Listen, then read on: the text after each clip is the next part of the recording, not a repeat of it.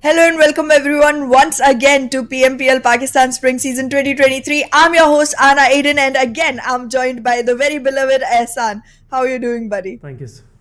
Thank you so much. Thank you so much for this warm welcome. And yet again, guys, as we promised yesterday, we are back with the action of PMPL Pakistan 2023, and this is day 5 of week 1. Yep. And as we promised, this is an extensive day, Anna, and just share the surprise with our audience what we are about to see in the coming matches. Well, we are going to have the regular schedule, but then other than that, we will have an additional map of Vikendi at the end, which will only be played by the top 12 teams all through the roster, and that is going to be the bonus match for them. It's going to be very exciting. I mean, I am excited to see these teams go ahead and perform on a map that we haven't seen so far, at least with these teams, and that's just something I'm looking forward to very, very hard. Yeah, absolutely. It will be a nostalgic moment for all those audiences, especially fans like me who've been witnessing all this action since 2019. It's been a long time. We have seen Vikendi being played by all these teams. But talking about the overall schedule, guys, PMPL Pakistan 2023 has been a shorter format this time. We have 2 weeks for the league stages, and distribution of those weeks is on your screen. First week, as we are on Sunday, 26th of March. And from next week, Tuesday, we'll start a league stage of week 2, and the finale will happen in the 3rd week. That will be the 2nd week of April on 7, 8 and 9. So top 16 teams from this league stage will eventually go for that prize pool, which will be shown in the next graphic as well. So it's a big number, Ehana, and teams are excited. Also, the fans are excited. Who is gonna get the grab of the biggest chunk of this money? Absolutely. And I mean, this is not a tiny amount. This is definitely a huge one. So obviously there's a lot at stake and our players will be more than ready to go ahead and take this up. However, in the leaderboards, we are seeing a lot of teams being trailed behind.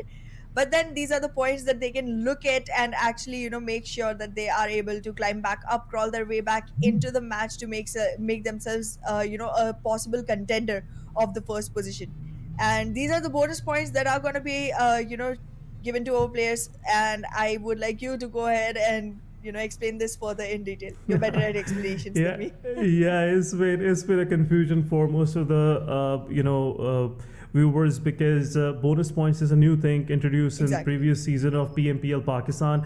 On your overall ranking on the leaderboard, you will get weekly bonuses. So at first week end, like on today, at the end of the week, whatever position you're on, you will get the bonus points accordingly as it's distributed in the chart. And also when you will finish the league play, the 2 weeks league play, you will get the bonus points as well. So both of these total bonus points will give you a head start in finale, and I believe for the teams who are performing better in league stage, it will be a very good opportunity to start with this kind of a soft space, with this kind of I can say a safe space to start with, so they can improvise, they can go for those clutches, they can go for those aggressive fights. But talking about the point structure, guys, there have been changes, there have been new things introduced, and this time around we have a different point system in which we have 10 points for the chicken dinner. So chicken dinner, before it used to be very costly, now it's just 10 points. But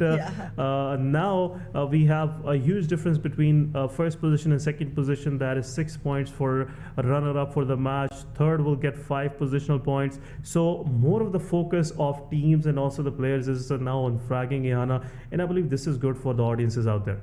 Absolutely. However, I do feel like the bonus points are gonna give the players quite a wiggle room going into the finals, and not only that, it will give them a lot of room for experimentation. If they're already in a cushioned, safe zone, considering the bonus points, they might just be able to go ahead and grab that, opportunity to go ahead and experiment with new strats, with new, playing skills, and go ahead and make that a prominent start, and also catch the teams by surprise in the meanwhile.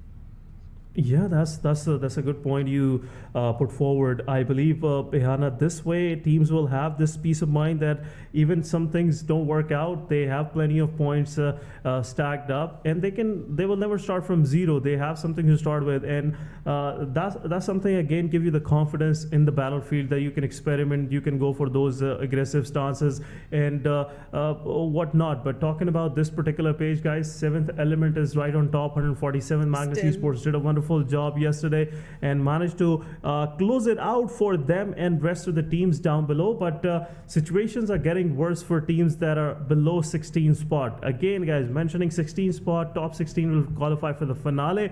But the extra match that we were talking about earlier, only top 12 teams will show up there. So that you have to be in top 12, otherwise you will miss that nostalgic moment of playing a Vikendi against all these teams. But teams like teams.The, team Faulty Devils, they have good numbers. They can dethrone 52 Esports and 141 officials in the meanwhile. And at the same time, the things are not working out for Hellraisers and Team Negative. Yesterday, Hellraisers kind of they show some more consistency in the numbers every game, but again, placement points is a big trouble for them. Absolutely. And I feel like for the bonus match that is going to happen, there is still a shot for Team H2E and the Grounders, because they're still in the line of 80s and they might be able to just, make their way through to the 11th or the 12th. But it does not feel like there's going to be enough opportunity for the ones behind them. Like all the way from 15th to 20th, these teams are going to have a really hard time. I do have hopes from the side of 141 official to just go ahead and make a big jump in their numbers, but the other teams haven't given me enough confidence to go ahead and say that, okay, yeah, these teams can actually make it to the top 12 by the end of the day. That's just looking really, really difficult, considering they're all the way trailing in the low 60s. Absolutely agree, and that's the whole situation right here, because there's been a lot of randomization in the placement point category, because we're seeing one team on 17th or I believe so 16th spot, they have only 7 placement points, which Yep. is not something good overall in your performance. This shows you're lacking in the survival strats, and whatever happens, you're good with fragging, you're getting early eliminations on opposition, but still if you're not surviving till the final circles, the chances of getting those quality 10 placement points or at least 6 or 5 placement points are just getting minimized with every second passed. And as soon as you will leave the battleground, as soon as you're the one leaving other behind, that's going to be a mess for you, and also it will be a big task for you ahead to cover up. Absolutely. However, before we start the day, we should definitely take a look at the video that we have for our audience, because they do have some interesting festivities going on in your region, and I am very excited to see Yes, how it's going. क्या let's बात go, है guys. बच्चों, दिल जीतने वाली game खेल गए। तो आंटी आपके साथ भी एक स्क्वाड अप हो जाए। हाँ आ जाओ। इस रमजान अपने स्क्वाड की गेम से बनो किसी की भलाई का मजबूत जरिया और खेलो सिर्फ दिल जीतने के लिए।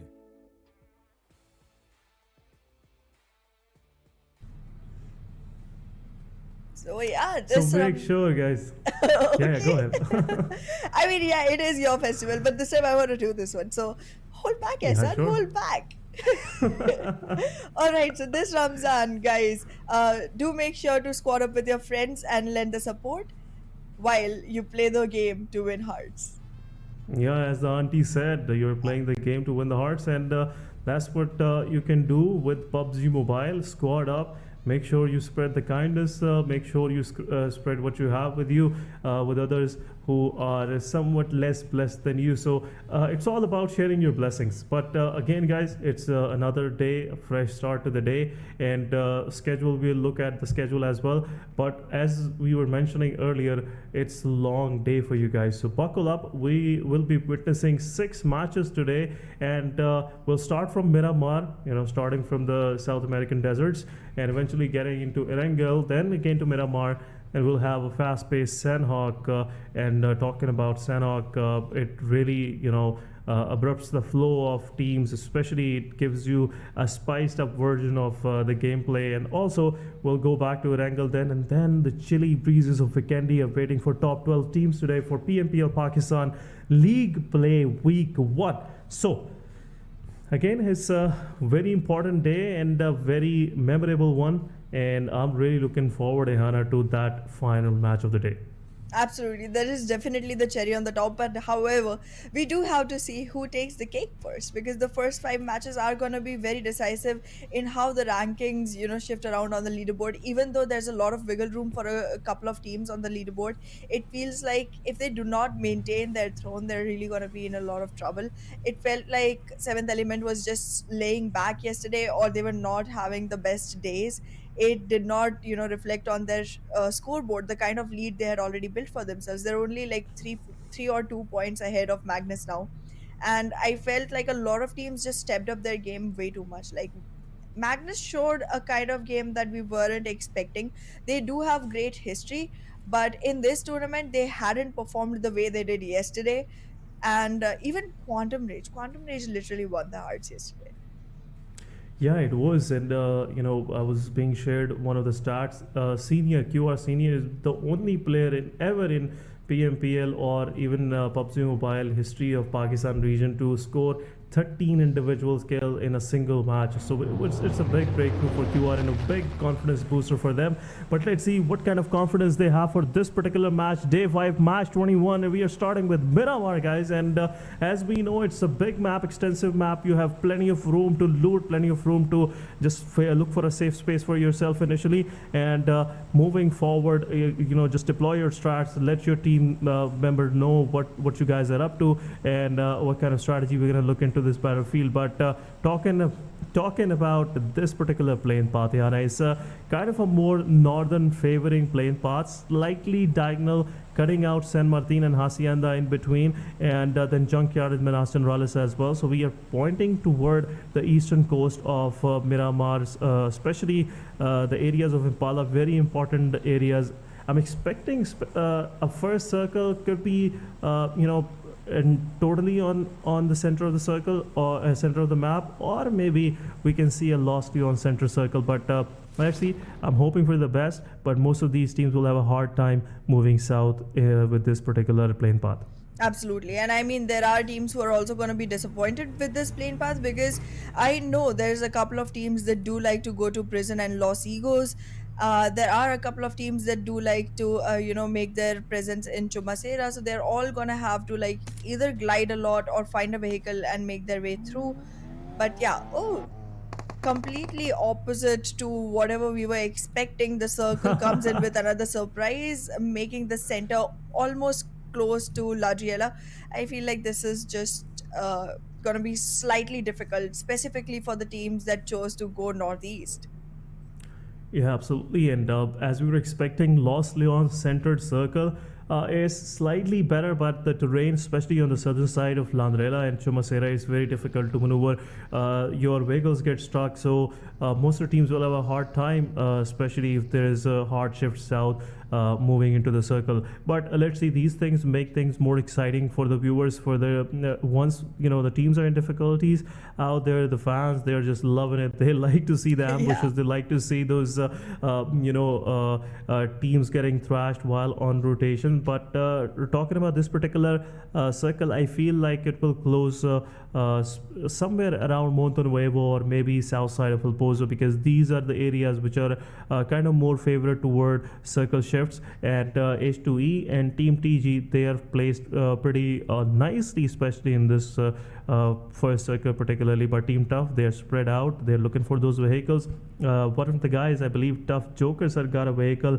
Edgar is moving toward their top location, Chumacera. Aegon XI8, they are pretty situated in Los Leons. We are not seeing that same mistake by Negatives. Yeah. I believe Negatives is not playing in this particular match. Yeah, this is group E is sitting outside. But overall, Team HR, the ones they were committing mistakes, getting early drop clashes, they're not doing that today. So I'm seeing a lot of different changes on the first map, and I hope these changes work well for all these teams. Absolutely. I'm seeing Team NES being very, very scattered, and that's just something that's looking a little bit suspicious to me.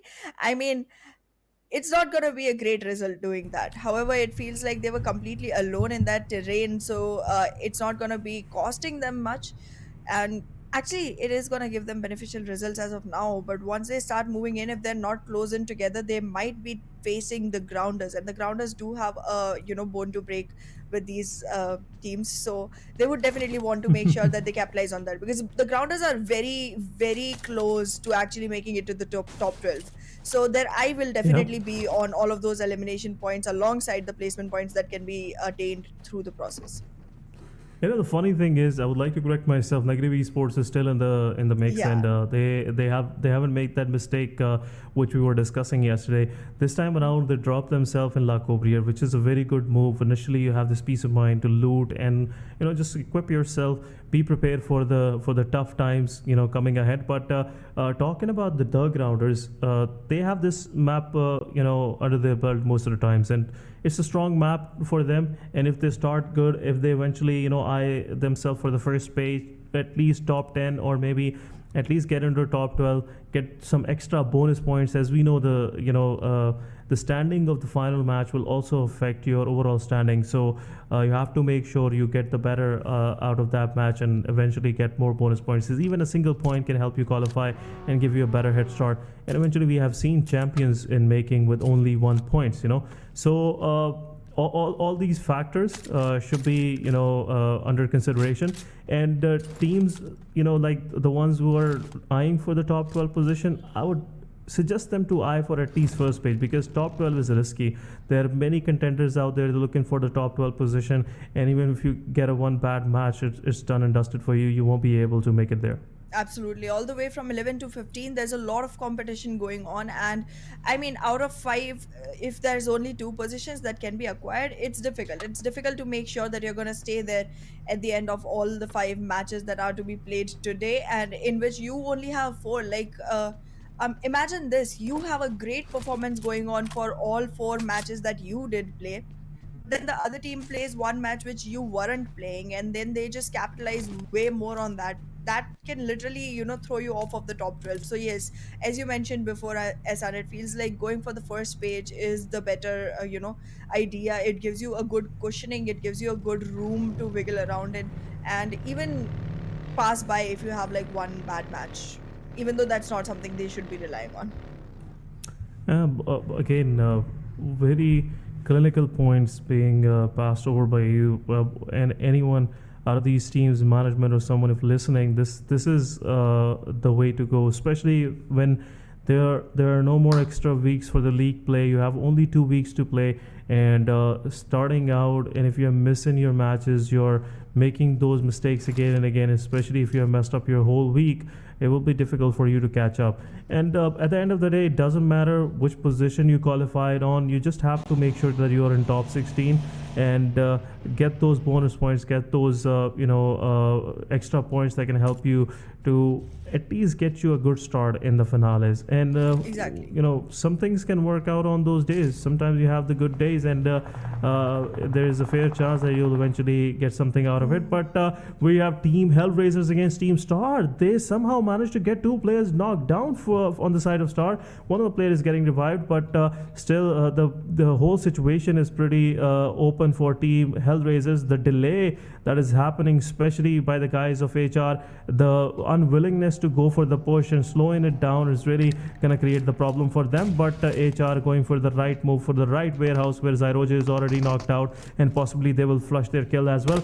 On the other side, Team HR getting their first player knocked out. This should be quick. This should be pretty fast from the side of Team HR, otherwise it will be too late. Star Fury on the other side getting damage from the players of HR tier, but Fury threw the nade and killed his own player. The kill which Team Hellraiser was eyeing for, just trying to confirm that kill. Fury did the job for them, but it's Star versus Team HR, 3 versus 4 situation. Star have to do some wonders here. Now Team Hellraisers, whatever, is pushing forward. Now another player is down. Team Star is down to 2 men standing, and it's getting difficult. Star Fury with low on HP, he has to push, but Miracle on that position will give some damage to team players, and eventually Star will get something out of this worst situation that they are dealing in. But Fury is also down. It's down to Miracle. It's a 1v3 situation, and I'm seeing Team Star leaving for the lobby, because now the position is revealed. There is no way to go. He cannot leave that compound, and it's just a matter of few seconds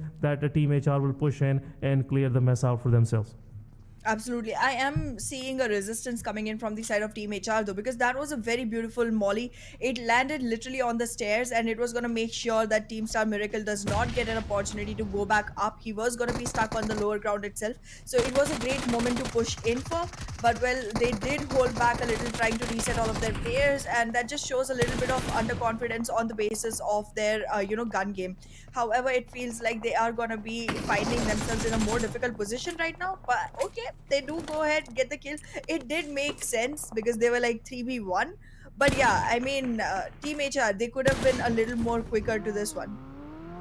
Yeah, they should have been, but losing their player HRT here, which is not a good move. They were in total control, and even in a situation where they're in total control, they're leaving their players like this and not giving the right support, and eventually losing that player. The guy was getting flushed right in front of his teammate, and the guy didn't even bother to spray. But anyhow, the result at the end is good. They have 4 eliminations in their back, which is a good start. But they just got themselves handicapped for the rest of the match. Now they have to deal every fight in a 3v4 situation, and if they will be lucky, they might come across any squad with the less than of a person advantage. But overall, I'm seeing HR just going for the survival strats. But now this whole area is kind of feeling the heat, which HR have just started. Now Team QWERTY, they are just moving in. They are looking for that opportunity to just find something moving and shoot at that and eventually get some frag numbers for them. They managed to get one of the players from Negative Esports. The guy was wandering alone. It is not a good time. It's not a good time to move around like this, because everyone is on the move and you can get caught in the mix. But Negative Esports, they still have to learn. They still have to learn from their mistakes. The mistake that they're making, they're paying a big cost for that. Absolutely, and it feels like they're still on the phase of experimentation, and I feel like all of your experiments, they need to happen in like scrims or something now, because this is too far beyond into the series for you to be going ahead and experimenting, because I do not see them sticking to a single drop location. They went to La Vendetta, they went to Impala, they went to Los Leones. This time they tried to go to La Cobreria. Like, I mean, you have different drop locations, you're trying to find the best thing. Okay, I get it, you're learning from your mistakes, but then how many more mistakes are you creating in the process of learning? That's definitely a cost you're paying for the team. But then, I mean, it just seems like they don't have a single team they can pick that they can drop with and win the fight against. I mean, that resistance, that fear is literally displayed in the gameplay of the last 5 teams that are on the leaderboard. We saw it coming in from the side of Hellraisers as well. We are seeing it coming in from the side of Negatives as well. And all that results in is loss of players. And that loss of players definitely, as you said, handicaps them for the rest of the match. And it just becomes a much more difficult situation from then than it already is. Yeah, it's so true. As every team is looking for the chicken dinner. It's not all about getting one of the squads eliminated, just doing the squad wipe and stuff. But on the other side, on the contrary, you have to make sure that you survive for enough time that you will eventually be a contender for that final fight, for that final chicken dinner, because the glory is in the chicken dinner. Nobody remembers you if you get eliminated after like the first or second stage. It's all about who stays alive till the final final bullet and final exchange of fires, and that's what Team HR have to realize. Otherwise it will be difficult for them. But Team Magnus Esports, they are getting a lot of damage. 3 of their players are down, and Team QWERTY, they have also joined into the fight. Negative Esports, somehow every time they are against any team in a fight, they get some assistance from the lobby, but this assistance is not helping them out. It's just kind of detrimental for them overall, and it is against their self-sustenance. But they have to make sure that every time when they indulge in a fight, they clean up that mess. They just pick all the frags. They don't let other vultures, I would say, to go for that low-hanging fruit, easy pickings. But Negative Esports, 1 elimination in the backpack, 2 of their players are down. A good start, I wouldn't say it, but again, dispersed. The same mistake. One player is somewhere in the map, few hundred meters away from the other player, and again, having not a support in initial phase of the games, it really hurts you. And there you go. I believe Buzzard will also taste some lead in his back, I would say. He's not getting peppered on the head, but still he's getting some damage from far away. Yep, that definitely is happening. And alongside, I do wanna reiterate on the performance of Magnus Esports. This has been a very terrible start coming in from their side, to be very honest, because again, Drolin was being completely negligent about the players around him. He got himself knocked, and in the process of reviving him, Magnus lost two other players. It's literally two men standing, and out of them, one is already on his knees. Even if he gets back on his feet, there are a couple of teams, eyeing for that position now. There's Team Negatives, there's Team QWERTY. Both of them are trying to push in towards them, and this is just getting more and more difficult for Magnus Esports. I mean, coming up all the way to a position where you're literally about to dethrone a team and then just losing like this. I mean, if in this match they take no points at all, they'll be at a great loss, because this is their big chance of actually Yep. dethroning Seventh Element, because Seventh Element is not even playing this map. Like, the overall leaderboard that shows up after this one could definitely have their name on top, but it just seems like they're not in a position to make any good out of this. Yeah, but Magnus Esports on the other side, they will look for those, elimination points that Negative Esport has to offer. But Buzzet, the guy is busy saving himself. He won't be able to support his teammate during this, bombardment of utility. And there you go, Buzzet getting taken down from Negative Esports. I believe it was from Magnus Esports. Now Magnus will push forward. Dolin is full on HP. Guru Boy, he's just trying to save himself in this tough situation. But talking about this particular situation, we are seeing there are a lot of teams eyeing for that very warehouse. Team QWERTY is nearby, but there is a full-fledged fight breaking down between Team Freestyle and Team Tough. Haji with that utility can give some damage to Black, and this guy's just tracking Black with that utility. He was just waiting the moment it will be the right second, the right cooking time.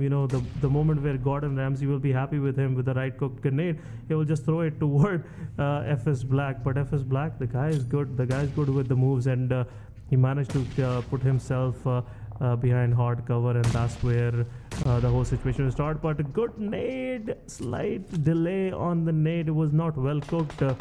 It will just cut off his mask in the Master Chef. But FS Black, eventually someone else did the job, and Joker got the best out of the situation and got Black on his knees. Well, definitely Joker did go on his knees, but right now Freestylers, they are looking like they might not have enough opportunity to, go ahead and make sure that they survive through this one, because there's a lot of chaos going on around them. And look at that one. Tough is going to be punching in, and okay, they are able to manage one knock, but that's not going to result in much. There's another knock coming in from the side of TUF, and they will have enough time to even revive their knocked member. It's just not looking good for Freestylers. They're losing players one after the other, and it's only one remaining and no frags to their name. Yeah, but the bad news is Team Tough is getting knocks from Aegon XI8 as well. Haji got knocked, and in the process, Aegon also got treated with some of the medicine they were just serving to the players of Team Tough. And I8 also have one of their players down. Falak could possibly be the second one, but Joker, they have no pressure from the blue. They can wait for some time, and Joker will confirm the kill, will get back into the hard cover as well. But Falak's position is also compromised. Haji, unfortunately the guy bleeded out, and now is down to 2 versus 3, I believe. So 2 versus 1. Falak is the final surviving player, and M7 is pushing forward. Joker is on the cover fire, and the moment Falak will try to be, more of proactive in this very situation, Team Tough will get that elimination. But Team Babalu, this is kind of a chain reaction happening in this midst, and within no time we have 2 of our teams getting eliminated. And this time around is Team Tough and Team Aegon XI8. So not a good start for both of these big names, but eventually it's Miramar. This is how it treats you whenever you disrespect the blue zone or disrespect the teams openly and just leave your hard cover. But it is what it is, and I'm hoping that from now on forward we'll have a slow pace match going for like 2 or 3 phases. Well, I'm expecting the same, but look at that. The faulty devils, they are still in the crosshairs of 3x, and 3x is no game. They are playing a game, but they are no game to be messed with. I mean, they are really on spot when it comes to the fight. They have shown it time and again. However, they do fail sometimes, but those times, this does not look like it's one of those times.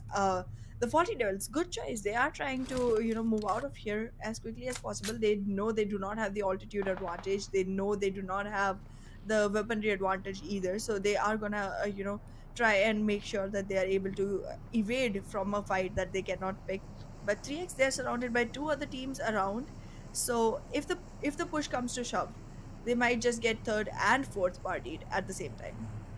Yes, it's tricky place to hold, especially if you're on the ridges, and if you're on a high ridge, it's difficult because if blue zone is right next door, it will be difficult for you to move. The moment you're descending from those high peaks, everybody can have a good view of you, and they will choose the place where they have to shoot you. But on the contrary, we are seeing Team 3x. They have a vision for themselves as well. Every team entering from the eastern side, they can have a broader vision on them, and that's what we saw in the case of XG. Somewhat these guys are lucky. Sometimes I see the way these guys drive their vehicles.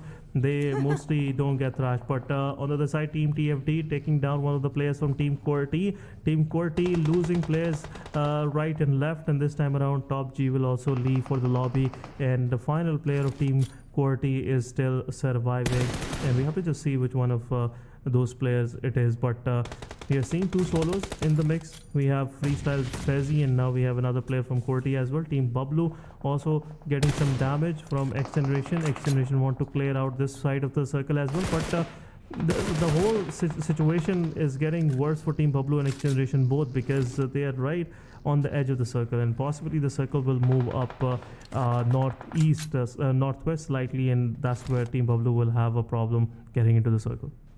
Absolutely. I do have a question for you though, Ehsan, from XGeneration. Sharp, is that Shamir boy? Yes, I guess so. Okay, so then we know that the team has come with the best in the team already, so that does give them an advantage. I mean, Shamir boy and Hunter, the way these two collab, the way these two actually go ahead and capitalize every single situation Look they're at this. in. Again, same two people, Shab and Hunter. I mean, Yes. they proved my point. They proved my point. Reviews is also getting eliminated, and this guy got eliminated from NES. NES also picked the final one, and so the threat for XG is just totally evaded. They have no one close by that they can fear of. But in the kill feed, we are seeing Team HR's whatever getting eliminated. H2E will take that frag for themselves, and now HR is left with two players. So what we were fearing about them is somewhat becoming true for them, and that's what we are seeing now. HR is just another handicapped duo, which is just anxiously waiting for the time they can appear in the final circles. But Team QWERTY's Wolverine, this guy is again, I would tell you, this guy is an IQ guy. HR guys should be slightly more conscious around him. But there's a big threat uphill. That's H2E. H2E will have a better vision on QWERTY Wolverine. Well, definitely we will be seeing a really what do you say, indecisive match coming Yes, in, look at because see, Nightmare is also eyeing on HR, Wolverine is also eyeing on HR, and H2E, the whole squad is eyeing on HR right now. And we know how Nightmare is. You can deal all the damage you want, he'll just come in for the last one bullet and just take the frag away from you, and that's just something he masters the skill of. So I would Look be at keeping myself steered clear of this guy, because I wouldn't want See, to get my told you. frags taken or something. Exactly. Oh, Yeah, told you. Oh shit. this is It is what it is, but unfortunately, Wolverine did his job. Wolverine did his job. This guy is just talented, in dealing with this kind of situation. Whether it's a full-fledged squad, it's a duo, this guy can handle it all. So, again, big GG's to QWERTY Wolverine, the way he finished the final two players.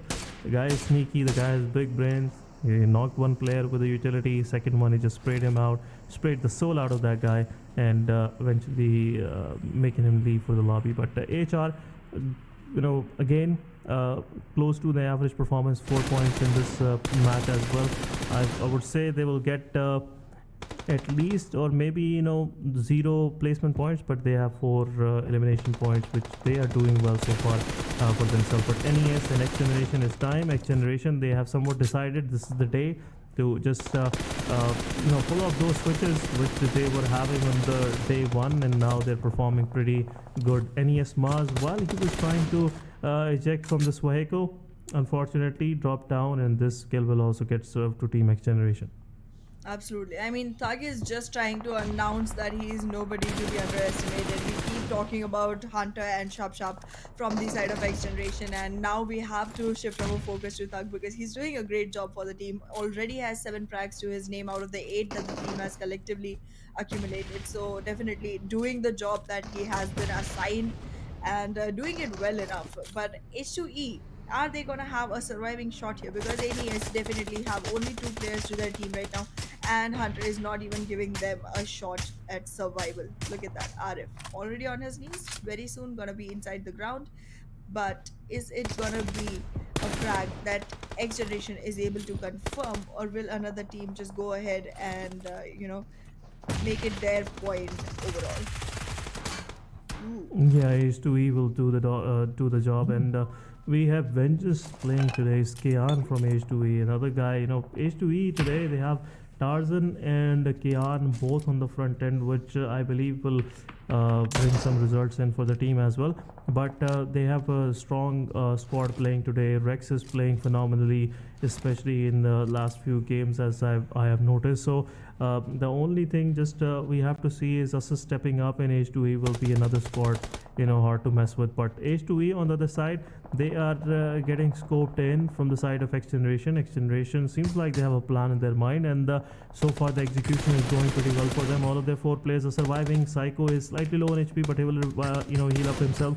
But H2E Asad can get a headshot. This guy is giving damage, and there you go. Look at that. Look at the way this guy is picking eliminations, especially Thug with that pixels, single shots, stab shots, and eventually taking 2 of the players down from H2E. H2E, after having a very good wipe against NES, now they are losing players, which is not a good sight for them. They have to revive their players ASAP, because before they have to revive the players, they have to make sure that they scout the whole area in front where they're about to leave for, and just place themselves wisely so they don't get third parties in the very situation. But Team TG with 3 of their players now have kind of a even situation for themselves again. XG is closing in. They know this edging compound on the circle will have a very good chance for them to survive in this open circle, and they will do anything for that, Ehana.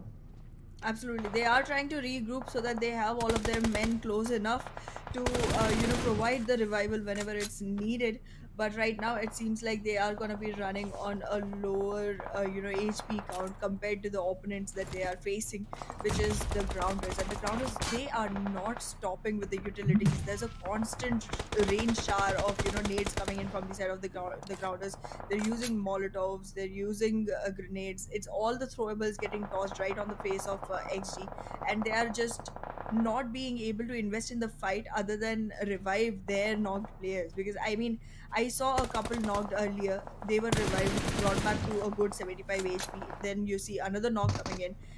They're just being forced to use up all of their healings. But in the meanwhile, 3X is suffering.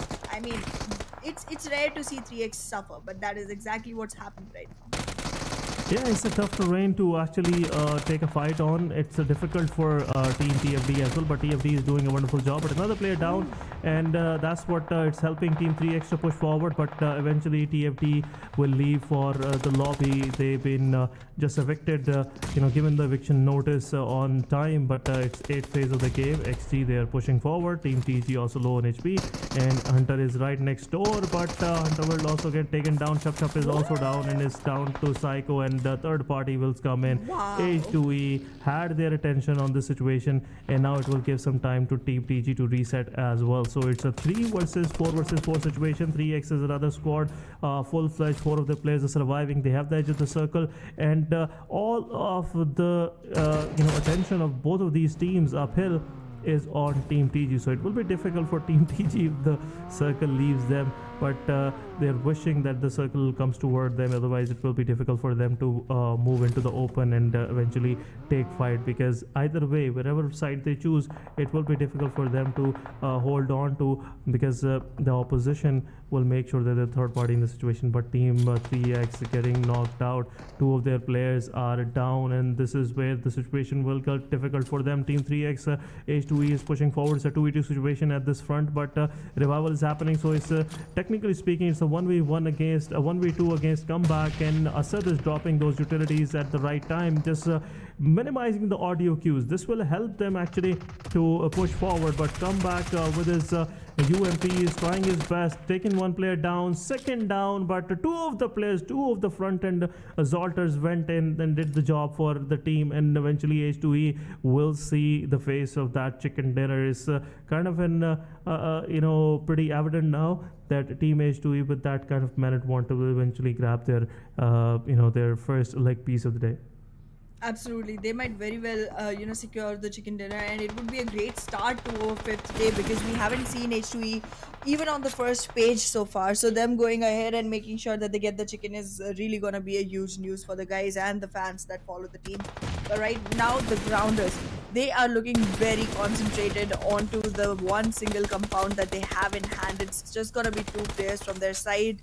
And once the nades start getting bombarded onto them, it's gonna become more and more difficult. Like they utilized all of theirs onto XGeneration, and look at that. Just as soon as it was time for them to actually invest in a fight, the moment they got out, they were picked out. And I mean, getting out of the compound literally means getting out of the map, because now it's a legit 3v1. How much can we expect here? Yeah, it's just a few more seconds for Evil Boy just to enjoy the last breath of Miramar, but eventually H2E will get the better of him, and that's what you do when you play with a plan. H2E with the right plan, right mindset, eventually got their first winner chicken dinner of PMPL Pakistan. It's not that late, but it's late for the week. It's the final day, and you have to show up on time, otherwise it will be too late for you. And this chicken dinner will definitely strengthen their position in top 12 as well. It will be a massive push for them, and a massive sigh of relief as well. But winner chicken dinner goes to Team H2E with 12 eliminations, and overall they are now on 8 spots, so they jump from second page to the first page. Good number of damage. I would say as a team number, it's a big damage. 2234 damage they have dealt on the opposition, but 22 points really helped them just swiftly cruise toward the first page, avoiding that situation of making up to the top 12 guys. But guys, we will discuss this in detail after a short break. Don't go anywhere, we will be right back.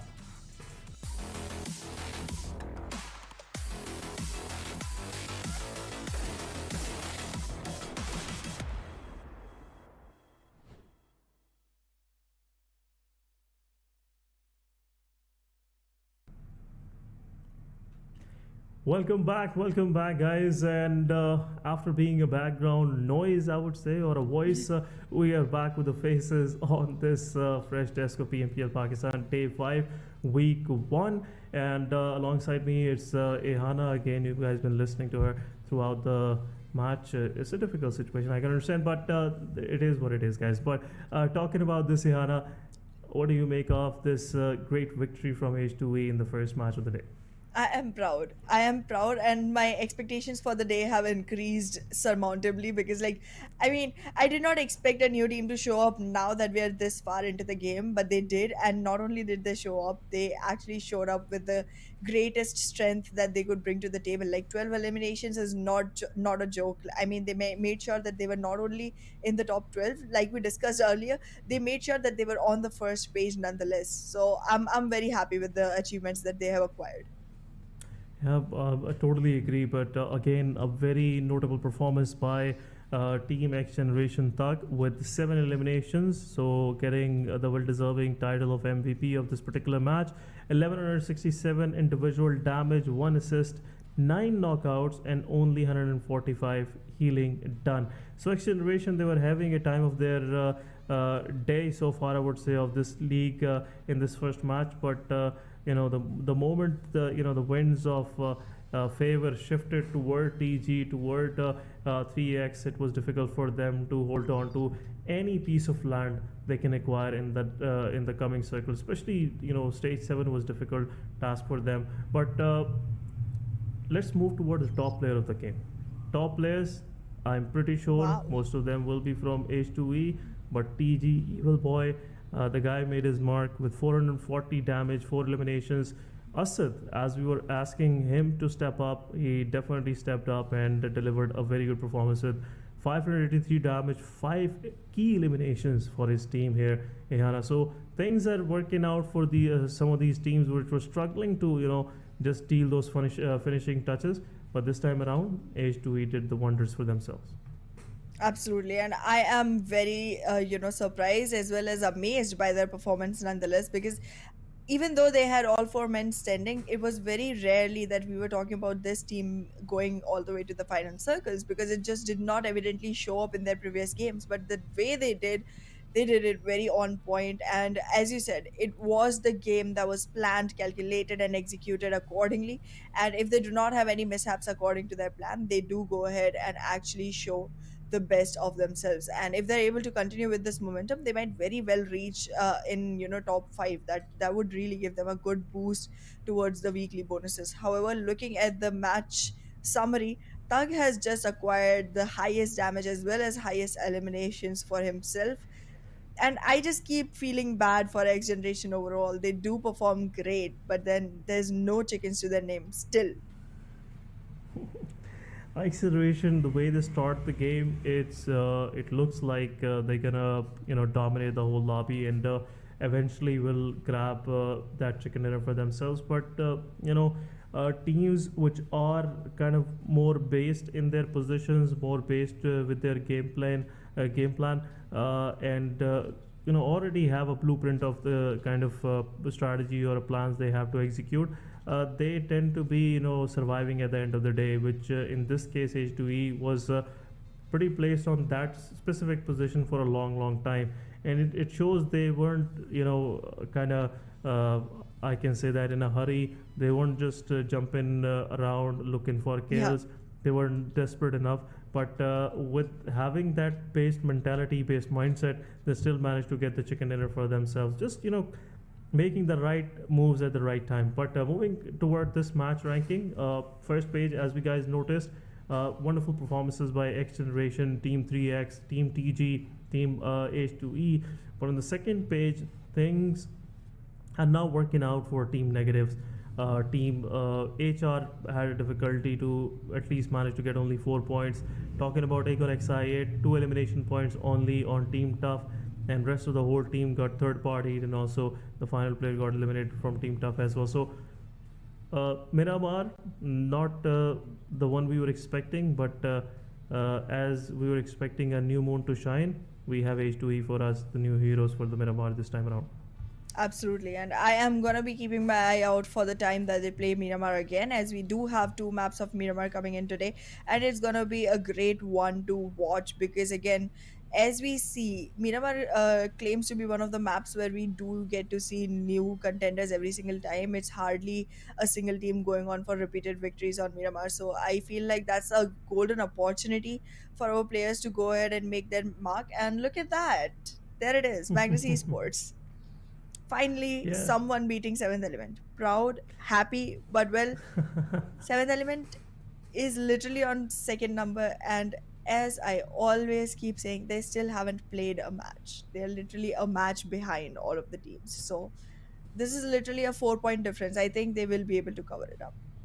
Yeah, it's no big deal for Seventh Element. They tend to survive. They like to play those long games, and I'm pretty hopeful and fingers crossed. I believe Seventh Element will eventually get their first spot after the coming match. But talking about another anomaly on the first page, that's Team Regicide with 16 matches as well. So even Aegon XI8 with having a bad match, they can get replaced by R3G with a kind of an average match if they play in this coming one. But talking about the second page, the Grounders, they are on the 11th spot. So as we were expecting, they just changed the momentum and eventually got the best out of this particular first map of the day.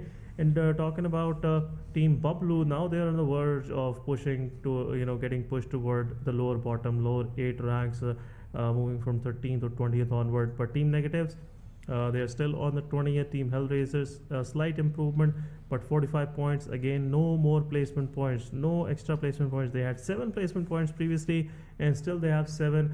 And same for Team Star as well. So both of the teams that are struggling, they are just somehow bumping into each other every now and then. Previously, in the previous match, we saw Team Star getting eliminated from the side of HR. But the only thing which I felt like is kind of holding back HR is their half-mindedness into the pushes. The way they were delaying the whole thing, and also end up losing one of their player. It's kind of becoming a weakness for them in full-fledged 4v4 fights.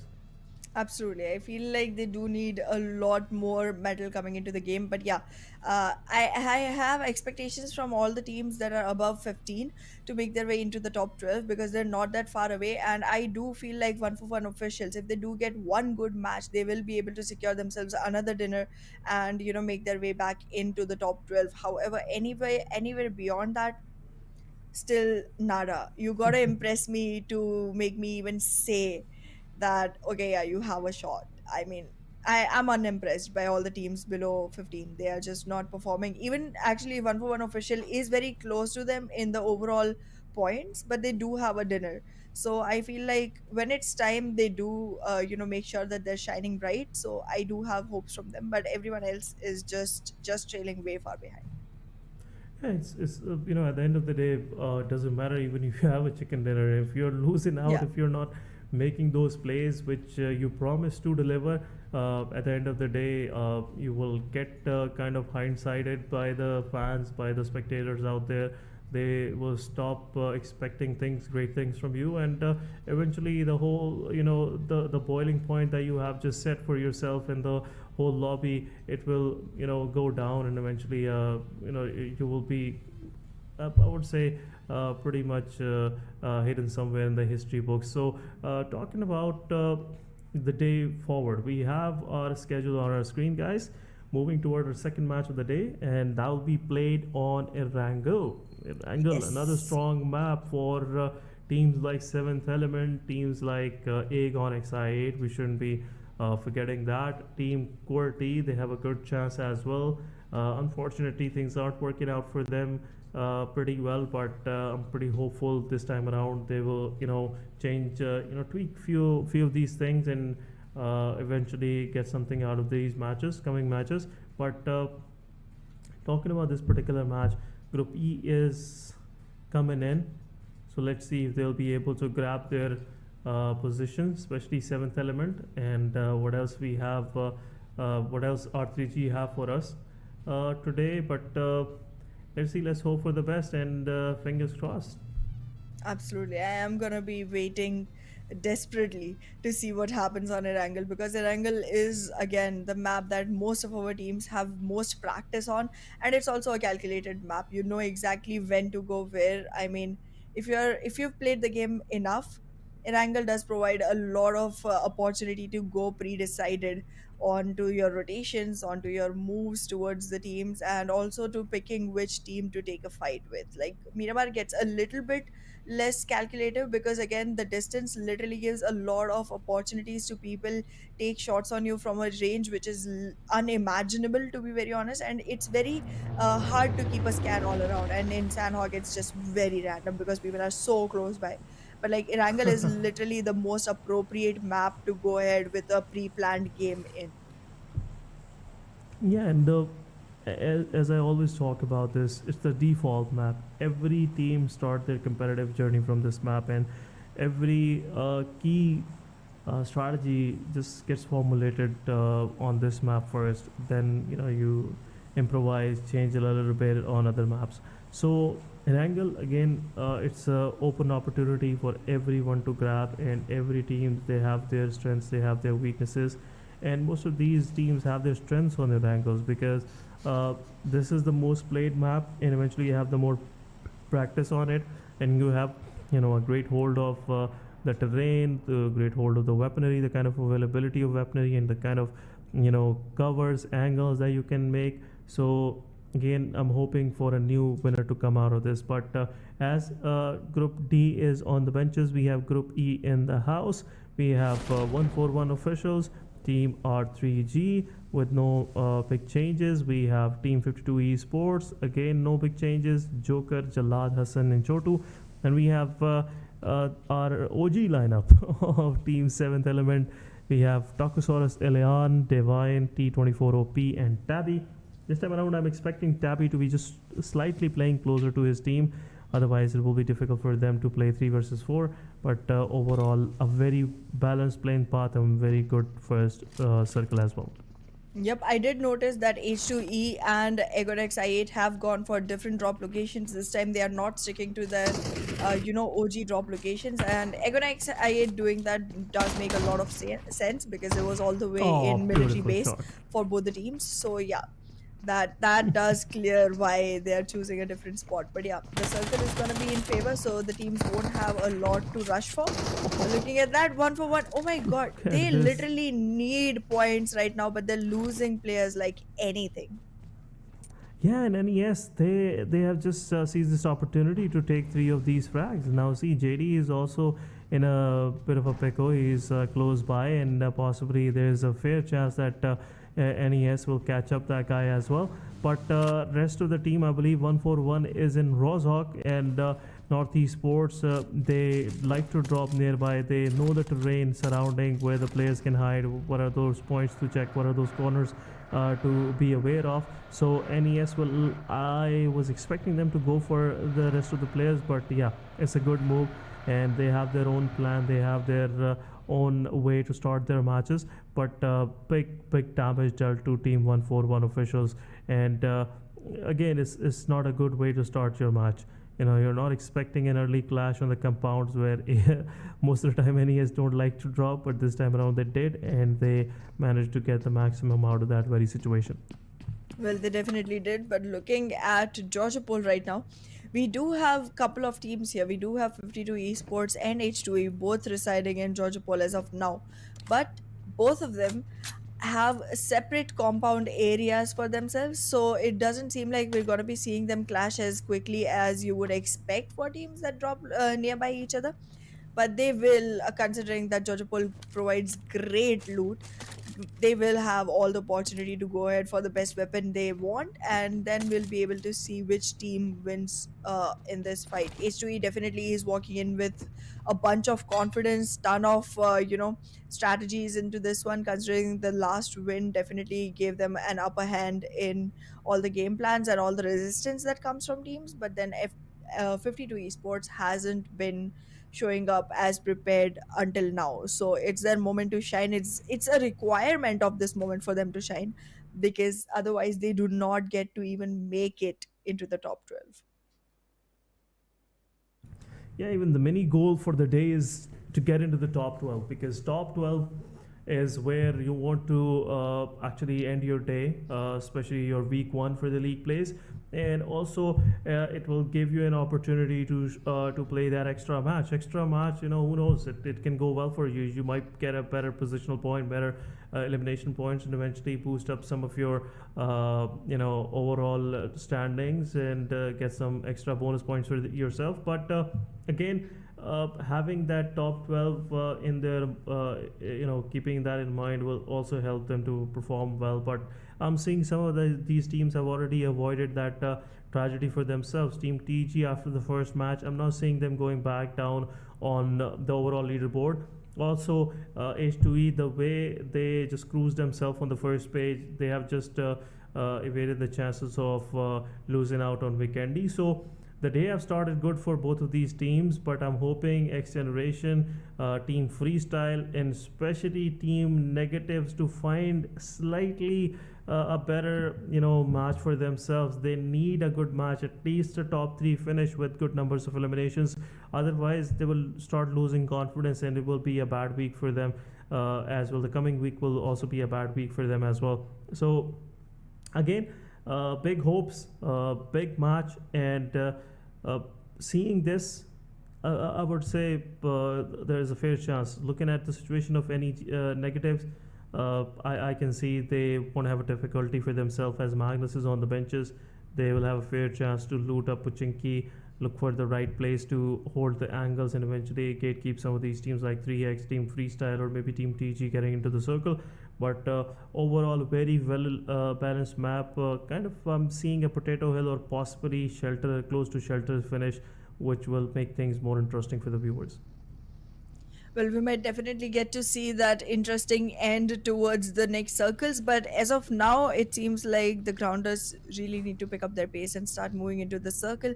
Because as I've talked not once but like a million times on streams, this is very important that you make yourself some real estate into the circle as quickly as possible. Otherwise, all the ground area is already occupied by other teams, and once you are the one invading, they already have an upper edge because they know exactly where to hold the angles from. They know exactly where to keep and keep a lookout on you from. It's literally the saying that we hear so often, that once you are the king of the hill, it's very difficult for someone else to enter in and shake that throne. Yeah, and it's been the same case for teams who like to capture good positions early on. And we have seen every now and then that teams who are proactive in this approach, they get few eliminations on possible invaders. Sometimes teams, they just don't plan like the way the experienced team like to do it. But that's where you make the mistake and opposition take the maximum opportunity out of it. But talking about this particular game, the changes in the meta, the way players used to play it, and now if I look back 2 years from now, it has changed a lot.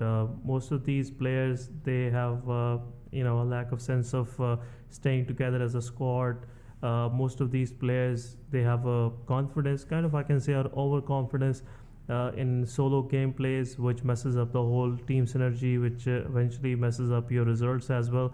So if any of the players which are succeeding right now, they have some sort of an old vibe left in them. Otherwise, it's difficult to even keep up with this kind of pacey changes in the play style with this gameplay as well. But as we are seeing, Team Freestyle, they are trying to get something out of Team TG. Team TG Chosen Boy getting knocked out, and also on the other side, 9mm Boy giving some cover to one of his fallen player, but rest of the TG players are far away. I believe Sad Boy will be able to revive one of his teammates, but in this very process, he will eventually lose his vehicle. But on the other side of the kill feed, we are seeing Team H2E keeping themselves busy with 52 Esports. 52 Esports getting the players knocked out.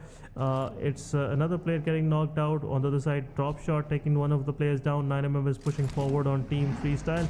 Freestyle can get one of their players knocked out once again, but it is what it is. TG have to accept the reality that one of their players is eliminated and thus leave for the play zone.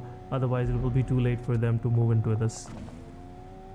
Well, they definitely do need to make sure that the safe zone is on their side, because again, healing is going to be very important, considering these teams already take a lot of damage. It's not once or twice. I've seen TG do this over and over. Not only are they losing their utilities on this, they're also losing their man count in the process. And well, freestylers, they need to start moving in as well. But again, TG and freestylers might come face to face one more time once they're back into the safe zone, once they're back into the play area. But other teams that are lagging behind in the rotation surprisingly include Agonex I8, and I'm literally seeing Ozen go all the way to the opposite direction. Did he forget something back there? Yep. It's very strange. It is. Again, these teams have to come up with something to deal with this kind of situation. But talking about the kill feed, once again, Team QWERTY keeping themselves busy. XGeneration, Hunter this time around being the victim of the situation, and the Vortex will take one more down, and this is that bell that Team QWERTY was waiting for, and now they will push forward and give that team a quick wipe.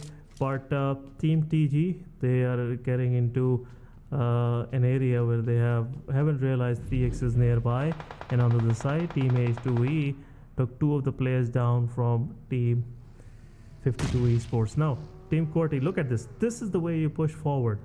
There is no second thought in the mind. You just have one key plan, and thus you have to execute. Team QWERTY is pushing forward on the other side. 52 Esports also taking some players out from Team, I believe, Aegon XI8. Chotu on the side getting taken down from the side of Team 141. Nightmare taking down Falak. So what is happening with I8? I8 without even getting anything in the match, they managed to lose one of their players. But there you go. Team QWERTY is also, meanwhile they were pushing on the 2 players of XGeneration, they managed to find more of the players, and they took 1 player from XGeneration as well in the mix.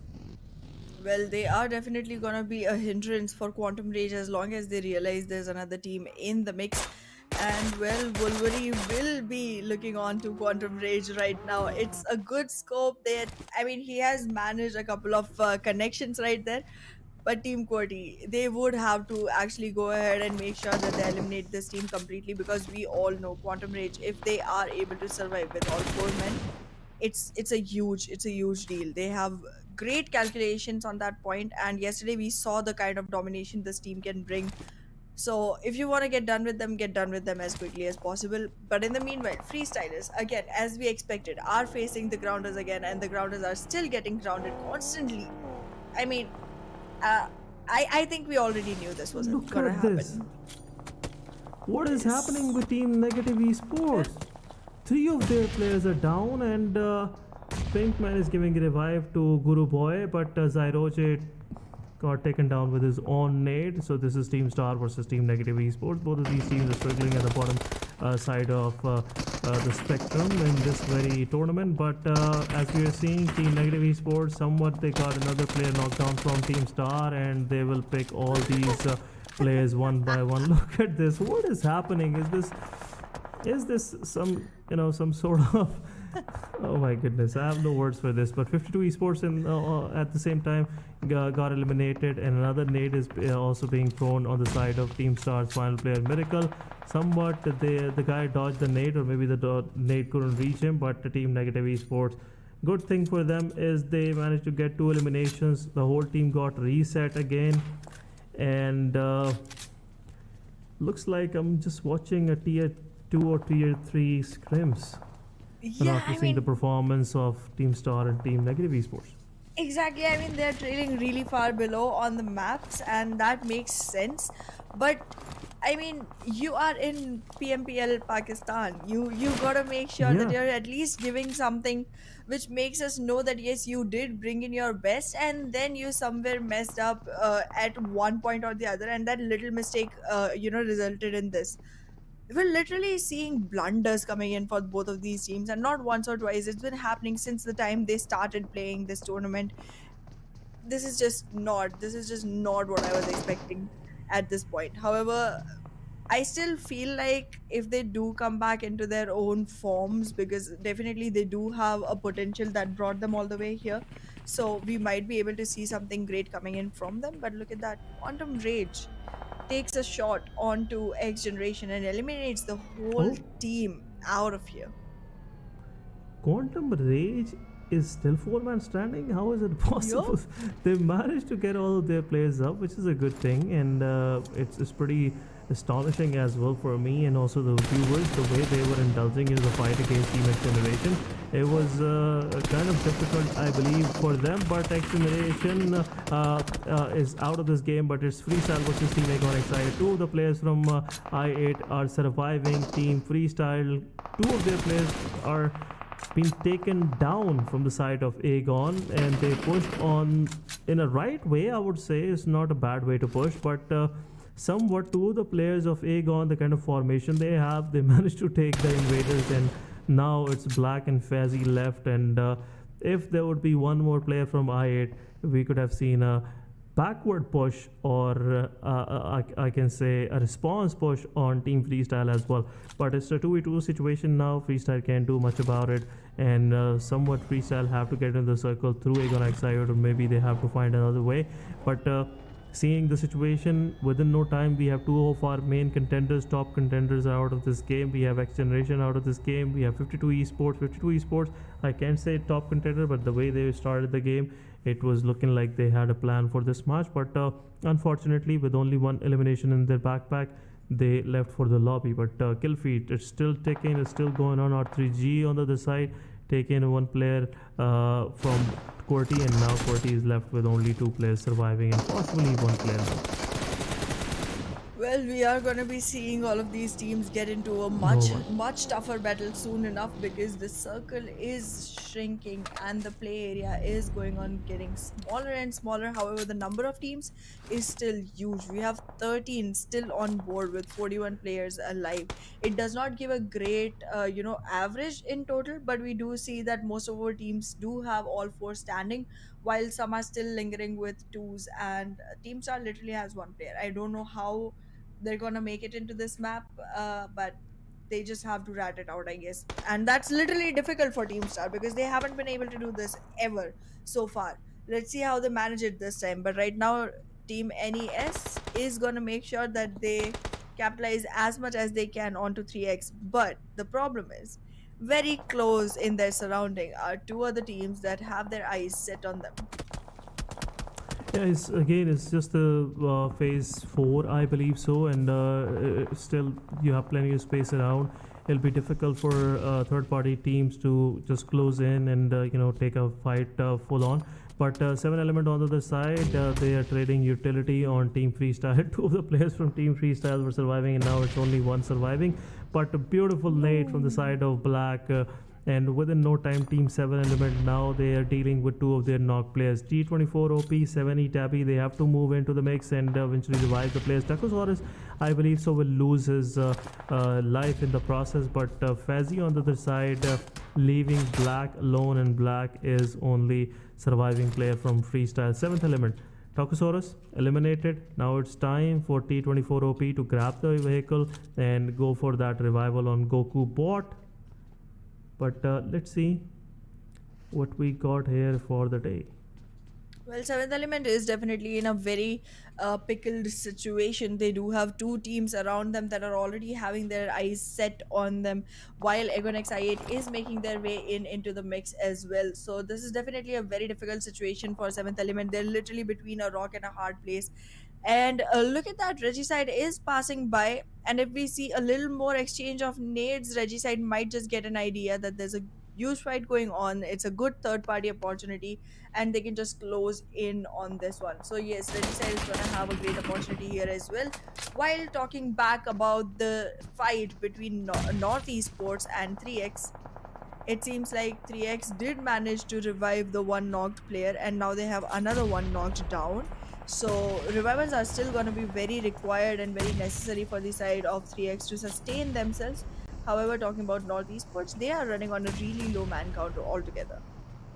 Yeah, North Esports, they're struggling with this situation. Also, they're getting a lot of chip damage from Zerbav's utility, and it's right next door. They're close neighbors, and every player is in a nade range. But let's see what 3x have to do. 3x is waiting for that mistake. Any players try to just roam around the compound will get taken out from comeback, maybe, or maybe Capybara, but Cairo have to join in with the Zarpav if they want to push close on the broken wall, or maybe on that shack right next door.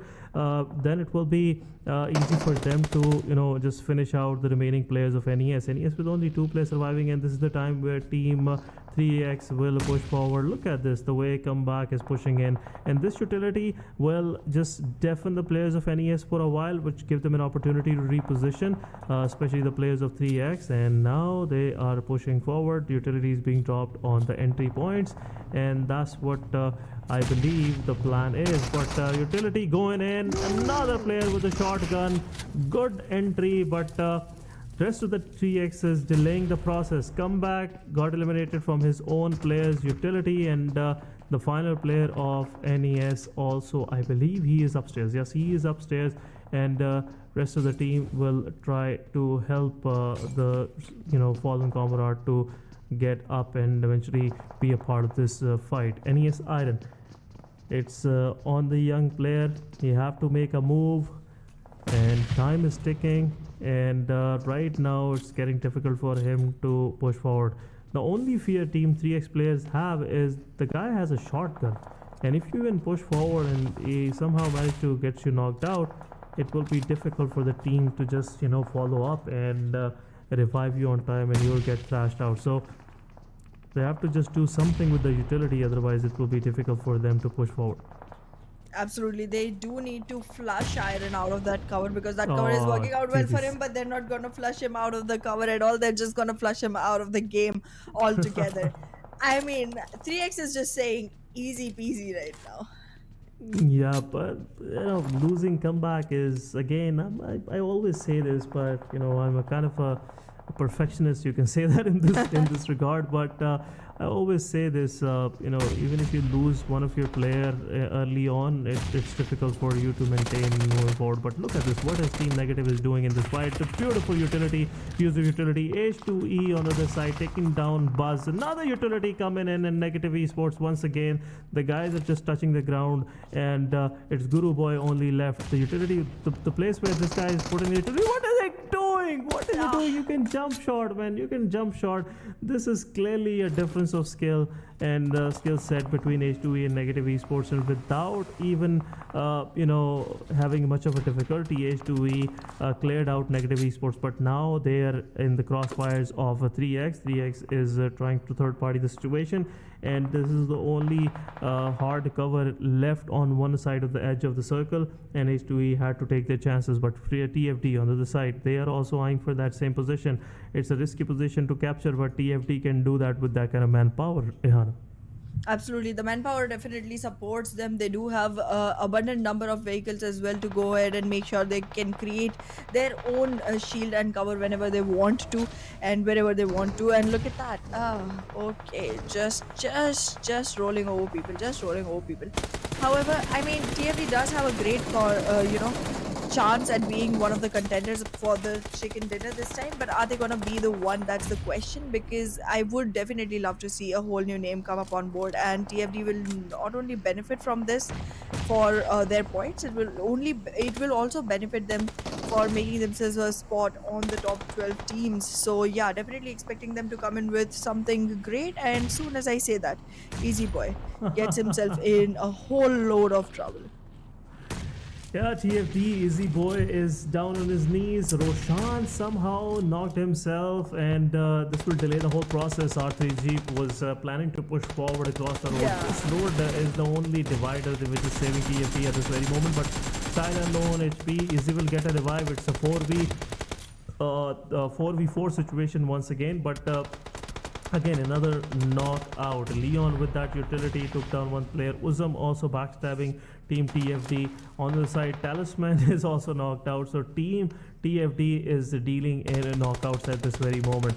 They have to cover themselves up, otherwise it will be difficult for them. Look at this. H2V also joined the mix, and now they have picked one of the players from TFD. So it's an open market for R3G, Team Aegon XI, Team H2E to pick those elimination for themselves. But TFD, they managed to survive themselves till top 5.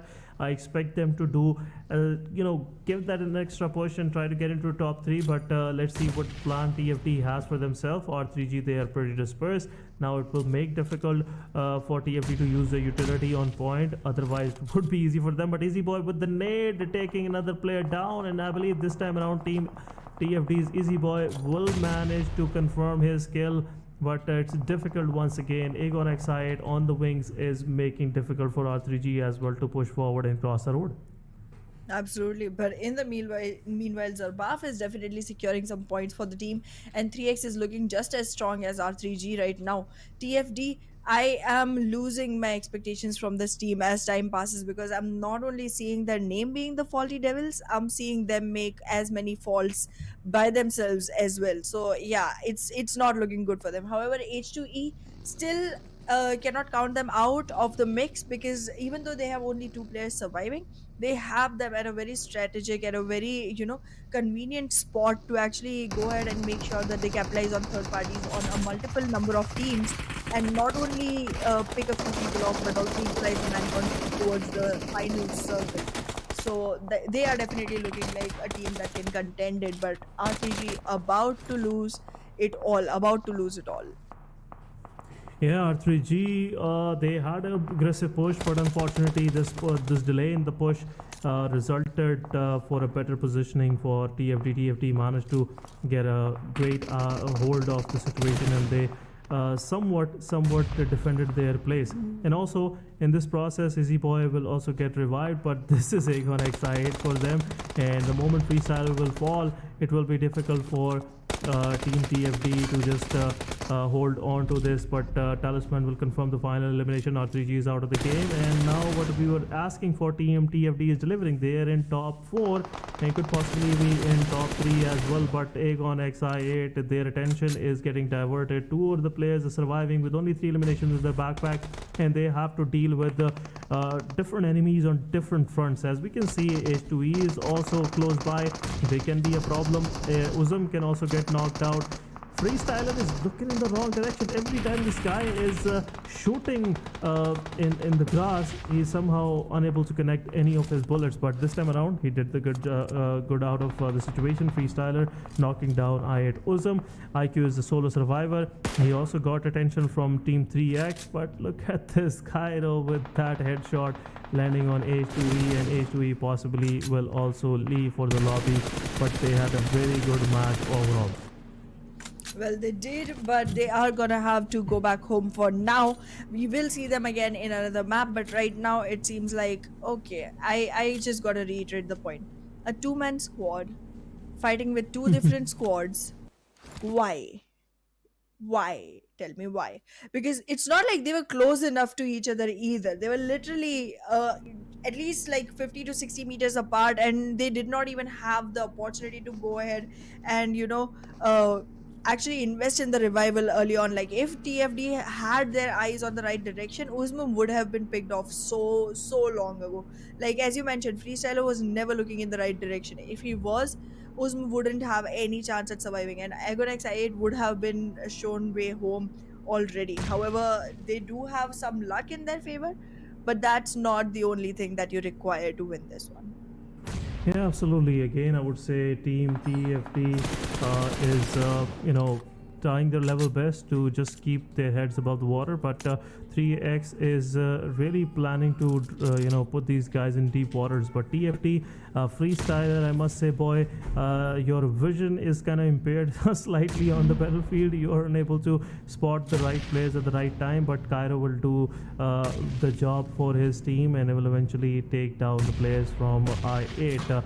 Uzum, he's eyeing for that opportunity where he can give that damage to Cairo, but if Cairo gets knocked out, it will be difficult for Team 3X to come for a revival at this very point. Absolutely, but it doesn't seem like they would need to as much, GG's. because again, oh god, okay, Aegon XI8 is already out of the mix, so it's just 3X versus TFD. I do want to see TFD take a chicken because they haven't had one yet, so it's time they feed themselves. But then again, the numbers are almost equalized. There is no revival possible right now. Nobody can go to Cairo, as you mentioned earlier, so it's just a 2v2. If they are in the right mind, if they are looking at the right direction, they might. Okay, please own. Please own. You gotta thank it. GG's TFT. TFT did win it, but thanks to Playzone this time, because like that fight didn't look like it was going their favor. Freestyler was again not looking in the right direction, but in any case, kudos for that yum chicken that's gonna be arriving onto your dishes now.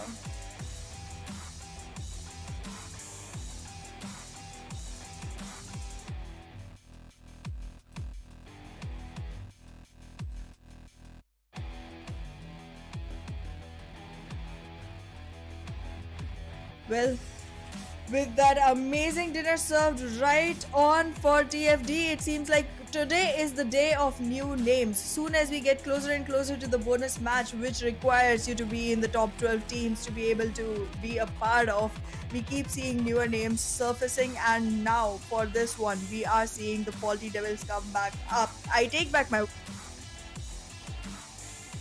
depth in their gameplay, well, they recovered well. They recovered well, and they have shown up to the occasion right on time to be able to grab onto that meal for themselves. And this is not, hefty meal that they're gonna get. They are literally gonna get a delicious one, slow cooked over the whole time period of, I guess, 26 or 27 minutes that Erangel took. Yes, and especially it was not evident that eventually TFT will get this chicken dinner, but Yeah. they did, and all thanks to all Please the support they got. But guys, we'll go on a short break. Don't go anywhere. We'll be right back.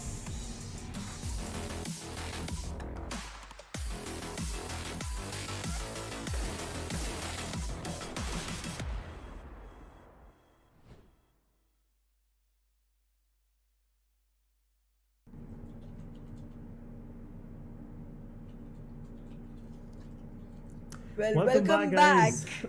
Okay, your turn. It happens. Go for it. It's okay. It's okay. So we are back after match 2 for day 5 PMPL Pakistan 2023, guys. We are witnessing this live action with me and Ehana, and as we witness another history-making moment in PMPL Pakistan, and that's the chicken dinner from TFT. Yesterday we were rooting for team H2E, and today we have team. I believe. I'm sorry. Yesterday we were rooting for team.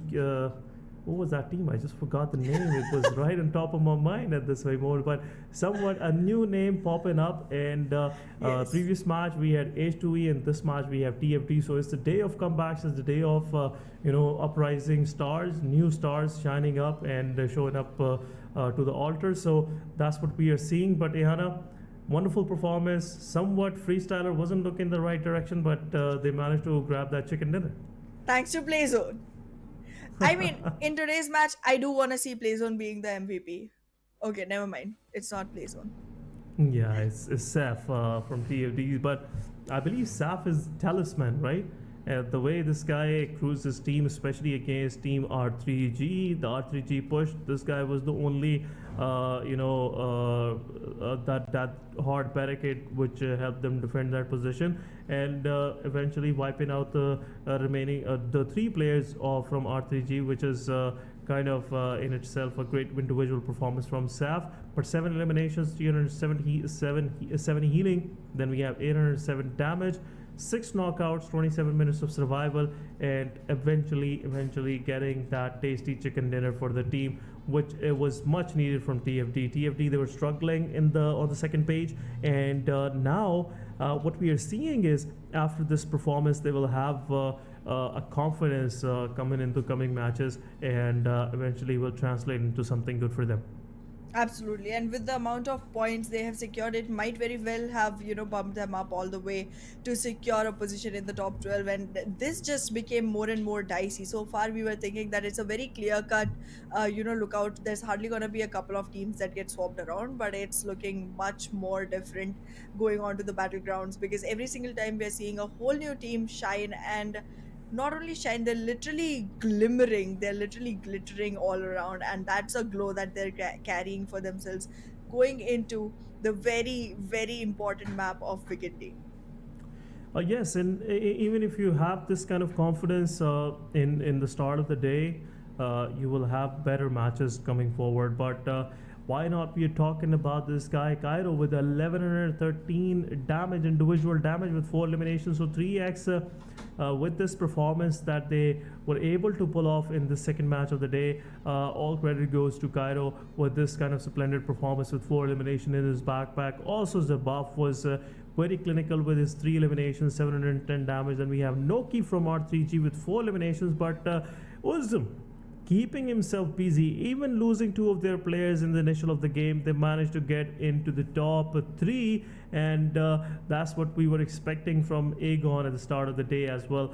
But first match didn't went like they were expecting, but this time around they managed to get into top 3, which is kind of a good omen.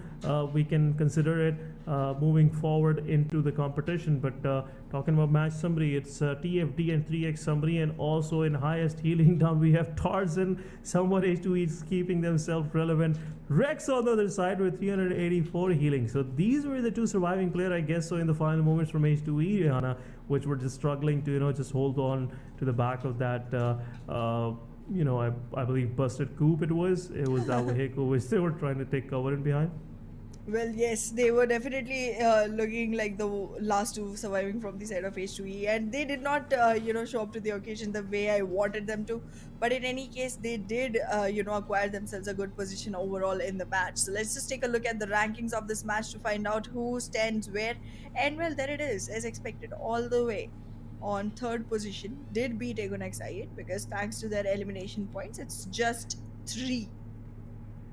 So it is so far I would say a very good performance from H2E. H2E previous match 22 points, this match 13 points. So within two matches they managed to grab a hold of a good number of points, and now they'll be sitting pretty nice on the first page, possibly on 7th or 6th position. But Regicide in their first match 10 points.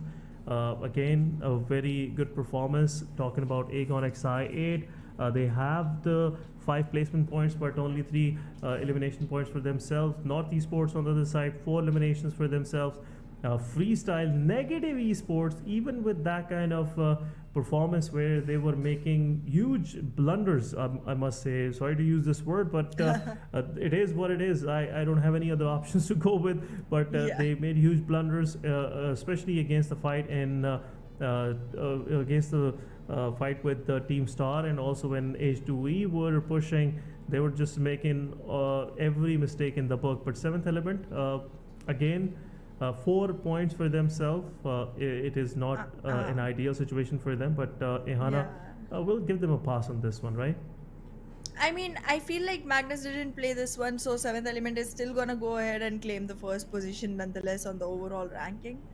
But that's just about it. I get it, you're on the first position, but how many passes do we give them? Like, already gave them a pass on 4 matches yesterday.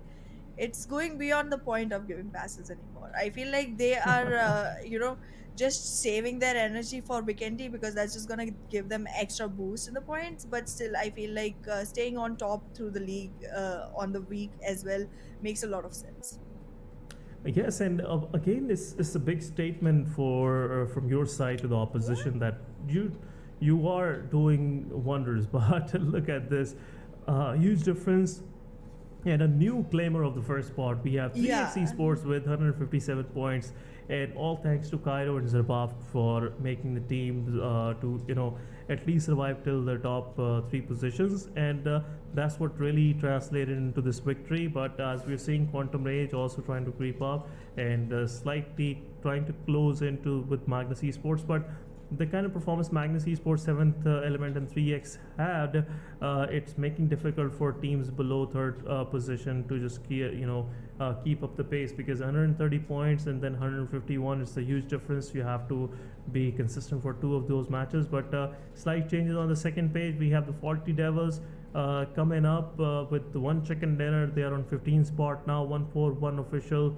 They are also going down with their 68 points. 52 Esports on the other side, they are also struggling with 67 points on their end. But Hellraisers, they missed the previous match, but Team Negative somehow they are close now to Hellraisers with only 1 point difference. But this is not helping out, I must say.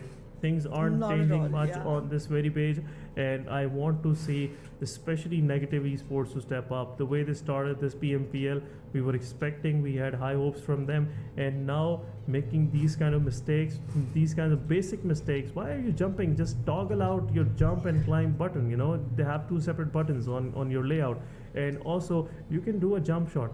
Why you're just climbing up the window, which is kind of scary when you have one button for both of these thingies.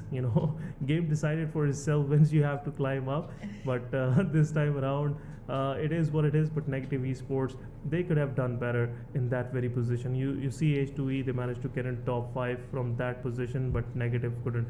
But it is what it is. But we are, Ayana, moving forward to our next match, which is again, in this case, are we going on Sanhok or are we going on Miramar? Miramar. Miramar again, guys. And should we expect anything from TG, or this time around you think like it will be a repeated script? H2E will again try to get that first position. Okay, so here's the thing. I want a new team. I want Yes. XGeneration to have a chicken. That has been my wish since day one, the way I saw them perform. I am expecting great things from the side of Tough as well. They have improved a lot through the series, but they haven't secured any chickens yet. And if they do, they will be able to make sure that they, make their way into the top 12s. And I do expect the Faulty Devils as well to show up to the occasion and make sure at least that they are able to make it into the top 12. They're still on the 15th position. Even after getting the chicken, even after getting like good number of points, they still have a huge difference from what you're required to have to be able to be in the top 12. So yeah, I do want to see all of these emerging teams, all of these stars that have been waiting for the polish to just glow ahead and show us what a shooting one looks like. Yep, and I totally agree. Some of these teams have that potential. They can change the game for themselves. Especially they can, bring up some more exciting turns and twists into the games, and eventually make it more exciting for the viewers out there. And at the end of the day, whatever we are doing, it's all about fans. Fans Yeah. are the key fuel in this whole process. Even we are sitting here blabbering out all these discussions and everything, it's all about you guys. And if you're here with us, if you're supporting us, that's what we are aiming for, looking for. And we, even sitting here, we just want your support and your positive feedback. So if you have just shown up on the transmission, make sure you guys drop a like and also share it with your friends so they can join also and be a part of this discussion. And make sure to keep it the chat clean. It's Ramadan, and don't mess up much. But let's talk about our coming map. Again, extensive map and a fair chance for teams like who have a strong hold on Miramar, especially Team TG, Team H2E. We have seen QR, being on top in few of those matches. Also, Magnus Esports have a great hold of that. Team Tough could possibly in top 3, but Team Tough, as they missed the previous match, now they'll be aiming for a better position in this particular match as well. Absolutely, and I am waiting to see that happen because Team Tough, again, a very good contender. We are seeing great, things coming in from their side, but I cannot wait for the chicken to show up so that we can be assured that they're gonna be in the top 12. Like, this is the thing about me. Whenever I see a team improving, whenever I see a team progressing, I feel like they do deserve to be in the bonus match because then we can see them go ahead and work on those tactics. And again, considering the fact that it's a completely different map that shows up for the bonus match, we might just see completely different things coming in from the teams who are still trying to grab their claws onto the first few positions, because the ones that have already acquired them unfortunately show us very passive plays. They just want to hold on to their position. The fear is Yeah. evident, and nobody want to miss that chance of playing Vikendi. Even if it's not about bonus points, they still want to enjoy themselves on that map. It's a different terrain. It's a kind of change in the routine, I would say, and also it helps you to just have fun. Just get in touch with those memories when you used to have previously few years back playing on Vikendi. Vikendi, especially if I remember it right, it was one of the favorite maps in my region. There were a lot of good players. They used to practice on Vikendi. It was an extensive map, and the kind of weaponry was available. It was unique to the map, and most of the guys, even myself, used to play it very often, right, alongside Sanhok. I wasn't a big fan of Miramar and Erangel, honestly speaking, saying it on the live stream, but Vikendi, the moment they took Vikendi out, I've been anxiously waiting to play it again, and now it's time to watch these pro players, doing their strats, doing their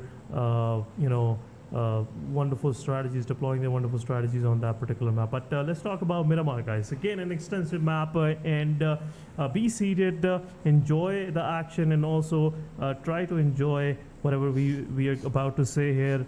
We cannot guarantee you'll enjoy it, but we'll try our best to keep you entertained. But as we talk about this plane path, it's kind of more southern. In the first map, we noticed a plane path that was favoring especially the northern area. So we can say we should expect a circle, taken in hold of Junkyard, Minas Generales, Graveyard, San Martin, and also Hacienda and water treatment. Upper northeastern side, circle will do great for all of these teams. Especially, it's a very good chance for them to just spread out on the map. Southern plain paths gives you, good area to just look for the vehicles and eventually get to your drop locations as we are seeing it. But as I was asking for northeastern circle, we are treated with a kind of a centralized western circle, central western circle on the map, and we have San Martin, El Pozo, Monte Nuevo into the mix. We have Power Grid right in the center. We have 52 Esports in Picado. They have 3X as well, accompanying them in Picado. So we'll possibly see some early skirmishes breaking out on just to claim some ownership on the few of the vehicles out there. Well, yes, we might see some early clashes coming in, and that's exactly what I'm waiting for on a map like Miramar. Because, to be very honest, tapping back into the point you were saying, okay, yeah, it's not a very great thing to talk about, but yeah, I don't like Miramar as well. I mean, I have different reasons. They have nothing to do with the gameplay. All the reasons I have is I want greener maps so that I can just lie down and hide. Because I'm not great at creating strats, so I just want to be hidden and catch people by surprise, and that's my way to win. Yeah. And that is the reason I am not in there playing and rather sitting here talking about the game. And yeah, and I mean, the other reason is it's huge. It requires you to have a vehicle, it requires you to drive, and I'm a professional passenger just like Cardi B. I do not like to drive. So literally, if I ever had a position where I was being chased by the play zone and I had to make my way back into the circle and I was on the map of Miramar, I would literally drop all my weaponry and beg a team to take me in their car. And this is literally what happens every time. They let me ride with them, but the moment I'm Yeah. back into the circle, they shoot me because they know I don't have any of my weaponry, and that's just how my life ends. So yeah, vehicles, Yeah, it not is my what it thing, is. and hence big maps, not my thing. Yeah, big maps again. As you were referring to being a passenger, I would say it's the best feeling in the world to have someone drive you around, and Yeah. who wants to just keep attention on the road all the time. Can't even see the scenery around. I had Exactly. an opportunity to drive my family, especially locally here, from one city to another, and it was one of the most boring ride I ever had in my lifetime, because I was just more focused on the road, and throughout the journey I was just focused on the asphalt. What was better, looking at a black laid down stuff, and Makes not sense. enjoying the scenery around. So yeah, it's evident that even in the Miramar, you have to have certain type of driving skills. You have to be clear about which route you want to take while moving around, because as we see, some of these vehicles are not off-roading friendly. They get struck in these extensive ridges, and this kind of unique terrain, this unique map surface, it makes it difficult for drivers to maneuver around. Just imagine this: you are moving through a space, and someone starts shooting you. You just run around and get stuck in a ridge, and now it's another bad way to go. And it is what it is, and sometimes you can't do much about that, and you eventually fall out and lose your life. And it is one of the difficult part of playing on Miramar. But some of these professional players, they've been doing it for so long now. They are master of their craft, and we are not expecting any of these things from them as like we amateurs do. But Team 3X on our screen, they had a very good start of the day, and now they're in the first position. And the kind of consistency they have shown, especially in the first two matches, I'm pretty hopeful that they will make up a lead and end their first week on a higher note, and eventually put a smile on the face of their sponsor. And big shout out to Talha. Talha, you just formulated a good team after so long. Previously, this guy was struggling to get a hold of a few of the players, but now he has like one of the best lineups in the whole Absolutely. Pakistan region. Well, definitely gonna agree to that, but I do see that a few of our teams are getting closer in proximity, inch by inch, Yeah. and that is just gonna result in a lot of chaos. And chaos is the only reason Oh, I am able beautiful. oh, okay. Was it? Okay, never It mind. was the guy was aiming on Hapshi, and the moment he put his scope on that guy, he got a headshot, boom, and he was laying down, and now he's knocked out. But 1-4-1, after realizing his team star, they'll definitely push in. They know team star is struggling to find that momentum, and now 1-4-1 is moving forward. Janaza with that spray, giving some damage to destroyer. This guy is difficult one to mess with, especially if you have to take one-on-one against destroyer. This guy is good with the close range fights. But where's rest of the team star and what they are up to? The kind of this being apart from each other will also help 1-4-1 to get maximum out of this way situation. Now the moment this nade will detonate, it's time for 1-4-1 to push forward, because it will deafen the audio cues for Team Star, and they won't realize how close Team 1-4-1 have just managed to come. But Zyroja, he is far away, which is the only factor keeping Team 1-4-1 to full-fledgedly push forward, because this fear of getting thrashed while pushing in-house is pretty bad for Team 1-4-1. But 1-4-1 King and Hapshi, they are moving in. They have just breached into the compound. They haven't realized the guy is upstairs, and now taken one down. Is another day for Team Star, where they will lose 3 of their players initially, and it's now down to Zyroje. The guy has just already hopped into the vehicle and will leave for the woods, as I say so. And again, not a good start for Team Star. Somewhat things aren't working out for them. They try new things, they split up, they change the players, but somewhat every now and then, whatever they plan, the teams around them get hold of their strategy and somewhat punish them in one of the most bitterest way, I would rather say. But Team 1-4-1, after having 3 elimination in the backpack, now aiming for that circle, which is open to grab. It's a big area. You won't have much difficulty to look for a good place to just hold on to for a while. But another centralized shift, Ehana, and I'm looking forward. I believe it will be a finish near Montenuevo and somewhere in between Power Grid. Well, we might definitely see that happen, but yeah, I mean, that was quite a weird fight that we just witnessed. And yeah, I mean, the confidence Beautiful. whenever it's against Team Star has just gone way up for the teams. And well, looking at Team QWERTY right now, even though the Faulty Devils did acquire themselves a chicken just last game, it feels like they are not going to be on the best lookout from here, considering that Team The QWERTY guy has just popped players his there. own self. Exactly. I mean, okay, you don't even need Team QWERTY to walk in and damage you, because you're already doing that for them.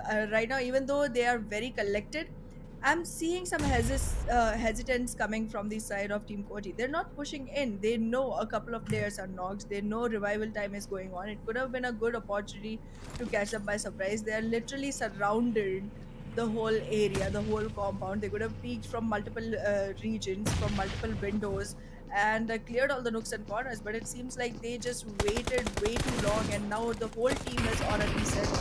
They might be able to take this fight well enough. I was thinking in my mind what Wolverine's Molly were gonna do for Team TFD, and I got the answer. Molly took down Freestyler. Now their team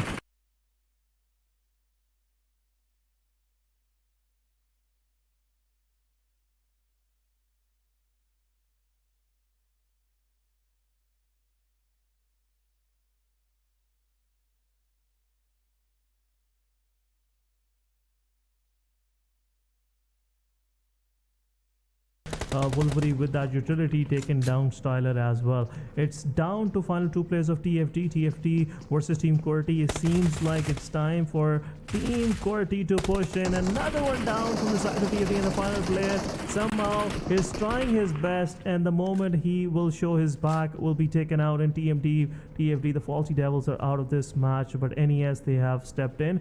They have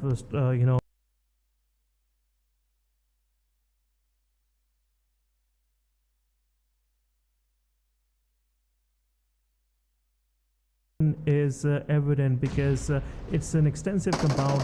You cannot push in like this, blindly. Possibly when the smokes will decimate, NES Mars will have a vision on Top G and will take him down once again. But Top G is not looking into that direction. There you go, Top G, Top G, Top G. Taken down from the special forces of North Esports, but Team QWERTY on the other side, they have to leave Top G. It will be difficult for QWERTY to revive him, but I believe Mars will confirm the kill. But QWERTY has more responsibility on him now, but the utility will take out Top G and NES with one success in this third party. But Blue Zone is pressuring. Mars on the other side got eliminated from Voltrix, and NES also losing one player while trying to get something out of this fight. Exactly. I mean, I see the Blue Zone literally sweeping by, specifically on a map like Miramar. It just feels like it's way too faster. However, currently it feels like Hellraisers are in a good position. They can literally camp out for any teams trying to rotate around them. And if they do it successfully, they might just have a few points for themselves that can help them climb up on that leaderboard, at least a little bit. I still do not see them in top 12 just yet, but yeah, any climb is better than no climb, because in the end you do have weekly bonuses as well. So do make sure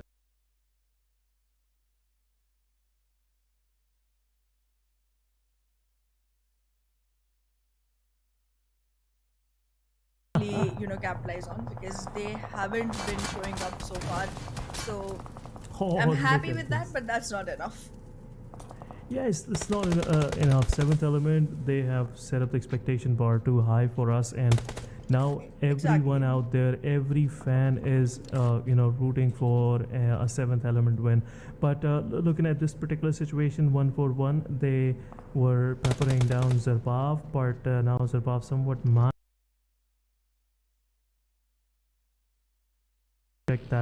that vehicle, that monster truck, but he got revived. Now it's time for Habashi to take some taste of that same medicine, but Habashi will get tracked out. 1-4-1, they're pushing forward, they're pretty close. 3x got stuck with that vehicle. It's not a good sight to have, but comeback is giving some backup cover to the players of 3x, which are knocked out. Capybara taking down King. It's down to the final players. Now 3x have to push forward, otherwise it'll be too late. It's a 1 versus 2 situation. 3x player will get eliminated. Capybara is also joining into the mix, but 1-4-1 is out. Cairo will confirm JD, and 1-4-1 having a good start with 3 eliminations. They couldn't just keep it going for themselves, and Team 3x eventually took all 4 of these guys. 3x, sometimes I feel like some of these eliminations come to them. These guys are patient enough to just hold on to their positions and get the maximum value out of that situation. Absolutely, 3x does have the right amount of patience and aggression combined together, making them a very composed team altogether.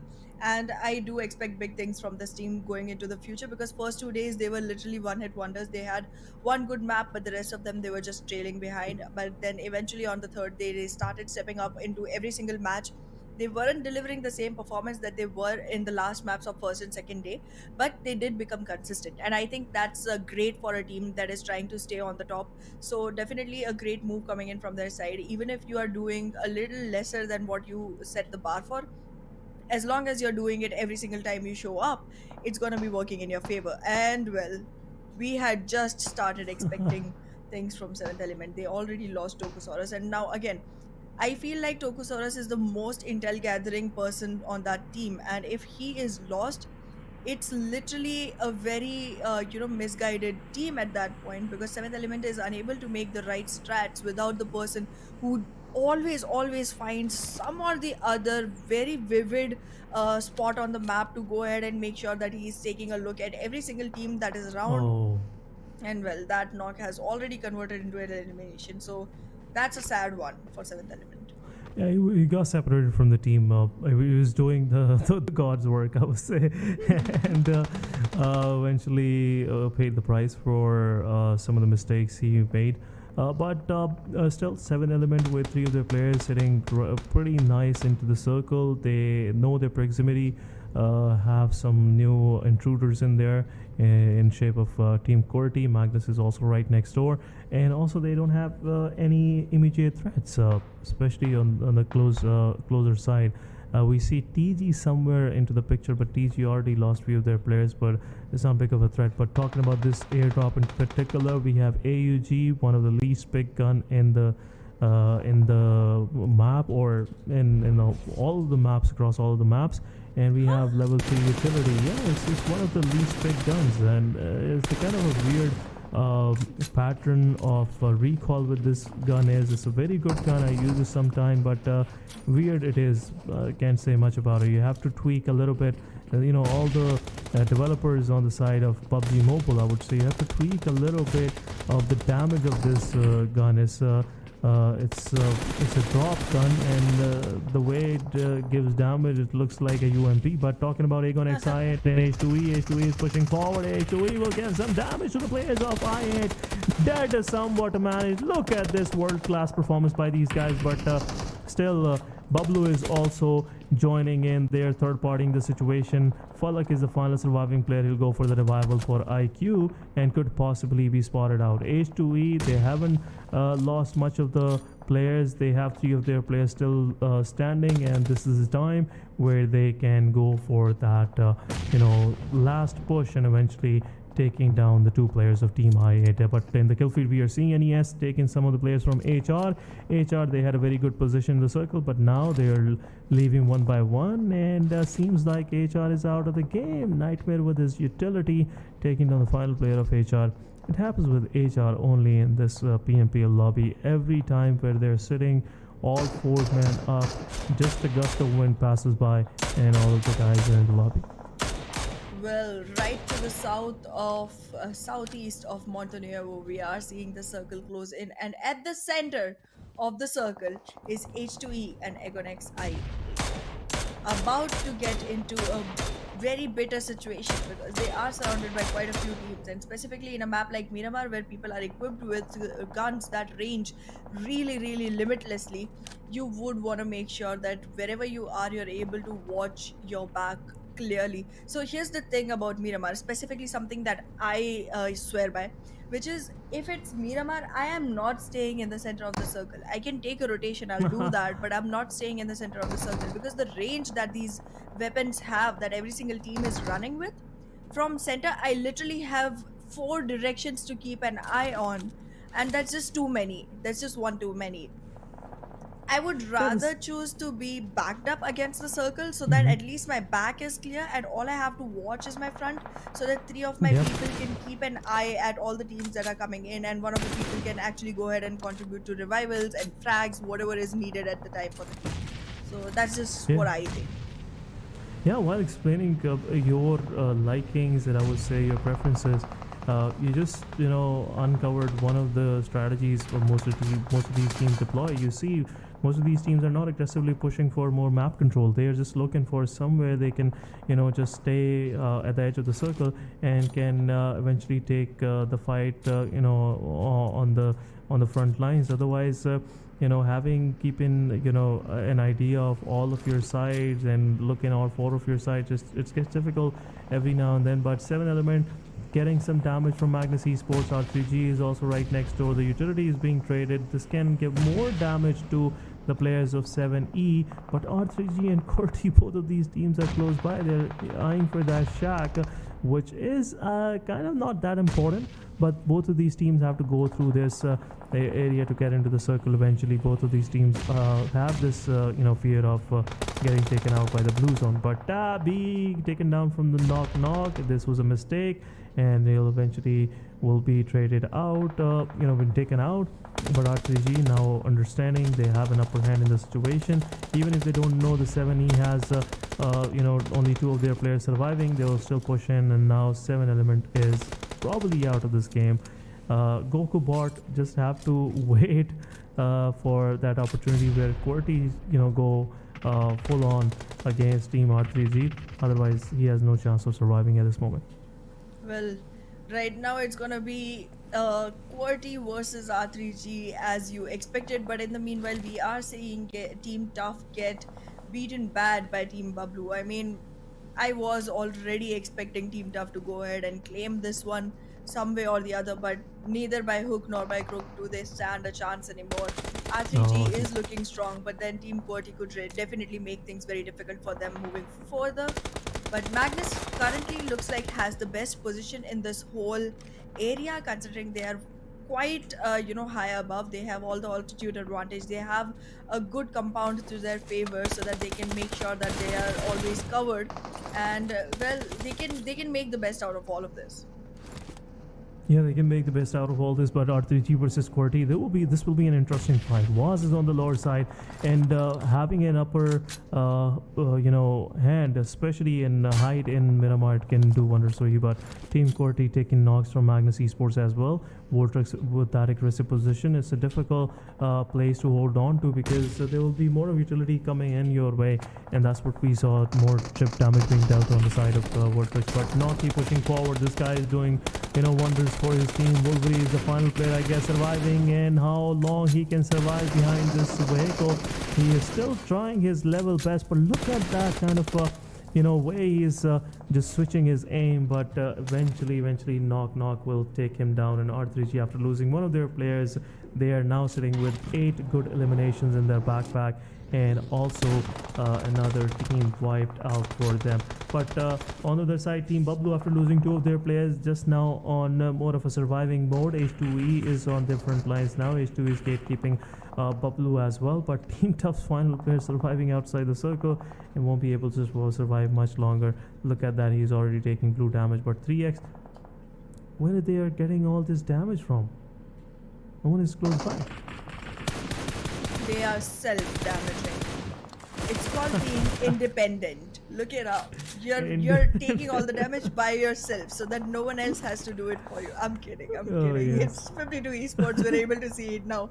Joker 1v99. Oh, okay. 1 against 99. You're doing good, buddy.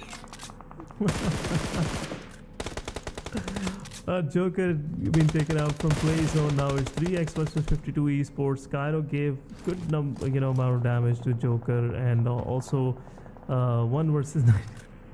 Yeah, he's the 100th. So talking about this particular Joker, we are witnessing a lot of Jokers in here. But talking about this particular one, Joker 1 versus 99. This guy is pretty devoted toward his gameplay. Look at that 52 Esports banner on his back. Back wall, so it's just showing up how dedicated he is toward his gameplay. But it's a 3 versus 3 situation against 3 versus 4 situation against Team 3x. 3x is just wrapping around this ridge, this hillside, and they will eventually be a gatekeeper for 52 Esports, because 52 Esports at some point have to go through them, or possibly when the moment they will be abandoning this high rise, they have to descend down, and that's where 3x will meet them with their open arms. But seeing the situation, H2E is again set for another top 3 finish. We are left with 8 surviving teams. Stars Zairoje, the guy who was left alone in the initials of the game, is still surviving. Solo survival with only 1 elimination in his backpack. NES on the other side, only 2 surviving players. But 52 Esports have no idea what 3x is preparing for them at this lower side of this hillside. Yep, and neither did 3x, I guess, because they started smoking up an area that they were not even aware nobody is watching anymore. But they definitely do have something cooking up in their ovens. But right now, it's Magnus Esports that's gonna take a face-to-face with Regicide. Now, both of these teams do have a lot to lose, but Regicide is still on the upper hand with 8 frags to their name. If they lose this fight, they will have a lot done for nothing, because Regicide still has only 1 chicken to their name. And I guess this is the team that you were talking about when we were coming into this match, like the new team that showed up yesterday. So yeah, it was Regicide. And yes. I am hoping to see better things coming in from them, even though the one person in Regicide that I swear by is Roshan, and he seems to be the one with the lower HP overall in the team. But yeah, they are surviving on a 3-man, and against a team like 3x that is surviving on 4-man. So it's fine if you have a man count loss, but then if the team against you is someone as strong as 3x, it does start to bother you at some place or the other. So they would want to make sure that going into this fight with Magnus, either withdraw yourselves as quickly as possible or make sure you do not lose your man count, whether you win it or not. Yeah, but the situation is pretty even for Team R3G and Team Magus. But here we are looking at a team which had a break in between their matches. But, leave the thought for later. But we are seeing R3G taking the first knock against Magnus Esports. Rolling could possibly get knocked as well. But North Esports on the other side being taken out by Team 3X. Now it's Erangel side. R3G will try to revive one of their players, which is Knock Knock. The guy was being initiator in most of the situations. And now if Magnus Esports go full-fledged into this fight, they will definitely will have an upper hand in the very situation. Now Magnus Esports, they have this peace of mind that they have the circle. They have to take somewhat in consideration that R3G can give them a backstab or at least can take Zibian out because he's kind of separated from the back. But talking about Magnus Zibian, he went out and at the same time Magnus Esports, I believe so, have a fair chance of taking down the players from Regicide as well. Well, absolutely. We are going to be seeing just the top 5 teams remain. Like 2 teams got completely eliminated in no time at all. And that is going to result in our top 5s for this time. Bablu does not stand much of a chance. There's just one player remaining from their side. And well, just as I said it, he got picked out as well. It's literally a difficult one going in from here for 52 Esports and H2E. However, I'm proud of the fact that 52 Esports made it all the way up till the top 3 so far, and they do have a good number of eliminations as well. So finally we might be seeing them jumping up on the leaderboard a little bit at least. But yeah, the rampage that Choto is already on, I want to see him actually capitalize it into something that puts him all the way in the top 2. However, that looks really difficult. But then the way they have already performed, I have better expectations from the team. Expectations from the team. However, if you talk about Magnus and 3x, I cannot make a call on this one. Magnus does have a much beneficial position. They have the higher ground. They are going to be able to make sure that they check out on the players of 3x much more easily. They do have good cover in the form of the trees, the ridges, the fallback that the whole hilltop is providing, and also nonetheless the tiny little crate that has just landed near them. And 3x, well, they too will be able to find cover, but it's not gonna be protecting them against any nades if they fall by, because again it's a very tiny ridge. It's a very tiny area between a couple of high risen ones where they are surviving. So any nade that falls in there will give them very little room to run by, and if they stand up in that area to run by, that's game over. Yeah, it is. And also deploying these smokes, and they should never count out 52x Chotu in this equation, because this guy can give them damage and can slow down the process of Team 3x pushing up that ridge. Look at that, Zarbaf, rest of the team is up there. 52 Esports, Chotu, the guy is already in the mindset of surviving. He just don't want to be a part of this very fight, and which is a good thing. Let 3x and Magnus Esports decide who is the king of the hill, and then we will see. But Zabian on the other side helping the team out, Drawlin just doing his Drawlin thingies every now and then with that buggy. But let's see if 3x can get something out of this. But Chotu on the other side taking down Drawlin. This will make things easy for Team 3x as well.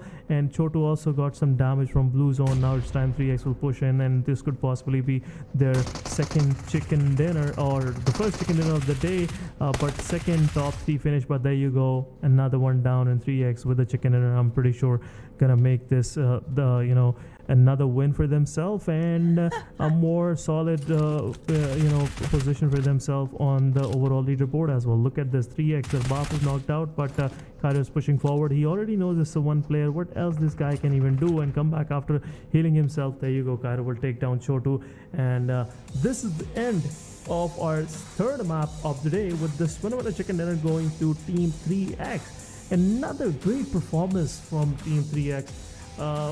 First first Erangel, they weren't able to get the chicken dinner just because TFD had some other plans, and Blue Zone didn't favor them much. But this time around, they just wrote their fate with their own hands, and now they have the win for themselves. And pretty much, I would say after this one, they will have a kind of a good lead for themselves going on the first position with 20 points in their backpack, 10 eliminations. You have the winners for our third match of the day, guys. It is Team 3X. Well, it was a revenge victory. It was a revenge victory because I do remember the spot when 52 Esports was high up on the top and 3X was literally stuck in that lower area, completely in a bad situation, and then they just came back up and made sure that the last team they eliminated was 52 Esports. So a great game coming in from the side of 3X, but we'll talk more about this revenge right after this short little break.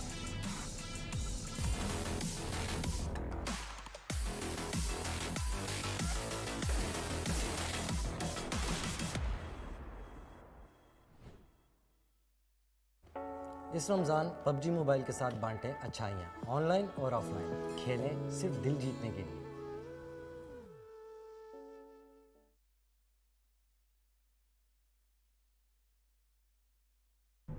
Well, welcome back to PMPL Pakistan Spring 2023, and I'm your host Anna. Alongside me is Ehsan.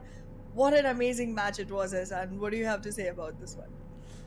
Yeah, we have seen some of the best fights so far for the day, and especially the fight against R3G first against coming up against 7th Element, and then Magnus Esports versus R3G. I was counting on R3G because they were having all these things going for themselves, especially the way they were having that upper hand with elimination points, and also they were fresh out of that fight against Team QWERTY and Team 7th Element. So they had, all the blood flowing through their fingers, everything is warmed up. But Magnus Esports, they catered the whole thing in a very disciplined manner, in a very professional way, and eventually making themselves in top 3. But look at that backstab from Chotu. The moment Trollin fall, and it was the end of Team Magnus Esports. Their whole attention was on their IGL, and 3X sees the opportunity to strike at the very right time. But guys, we'll move toward the MVP of this particular match, and as we were expecting, it could be from 3X, but it is from 52 Esports.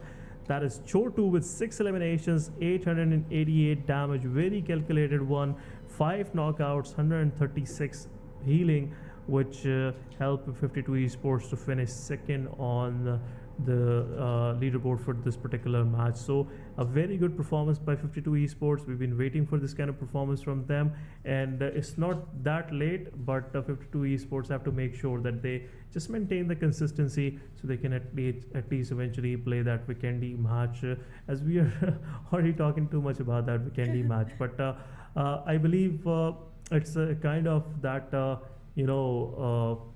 thingy that everybody wants, so we're just promoting it full-fledged.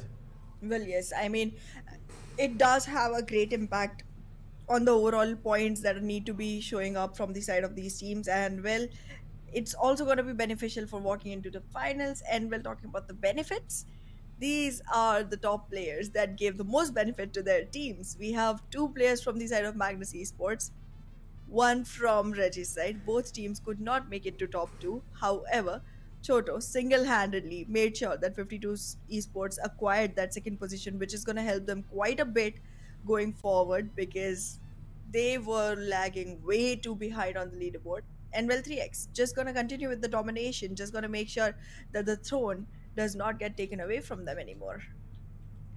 Yep, and 3X Skyro, this guy, as we noticed in that Erangel match as well, the way the kind of damage this player dealt on the opposition, we saw the intent is pretty clear by the players of 3X. They just want to come in, give that damage, break you down physically and emotionally as well, and just take the victory away from you. And that's what 3X is doing right now. Talking about this particular match summary is 52 Esports, Chotu with highest elimination, highest damage, highest assist goes to Zarabaf, and healing done from QWERTY's Voltrix, which is kind of very unique. It's very rare Voltrix doing this because this guy is just too good with the assaulting, front end, push into the teams and taking that first knock for the team, giving them that entry.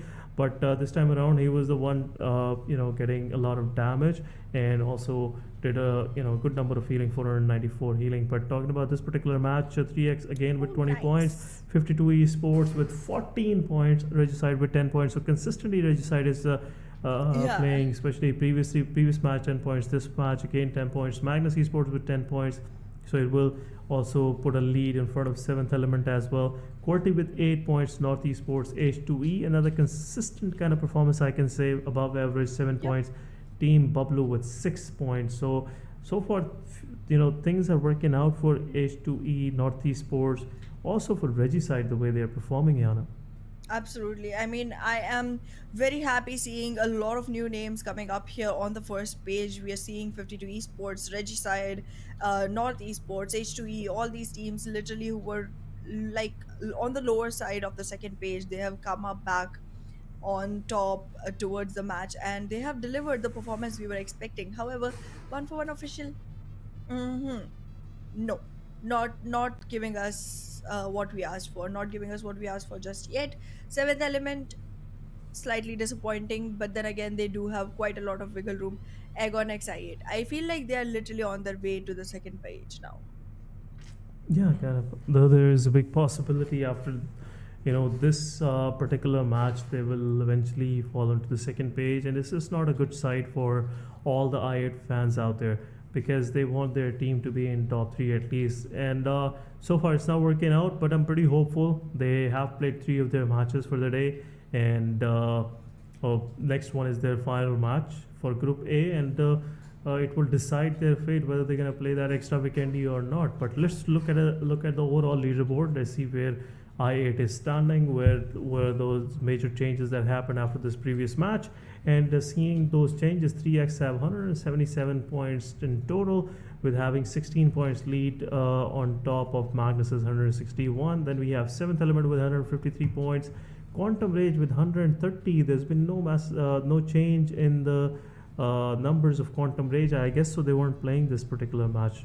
Yep, they weren't playing this match. Yeah. So Regicide on the other side, after 18 matches, they have 127, so they are definitely looking to dethrone Quantum Rage from 4th spot. H2E, great performance, great consistency. They are on 6th spot with 125 points.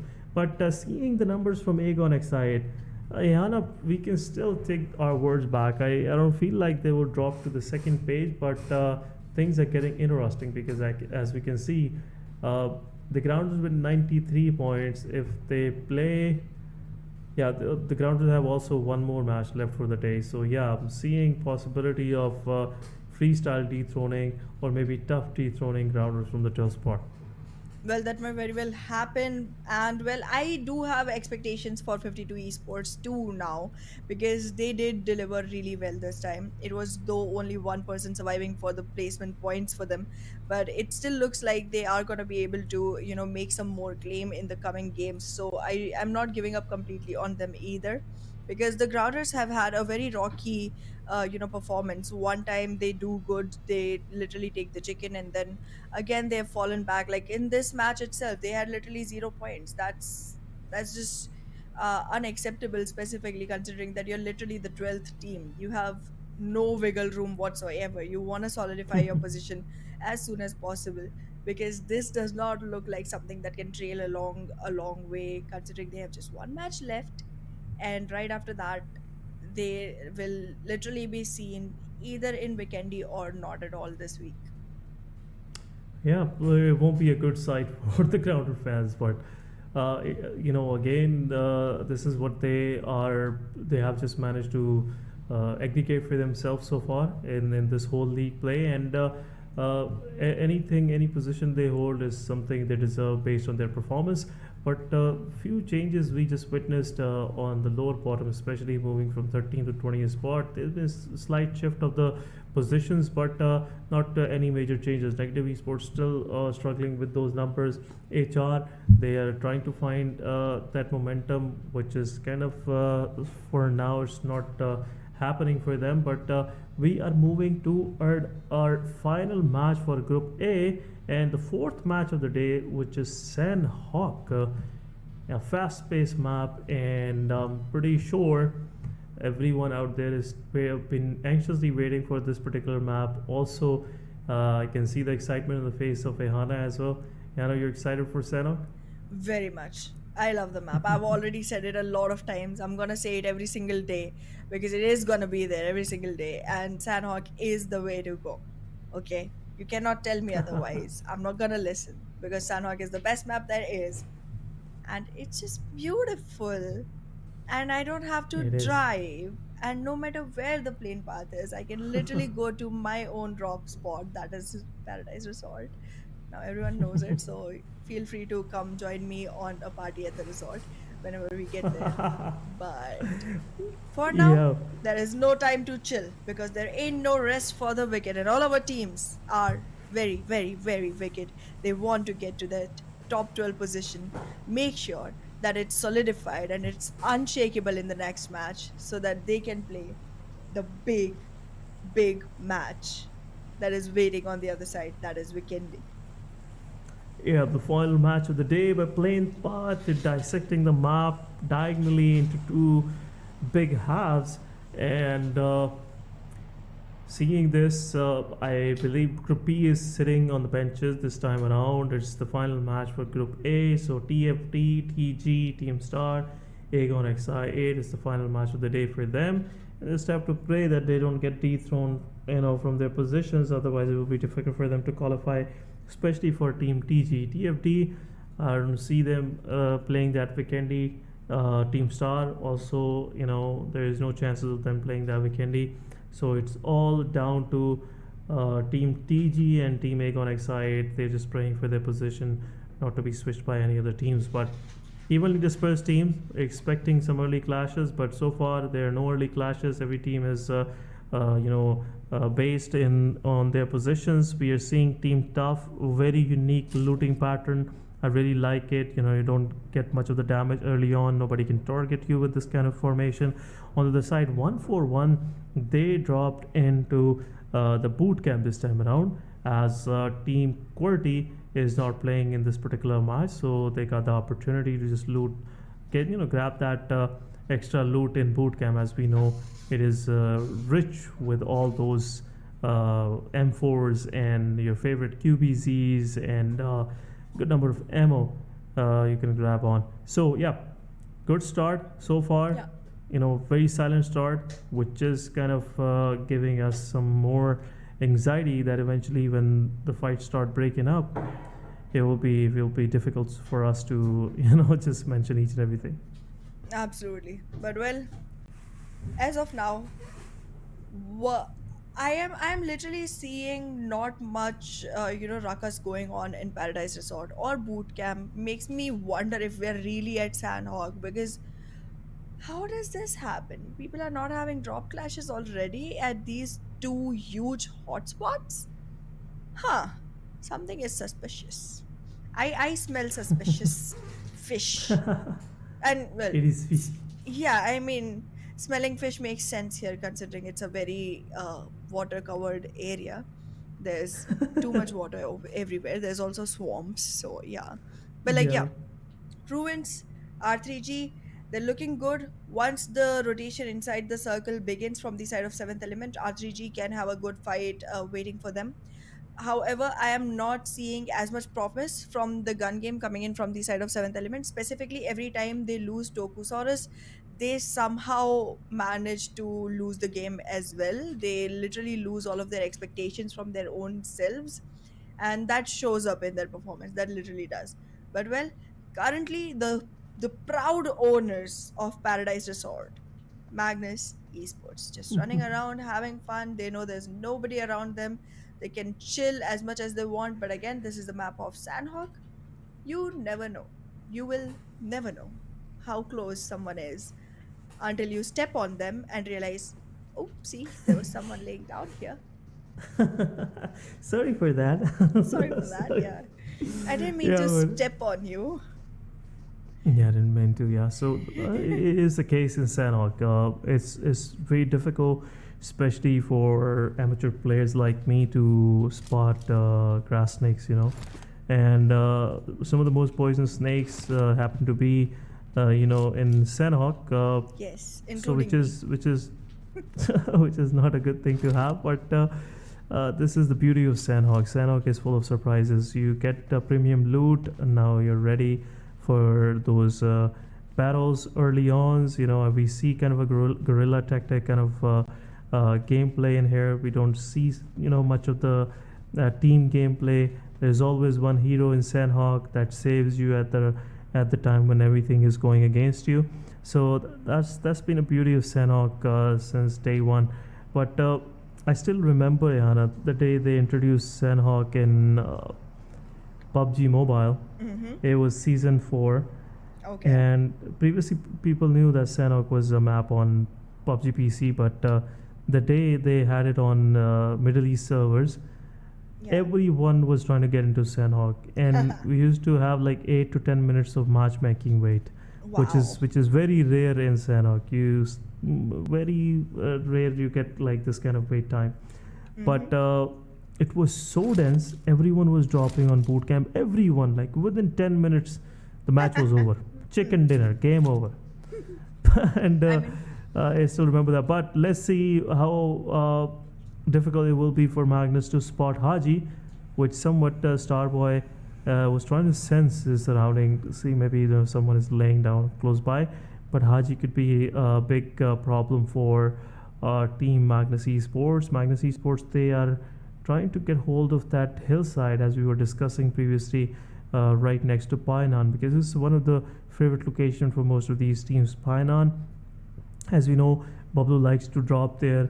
Bablu always, once they are done with the loot, go up the hill and they try to make a setup for all those teams out there. But this time around it's Magnus Esports already deploying the setup, taking their positions. Team Tough intel is already been given to the players, and the moment Team Tough will have some success against Team Magnus Esports, they will definitely capitalize on that, and they'll flush out the whole team. Well, we might definitely see Magnus Esports capitalize on every single opportunity that they have, but right now, the one team I wanted to see consistently make good for themselves is struggling. 52 Esports is not looking good at all, and well, there they are. They've already lost a man. The other one is already in the crosshairs of Agonate i8, who we already know is really good with that gun game, and there he goes. Makes it into a knock and then makes it into a complete frag. A good elimination coming in for the side of Agonex i8. It's literally like an easy frag coming towards them, but they're still going to be struggling with the zone a little.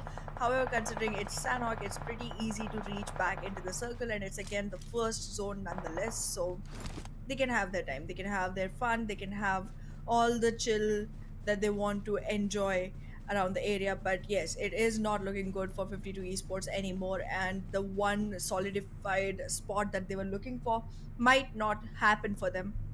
However, Team Tough, they do have a couple of chances. They have this match, they have the next one. They might be able to make the best of it if they take the fight with the team to their east instead of the one in front of them, that is Magnus. Like, if they go for Magnus, that's not going to work out at all. But if they go for one, they might draw themselves a number of frags that can help them go forward into this whole climb. But looking at the teams, it seems like they are in quite a hurry to make sure that they make themselves present inside the play area, because again, in a map like Sanhok, the numbers diminish very quickly and you do not want to miss out on the action. So it's absolutely a requirement of the hour for the teams to just rush into the play area and make as many frags out of it as possible. Yeah, again, nobody wants to take the risk of getting taken out by play zone. It's a constant pressure. Sometimes you just can't keep up with the speed of the whole thing, and eventually can't even take a proper fight, I would rather say. But on the other side, Team Negative Esports against 52 Esports, 7 Element losing 2 of their players initially. Good setup by R3G, and it really helped them to get those numbers for themselves, 2 elimination for themselves. But 7 Element, after losing 2 of their players, now they'll be playing for that more of defensive strat. But 52 Esports, their final player is still there. Negative Esports, for the first time, they are pushing forward, which is kind of a unique thing to see. But I want to see more of this from Negative Esports. Negative Esports, they have that potential, and seeing them not doing well is is not a good sight to have. But Negative Esports, after having won players from 52 Esports, they are feeling themselves, and now they will probably go for that witch hunt, which Joker 1 versus 99 is trying to avoid. But how long he can avoid? QR is also right next door. They have that altitude position. You cannot escape from the site. And also Bablu is also close by, which is making 52 Esports player more difficult to just survive as a solo. Absolutely. But in the same time, I'm taking a look at the number of players for each team, and 7th Element has already dropped 2 without any frags on the board. Yep. As I was saying earlier as well, I mean, if Tokusaurus is gone, the team does not manage anything at all. And again, some of the very promising, very big names that we have on board are all falling down one after the other. We're seeing even XGeneration go down already. And well, yeah, I do gotta deflect a little Og in the drop. I know you just complained about it a little. I love the weapon. I love Og and Groza, both the drop weapons. I am very Groza is a comfortable beast. with both of them. Yeah, I know it is. But like, yeah, even if I have the opportunity to do so, I would actually run on a double loadout of one Og and a Groza. It's weird. People generally have either one pick out of the two because they generally feel like the other one is just completely on a different spectrum. But I Yeah. love the both of them. I don't know. It's something about me and the drops, I guess. There's no match with Groza, because Groza, the stability is supreme. The Yep. way this thing, just runs by the ears of the enemies is like music for me as the one dealing the damage. But talking about AUG, the gun has like more stability issues. You cannot control it in long ranges. The accuracy is a real key thing for me. I'm a player who likes to play, especially with the guns that are stable, can give like tap shots. But talking about tap shots, we are just seeing a spray from the side of Team Magnus Esports on the player of Team Star. Fury is slightly on that flanking angle, which can possibly surprise any of the players from Magnus Esports, but I am not seeing Fury doing much of the damage to the players of Magnus Esports, as he could possibly come across Magnus Drolin, which is already into the circle in a very good position. But there you go, look at faster the way this guy is climbing hills. It reminds me of this Indian movie Krish, something like that. Yeah. So there you go.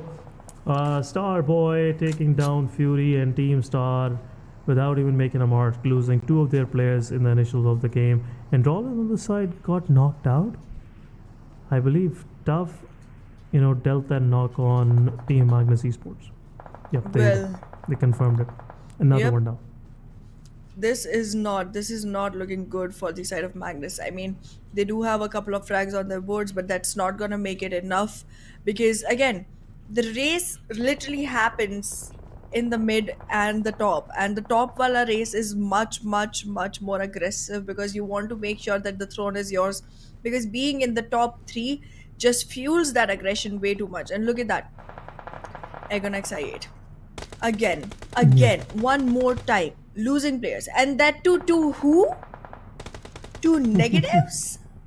Okay. Yeah, to Negative Esports, but I was about to point out Negative Esports lost one of their player, Buzzer, to 52 Esports Joker, which is not a good thing to have. The guy is solo survivor. Why are you taking chances against that guy and leaving one of your players against him? But as we were talking about this, Team Star left for the lobby and an early finish for them. On the other side, IQ solo survivor and 52 Esports Joker, another solo survivor. QR Halsey will possibly go for that search operation against Aegon Exide IQ.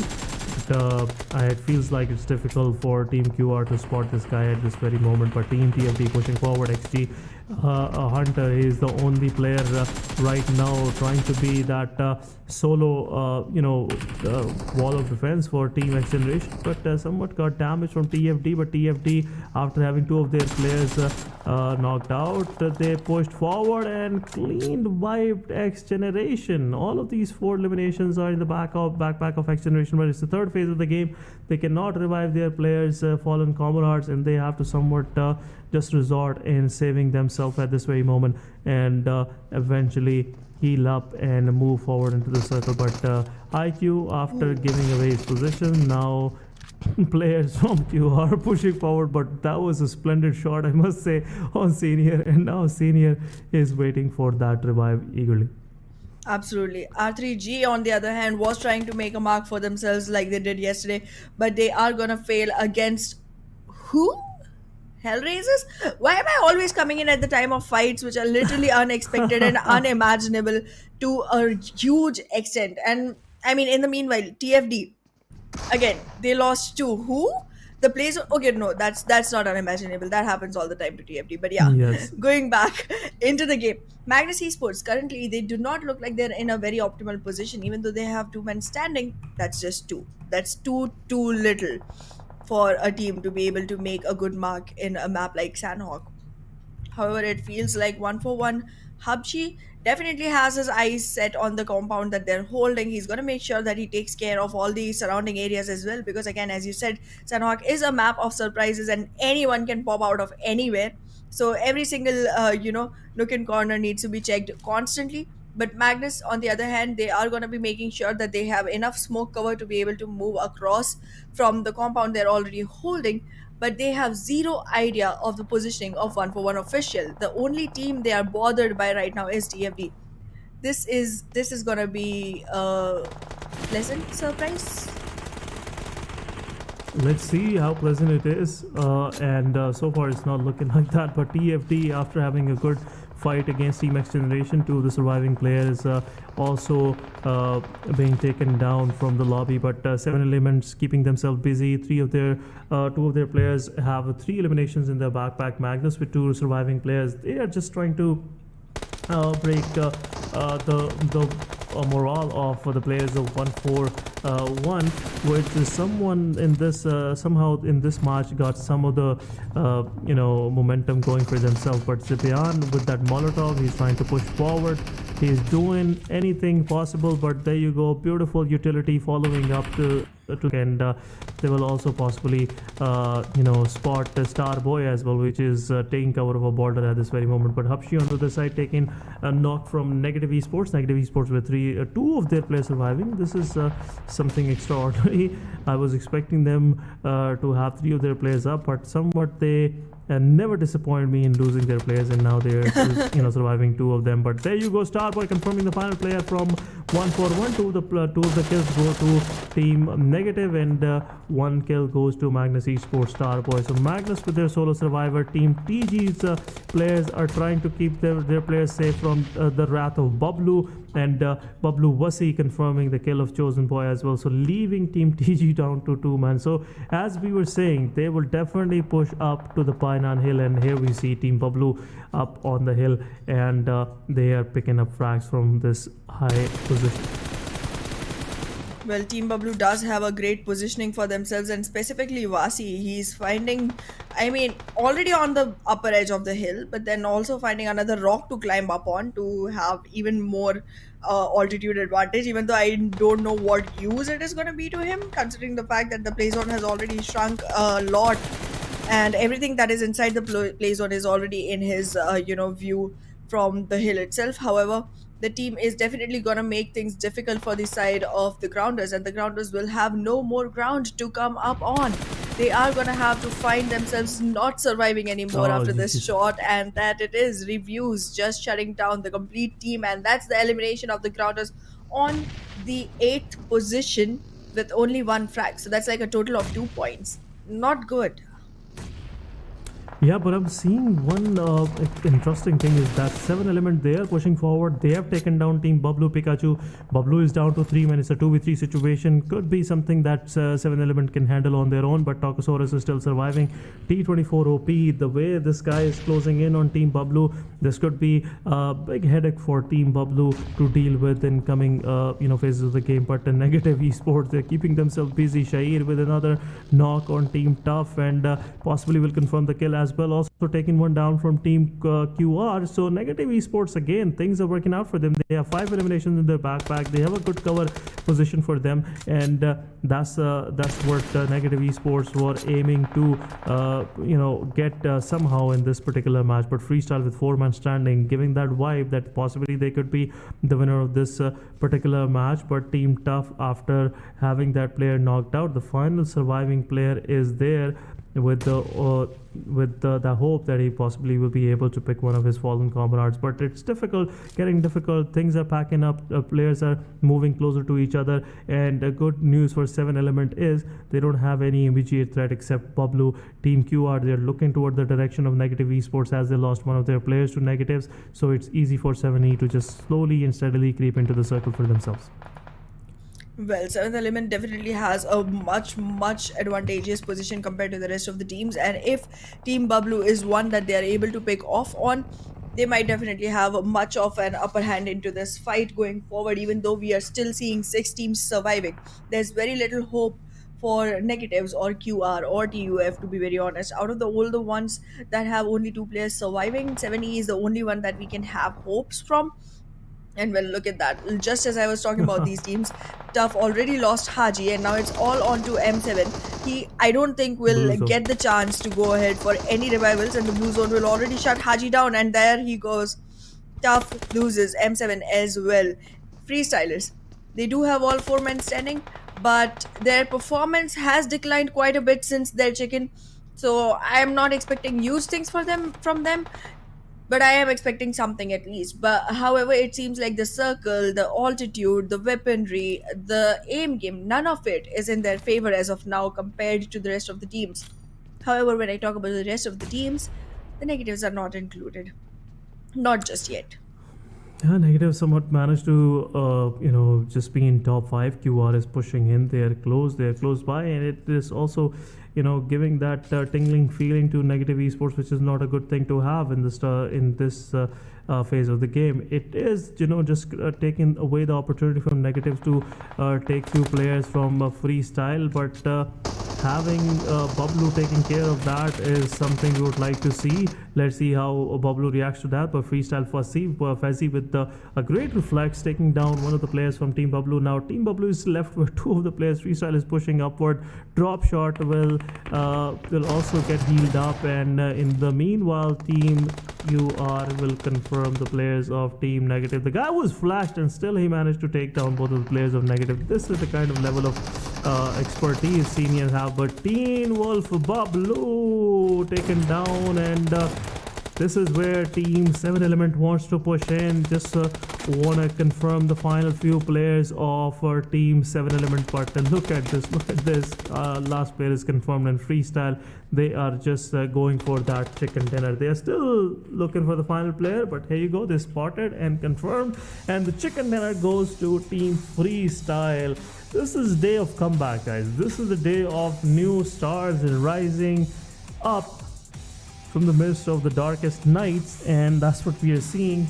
Team Freestyle doing for themselves. Another great performance by Freestyle, but close to the average one, I would rather say.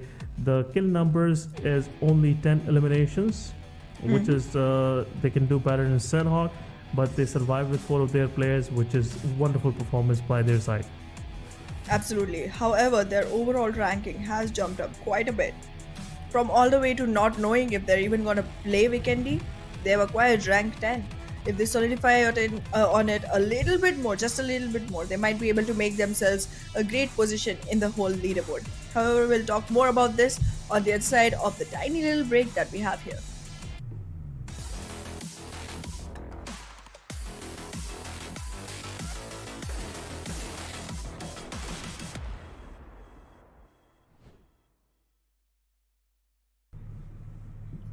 Welcome back everyone to PMPL Pakistan Spring 2023, and we just saw a comeback match for the side of Freestylers. How are you feeling about it, Ehsan? This is a good sight to see because Freestyle, they've been up to the mark, especially on day 2, day 3, but since then we haven't seen much coming from their side. But it's a good change, especially on the last day of the week. And I'm hoping that Freestyle, after this performance in the coming matches, also will shine as well with good numbers. At least I want them to have an average of 10 points in the coming matches as well. But it's good to see the players were up. Everybody was just reacting in the right way, the way Freestyle wanted it, especially against the fight with Bablu. It was that key fight which ended up having them win the chicken dinner. If they would have messed up bad there, it would be difficult for us to even decide which one's gonna win the chicken dinner. But guys, we have to look at the most valuable player of this very particular match. It is Team 7th Element's Tokosaurus with 5 elimination in his backpack, making his team to top 3. And also at the same time with 143 healing, 801 damage, which is a good number of damage for a guy with this kind of performance with 5 eliminations and 20 minutes of survival. So 2 players of Team 7 Element, they managed to survive till the final circles in Sanhok, which is again giving us hope that in the final match of the day, 7 Element have few surprises for us that they can unveil at that very point. Absolutely, and they have one more match to go still, so we are gonna stay powered up and hyped up for their performance coming in the next map, which is gonna be Erangel one more time for the night. Erangel, as we all know, is one of the key map where we Yep. can expect anything to happen. And right now, my expectations are just pointing toward Freestyle having a consistent performance, or maybe we could see a final winning match from 7 Element, just reclaiming their Yep. first position once again. But 3x is making things difficult for Magnus and 7 Element as well, because the way 3x managed to have that lead of 16 points, it seems difficult for any other team out there to just get something out of these coming matches. But talking about the top players of this particular match, we have Alean, again we have 420 Boy, then we have Reviews. He was very clinical against the fight with the grounders. Then we have Negatives Shahir.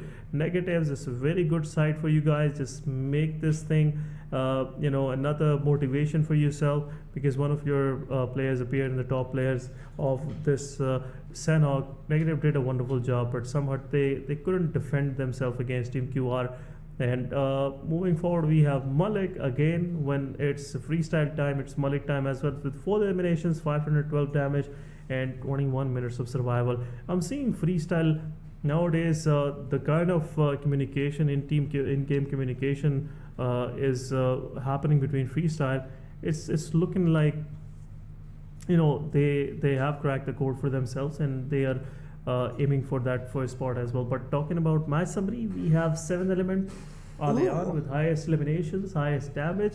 Then we have T24 OP with highest assists. So it's more of 7 Element game as well. Ihana. Yep, they did perform very well. They did show up their true colors, but it still did not turn out to be as good as we were expecting it to be from their side. However, again, it was Sanhok. It's a map that is pretty random. You don't have much strat going on in that. It's very very surprise oriented.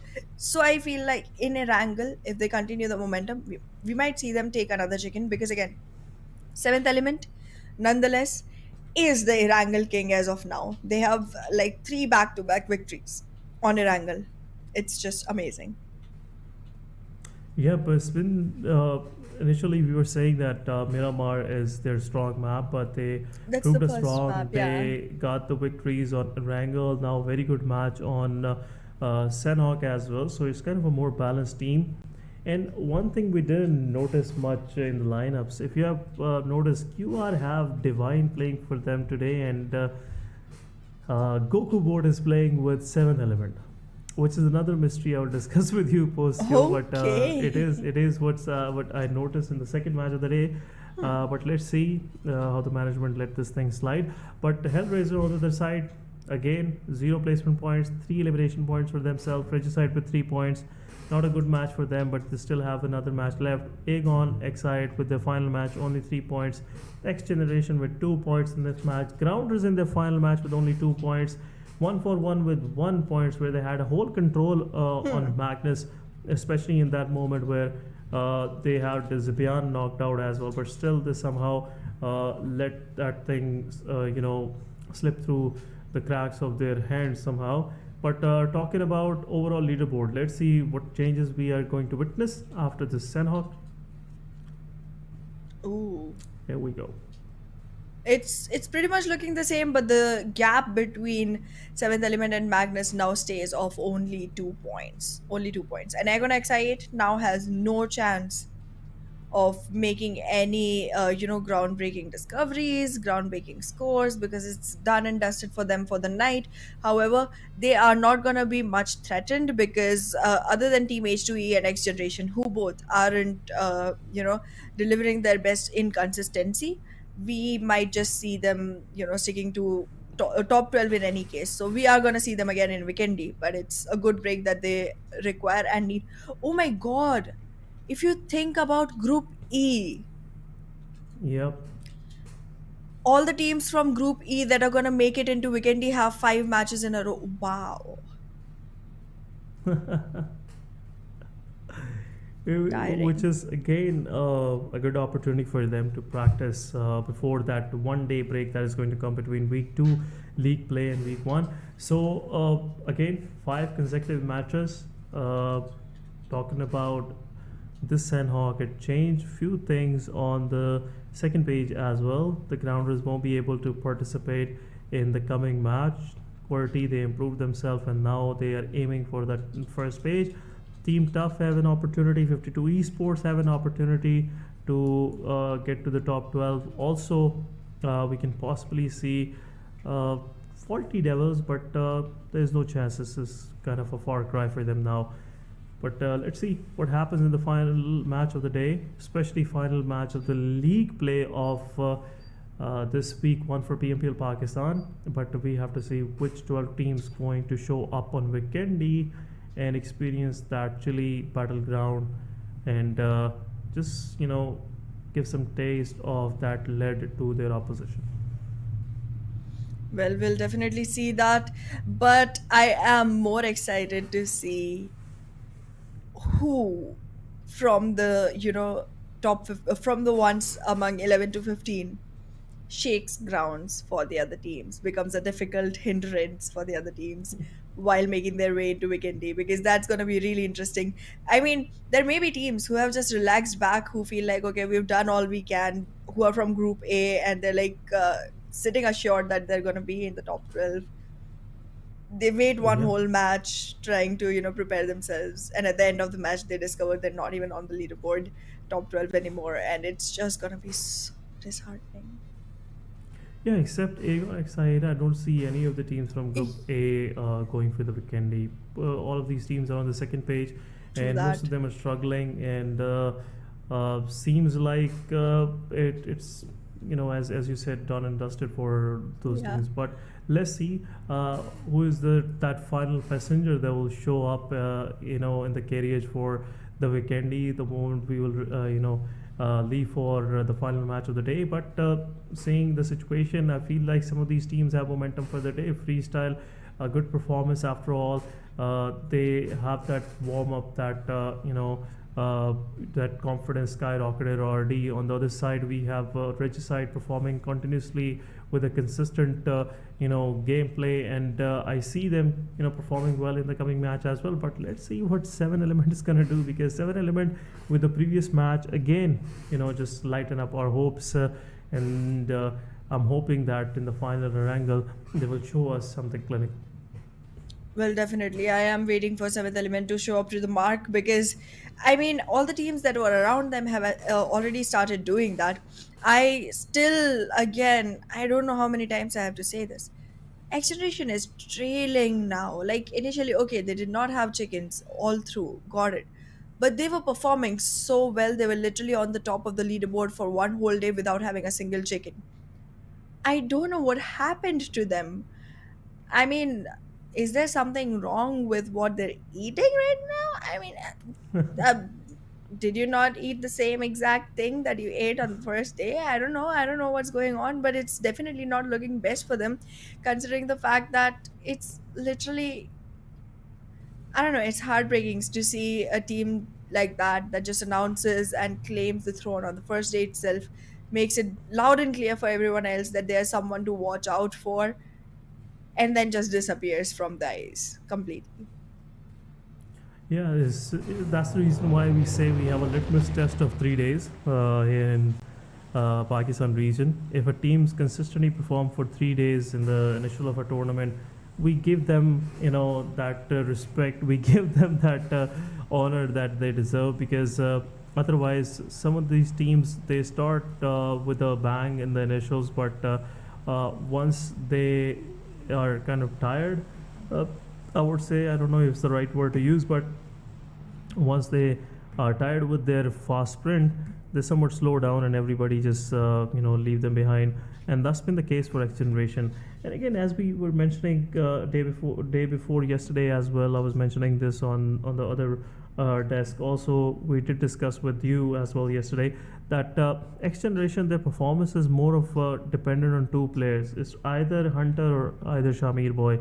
Yeah, Today we we saw did see Thug Thug with though, wonderful yeah. performance in Miramar, but otherwise Psycho and Thug they rarely show up to the party, and eventually it's more of hard work on Shamir Boy and Hunter. So which is not a good thing to have. If the whole team is playing as a team, as a unit, it's easy for you to maintain the consistency. Otherwise, if one of your top players just fall earlier on, the whole morale goes down and the performance just become an haphazard.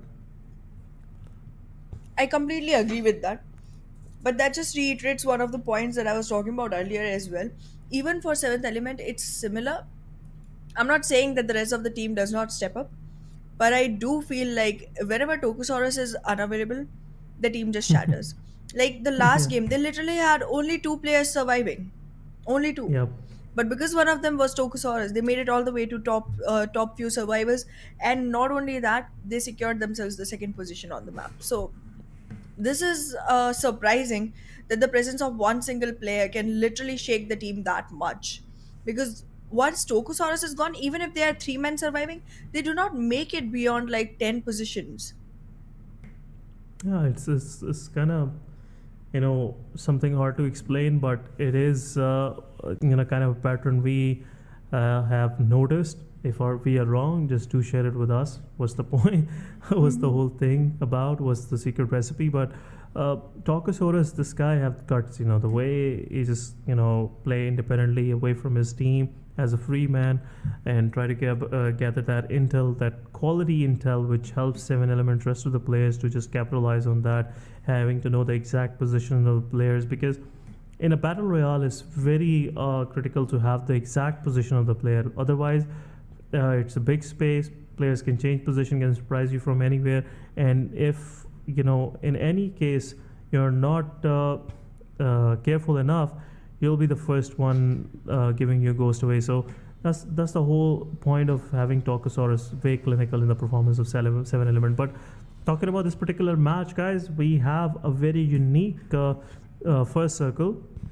I8 is not playing, so Snovoka Military Island is open for anybody to grab. Novo Repnoi, again, it's open. I don't know why HR dropped in Georgia Pole. They could have easily gone to Novo Repnoi. The moment HR Adnan will see this circle, is definitely going to give a call out, guys, grab the vehicles. We are leaving for our hometown, Novo Repnoi, Definitely. because it's right in midst of the first circle and could possibly be a part of next two phases as well. Absolutely. And I mean, I'm surprised by the picks from the side of HR as well, because HR generally likes to drop in military base and guard the bridge. Even though they do it very unsuccessfully, they do like to do it. And considering the fact that Aegon XI8 was on not even playing this map, they could have definitely done that and known that it's going to be an easy loot, easy hold for them. And it was literally going to be their island, the whole island. I don't know what's happening there, but okay, to each their own, I guess. And well, the drop location of Team Star has been capitalized by Team Negatives this time. I see some disparity here because like every single time Team Negatives just drops at a completely random location, and it's generally a location previously acquired by some other team, and they just feel like, okay, you know what, that team isn't playing this time, so let's just go here. It needs to be set in stone for the team to know exactly what they have in mind to do, instead of just following some other team's strat, or actually not even the complete strat. They literally just follow the drop like location, and that's not helping them. By now they should realize that it's literally going to be the 20th match they're playing. If they don't notice it still, I don't know when they will. Oh yeah, but sometime if things are not working out for you, you have to change them quick. Otherwise, it's too late. And by that time, if you have the realization is of no good, and eventually, your team will have to wait for the next season. You know, so if you're just anxious enough to make the change, gain something out of this PMPL, or at least good experience out of this PMPL, just change things out. You're not the best among.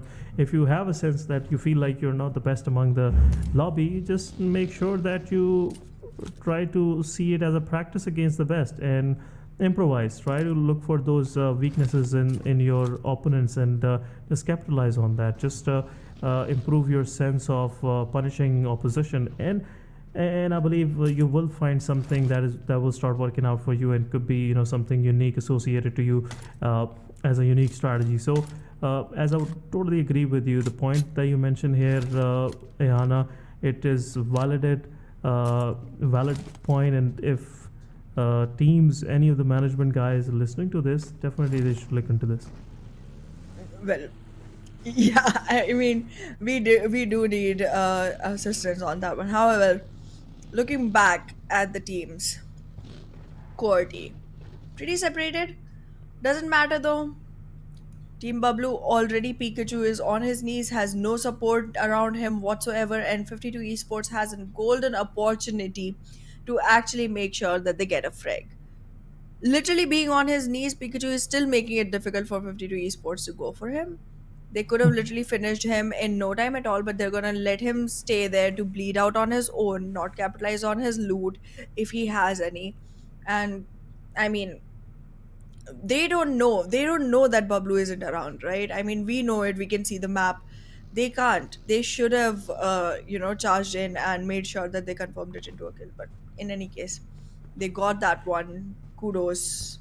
But yeah, I still Yeah, feel like they should have gotten it by themselves instead of just waiting for the guy to bleed out. this is what happens when things are not working out for you. You're not doing well. You see your points, they're not the one that you expected, and it happens to you somewhat in your subconscious that you don't feel that confident anymore, and you don't make those moves which are pretty obvious. Everybody can see it. You should have done that, but you don't get the courage to just go for that.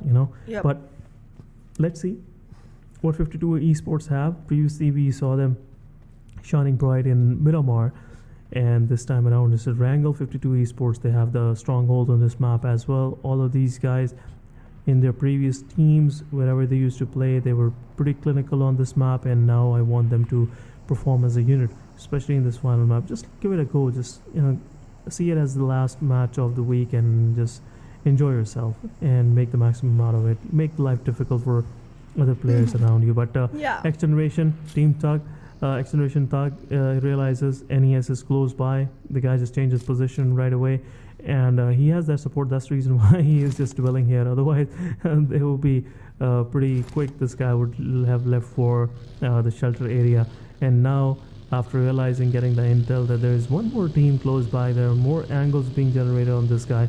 It's good decision from Tug to just move on and go for another place to hold on to. But NES on the other side, Snow is playing today, which is again, let's see what NES will get out of this. But it's a good side to see the veteran player playing. He's been the IGL of this side for so long. I'm sharing this information just out of my admiration for the guy. Otherwise, NES were doing wonderful with their previous combination. But let's see what Snow has to offer to the team. Absolutely. And I mean, if NES does make it to the top 12 teams and goes for Vikendi, having Snow on your side makes a lot of sense because, like, Vikendi is a snowy map. Well, well, I am seeing a lot of teams trying to make their way back into the circle. I'm surprised by the way the moves are coming in from the side of freestylers. They're going all the way to the military base. I have no idea why. Maybe they'll change their route eventually. And yes, they started to. The play zone is chasing them. 52 Esports, one player is still all the way in south of Pochinki. However, he does have clear route to himself and a vehicle in hand. But freestylers might just get a chance to, shoot their shots on him and make life difficult for 52 Esports. However, talking about 3x, things are going to get a little bit difficult. Just a little bit, but things are going to get difficult. While talking about the inside of the circle, the Novorepnoy bridge is being left all to itself. There's no guarding going on there because the teams, I think, do not expect anyone to be coming from the side of military base. So let's see how many teams 3x is going to be able to capture by surprise. Yeah, because the plane path, it was making thing pretty clear for most of the IGLs that the kind of plane path it was. There's a very rare chance that someone would drop this far south on the map. So it was something R3G didn't set up for on the other side. Also, we saw no one is just camping the bridge, which is a good thing for Team 3x. They have the premium loot now, and now they will move toward the circle as well.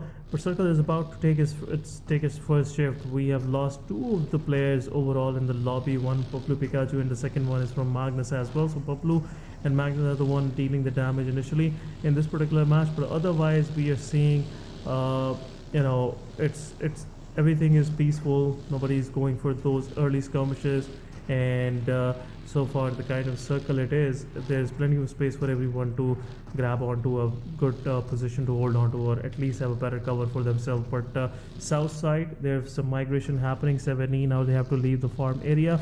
They have to move up slightly up toward the shelter. But let's see which place they will be able to capture from themselves, because this is the last match of the day, and team 7E wants to get maximum out of it. But NES Nightmare versus Magnus Esports. Magnus Esports, after losing one of their players, rather than going on a defensive mode, they are going a little more offensive and charging in, giving some damage to the players of NES. But NES, with this kind of spread out formation, it will be hard for Magnus Esports to pinpoint the players and eventually wipe out the whole squad. Definitely, NES is going in for a very, crucial strategy here. Having the spread out definitely is going to make it very, very difficult for Magnus Esports to make sure that they're able to, launch their nades in the right direction and cause enough damage to actually put NES on the back foot. Right now, they haven't done so successfully. So we are going to be seeing NES still surviving. And I feel like there's going to be a lot more aggression coming in from the teams towards the top side, at least in this map, considering the fact that they already know they're going to be in the top 12.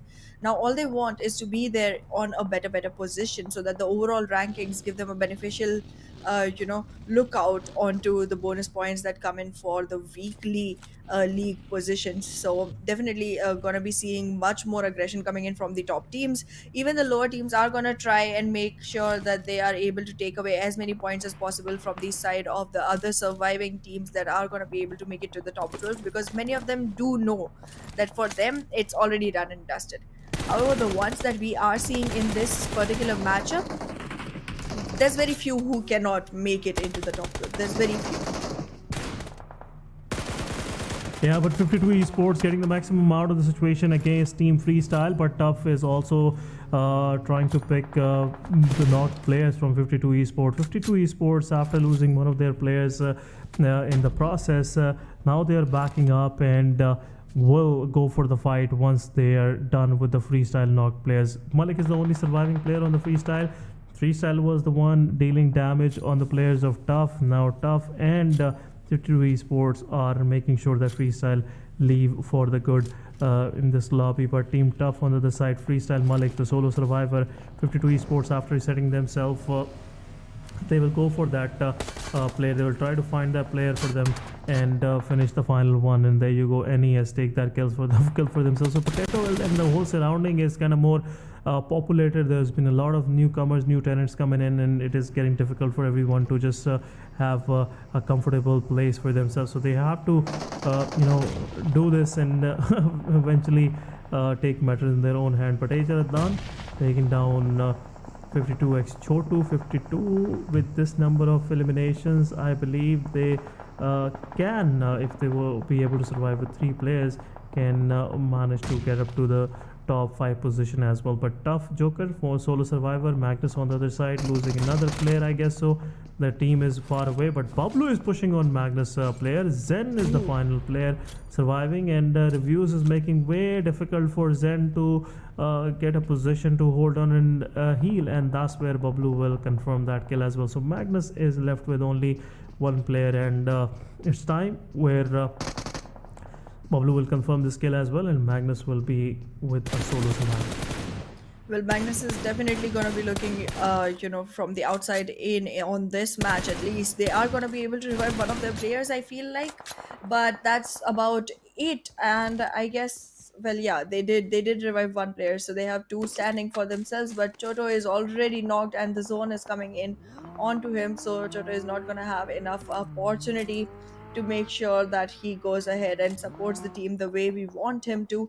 So there comes his elimination, and it's a single player surviving from the side of Team 52 Esports as well as of now, because there's another one on the knees already. The whole area around Quantum Rage has turned into a fire pit. Oh, they still go into the fight and make the best of it. That shotgun really helped them on this position, and Divine is just gonna be able to make sure that he makes the best out of it. But no, he gets shot from a long distance. Good shot. Woo! This was Yeah. good, yeah. It was good, but let's see what HR have in the book for Team QR, because seems like after Divine, it will be difficult for Team HR to save Tias as well. The guy is already solo in the mix, and let's see how difficult it will be for Team QR to push onto him. Tia is low on HP, and now Tia is down. QR will revive their player. Divine on the other side is already been taken out, so it's a 2v2 situation against HR versus Team QR. But HR Masabi, he is pushing forward. HR have enough of this. It's been a long while they have dominated in a fight, and now they managed to confirm all the players from QR. But oh my god, the nightmare is not getting over for HR. The moment they do something clinical, they wipe out a squad, they are left with only 2 players, or maybe in a position where they get third parties and eventually get eliminated. Well, in the meanwhile, Tokosaurus has been knocked down. Tabby is gonna arrive on the occasion to try and save him, but RF is still standing from the side of North Esports and might be able to create more difficulties for the team of 7th Elements. However, if the revival is possible and is done in time, they will still have play zone to face. It's not going to be a long distance, and well, I feel like Bablu is Tokosaurus out. has already come all the way in alongside Tabby. But yes, in the meantime, Bablu was taken completely out with only 3 points for themselves. Yeah, but I believe so. Tokosaurus revival is made possible by Tabby. 7 Element, the guys are very good with picking up their fallen comrades. And if 7 Element keeps on doing like this, I'm pretty sure the guys will have a brighter future ahead of them. But talking about the particular situation, NES having Snow by their side, the confidence is on a different level for these guys. The way these guys are picking eliminations right, left, center, it shows that NES are here for the business, and they want to give a difficult time to the players of HR and Team 7 Element. But where is HR now? HR, 2 of the players still surviving in the same compound, and how long they will survive there, because the moment they leave that compound, it's a risky one. There's a lot of open area around it, and it would be difficult for them to find a hard cover for themselves. But XGeneration pushing forward to H2E. A beautiful nade from Rex. H2E, they are doing wonders, but let's see if this nade will pick any of the players. But another nade going in. It was difficult for Alpha Boy. Asser taking down Alpha Boy, and the final player from Another Alpha Boy is there also. H2E Rex will take care of the final player of XGeneration. And another jump shot. Beautiful jump shot from Rex. And oh, what a close call. But it was a very clinical performance by Alpha Boy, I must say. Now it's time where Asad will push in. Tarzan also low on HP. Tarzan have to join into the fight, otherwise it will be difficult for Team H2E to survive, because 3x is also eyeing on the same position. Well, absolutely, but there is not much time that XGeneration is gonna have for the reset. They are going in for it. Alpha Boy has recovered completely, but XG Hunter is definitely gonna have nades tossed at him. HR has, however, withdrawn from the fight, so it's only H2E that XG has to worry about, and it's a very equal fight in matter of compounds and matter of man count and every way. So it feels like HG still has a chance of surviving on the map. However, I am surprised by the maximum number of frags coming in from the side of 1-1, even though they're surviving with only 2 players on their side. It's not going to be very beneficial towards the end of the circle, but it's still something that they can hope on, still something that they can pray on. But yes, 7th Element, the only team still surviving with all 4 members. However, the number of frags on their side still sticks to just 1. Yep, 7 Elements still 4-man standing, the only team with that person advantage. But H2E versus XGeneration, the fight is not getting over. H2E still wants to get those players eliminated. They just want to clear their surroundings out. Having that peace of mind is good. But look at this very good position for Alpha Boy 77. Look at Shamir missing out those shots. It was a clear headshot, but it's time where he has to push forward on Tarzan. Tarzan low on HP, got a headshot from Alpha 7 Boy. It's a 2v2 situation. Alpha 77, he is pushing forward. It's Asad time now to join in, but Alpha 77, GG's another one down. I believe this guy is going to take care of the whole situation. Alpha Boy 77 confirming all 3 kills on H2E, and H2E with that surprise on their face. They didn't realize they will get 1v3 like this. And XGeneration still surviving 5 eliminations in their backpack, but 7 Element only 1 success so far. But the good thing is they are still 4-man up, and now they have somewhat made pretty close to the next circle as well. Absolutely. XGeneration, I did notice one more time what you had already mentioned, that it's generally Hunter and Shamir Boy, and it's still those two surviving from the team and making sure that the team still has frags. And Shamir Boy is the only one who has actually collected frags overall for the team of XGenerations. However, Magnus Esports, Hellraisers, QWERTY, all 3 look like they are in deep puddle right now. It does not seem like they have any opportunity of coming back up and actually participating into the fights that are going to be more substantial for the teams, because again, they have a huge man count loss and they're still fluttering around with 1 frag each. The only team with 1 frags that is still in a good position is 7th Elements. Other ones are not looking as good. However, I am not going to give up on 3x or XGeneration or even North Esports just yet, because all 4 of these teams do show very promising gameplays. They have good number of frags to themselves, and they are going to be able to make sure that if they are able to invest on even 1 frag on the side of 7th Elements, they can convert it into an advantage for the team. However, for now, 7th Element is involved in a fight against XGeneration. It's going even Steven, because they both have taken 1 frag each from each other's lobbies, but it's still an advantage for 7th Elements because they have 3 men surviving, while XGeneration on the other hand has just 1. Yeah, but after losing the player to Alpha Boy 77, I believe this is the time where 7 Element have to push forward. It's the only solo survivor. Alpha Boy 77, don't give him much of the time to revive himself and eventually be that thorn in the eyes of the whole 7E. But pushing forward, let's see what Alpha Boy 77 has got for all of us, and eventually 7E will take care of that, and XGeneration will leave on the rank 8 with only 6 elimination in their backpack. But 7E losing their player is not a good thing to have. This was something I believe the team should have covered and at least watch that angle from where their player got knocked out. But 3x, now it's time for them to push forward on HR. 2 player surviving. Adnan taking down Capybara, and also Adnan giving more damage to other two players of Team 3X. Come back, taking more damage as well. Masabi is being clinical, but the nade from Zarbav taking down, not leaving his position. And now Masabi pushing forward. It's a 2v1 situation, and no comeback will take care of it, and HR will leave at the 7th spot with only one elimination in the backpack. So script is, just repeating itself again and again. Even if you have wiped out QR, you still have only 1 point in your backpack. The rest of the kills were confirmed by someone else. Well, yes, we are seeing a lot of people capitalize on each other's, damage, and that is how we saw Nightmare, be one of those sneaky players. However, right now, oh my beautiful. God, he has been Groza. able to, yes, he definitely very well shut Magnus down, and right now, Zibian is going to be the one man standing tall for the team. He does have the capabilities of actually going in and converting this fight to his advantage, but he do not has the HP to support that, no healings to support that either, and there are utilities that can be used from the side of North Esports that are going to make it very, very difficult for Magnus Esports to even survive right now. There comes a nade soon as the door opens, and then it will blast out.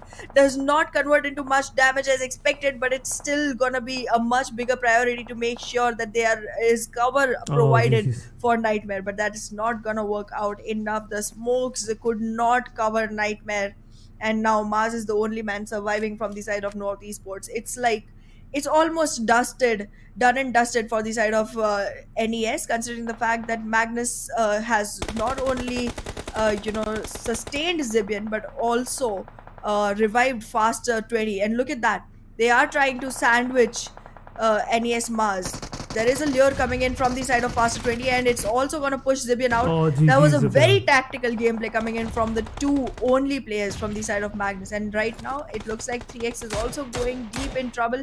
The only team looking like they have the best of man count advantage is 7th Element. Yeah, 7th Element, Tokusaurus is still up, so it's a good omen for 7th Element as well.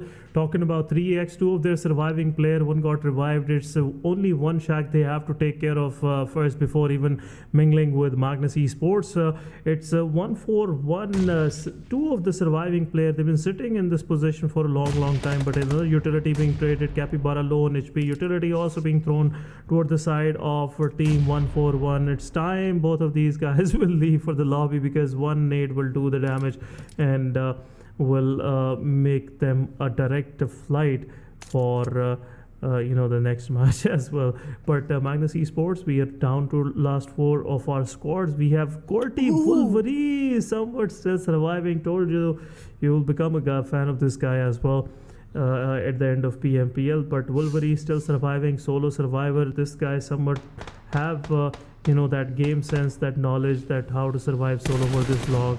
He is low on HP, but let's see how far he can go. Possibly will take care of some of the players from 3x as well. But 7e, they're trying to get the map control.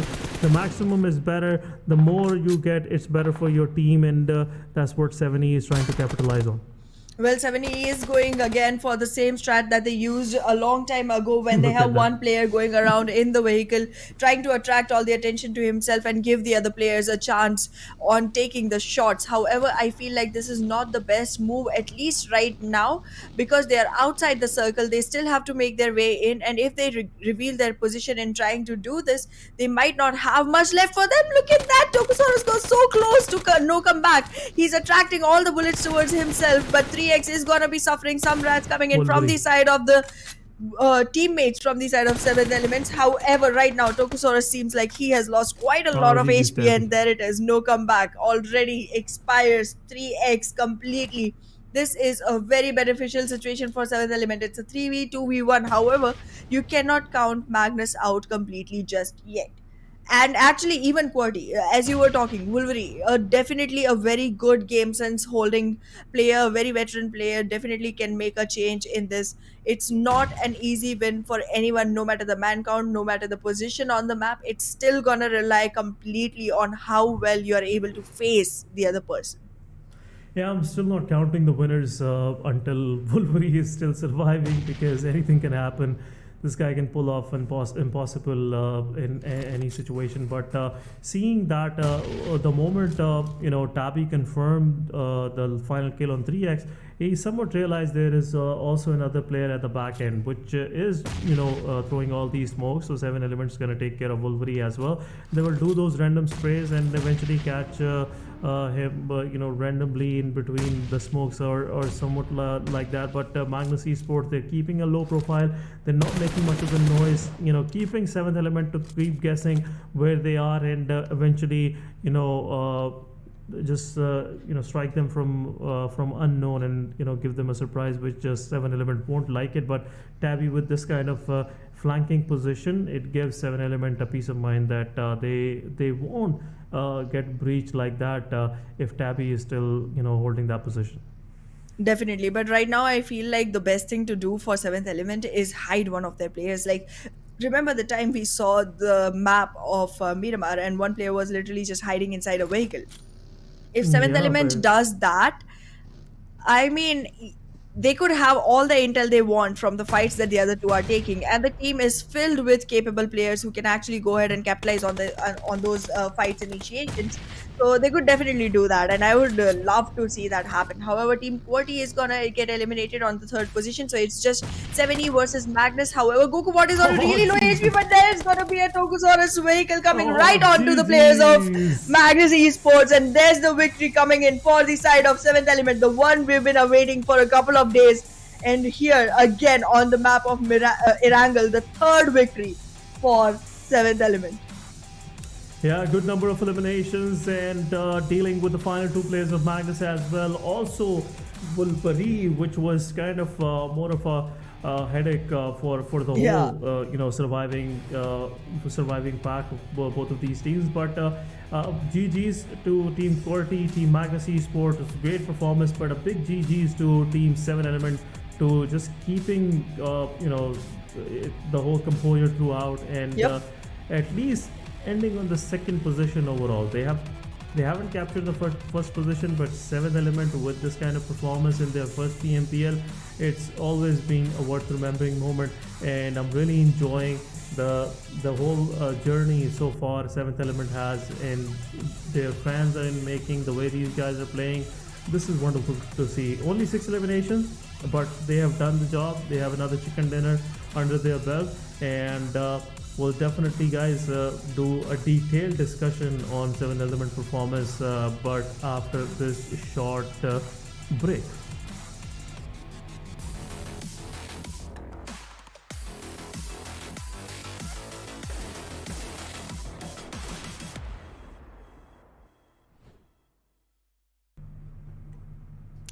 Welcome back after this short break, and you're watching PMPL Pakistan 2023. That was our final match of the league play for the week 1. But as we were discussing at the day start, Ehana, we are going to go into the Vikendi, which is top 12 teams will play in that particular match. So I'm really excited for that. And before we go into that, just give me your thoughts on 7 Element. We've been waiting for this moment, and they have just delivered what they promised. Well, they did definitely deliver on the promise, but look at this. The MVP still goes to Shamir Boy with 6 eliminations, and that was very well done. But yes, I do love the strat coming in from the side of 7th Element when they just take a vehicle, run around in the open, and make sure that they're attracting all the fire, collecting all the info, and then just capitalize on it by the rest of the team. It's great, it's well performed, and even it's not even new anymore, and people are still getting struck by it. So it just feels like a foolproof plan so far. So yeah, very proud of 7th Element. They finally gave me what I wanted. Still waiting for that coming in from the side of XGeneration. So yeah, I'm gonna look out for them in Vikendi. Yep, and let's see what we have for our top 12, because definitely we'll have a look on that in the overall ranking as well. But MVP, definitely the guy, just wiped the whole thing Yep. away, especially in terms of H2E. Three of the guys from H2E were standing, and this guy just pushed in blindly and confirmed all three of those kills. So big GGs to Shamir Boy with the 855 damage, 6 eliminations. Also 141 official JD with the 6 elimination, 525 damage. So 141 in this particular match kept themselves busy for the whole match, particularly, especially I would talk about JD with that kind of damage. And as we were, discussing different fights, we had an eye on the numbers of eliminations.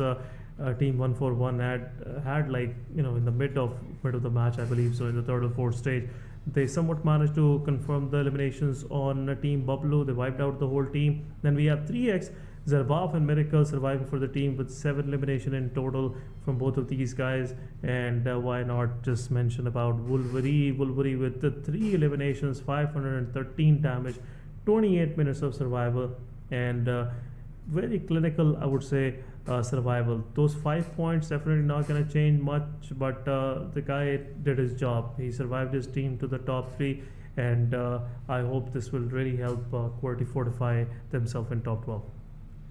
Well, absolutely. Let's see how the match summary looks this time. It's okay. It's very weird. We did see a lot of Seventh Element the last time we came to match summary, even though they weren't the one winning the chicken dinner. This time they did win the chicken dinner, but we are seeing none of them up here. 3x performed really great. We are seeing a lot of names coming in from their side. Miracle, Zarbaf, and Mom2 have all acquired a lot of positions in this match summary. While talking about Shamir Boy, he has a great standing as well. However, from the side of 7th Element, Alien hasn't disappointed either. He does have a couple of spots here and there. Yeah, 3 eliminations. So out of the 6 elimination team, 7th Element was able to get for themselves. 3 of them came from Tokosaurus. So again, his performance is the key turning point for his whole squad. But talking about the particular match ranking, we have 7th Element with 16 points. We have 3x with 10 eliminations in their backpack. So they were keeping themselves busy with 14 total points. 141 also with 8 eliminations, 11 points. And rest of the teams were in single digit, and also especially 8 points total aggregated by Wolverine with 3 of his elimination points and 5 placement. So that's something totally, I would say, was done by Wolverine for Team QWERTY in this particular match. But XGeneration with 6 eliminations, and all of these 6 are coming from Shamir Boy. I don't know what rest of the XGeneration is doing, but this guy is single-handedly carrying the whole squad. Absolutely, and not once but a lot of times. Like, out of all the ones that we have seen here, I feel like it's just once that we saw Thug perform, and the rest of the times it was just Shamir Boy solo single-handedly going in and making sure that the team still gets enough points to survive through the match.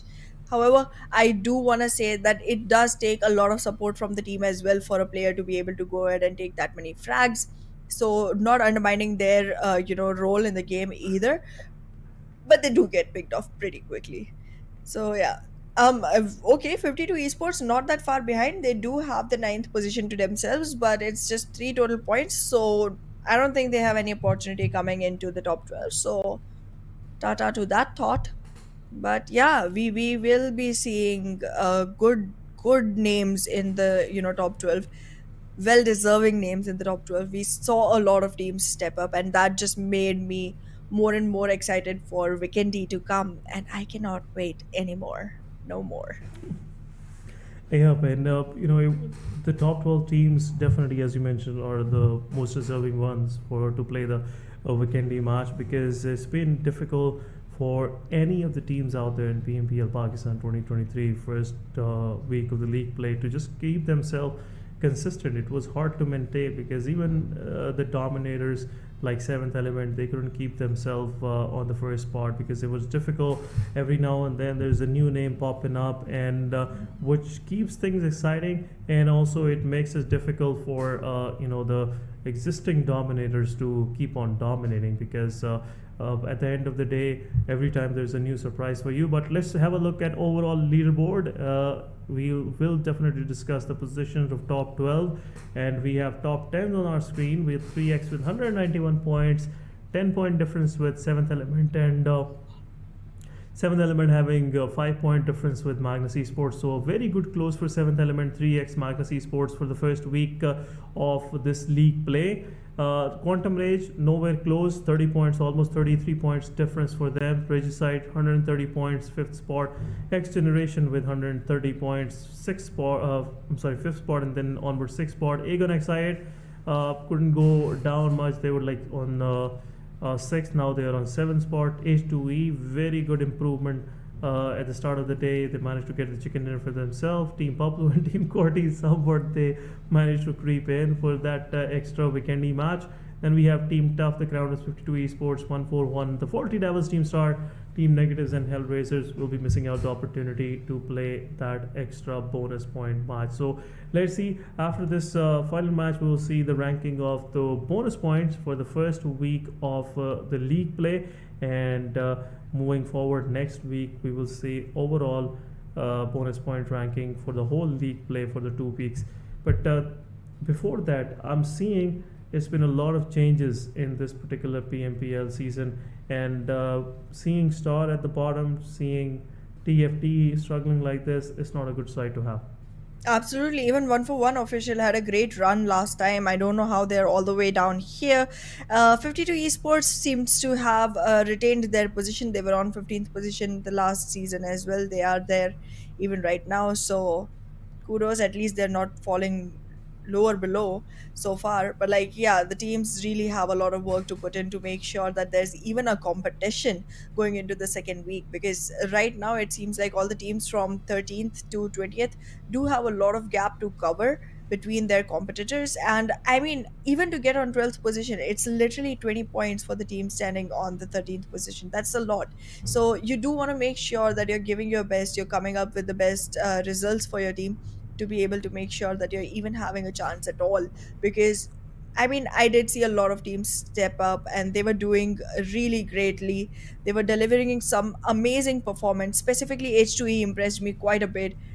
But I'm waiting for the other teams to put me in that kind of a surprise again. Yeah, and it will be something we are always, looking for, guys. And the teams that have been trying to deliver this, we are really thankful for that amazing action that you guys have delivered, especially throughout this week.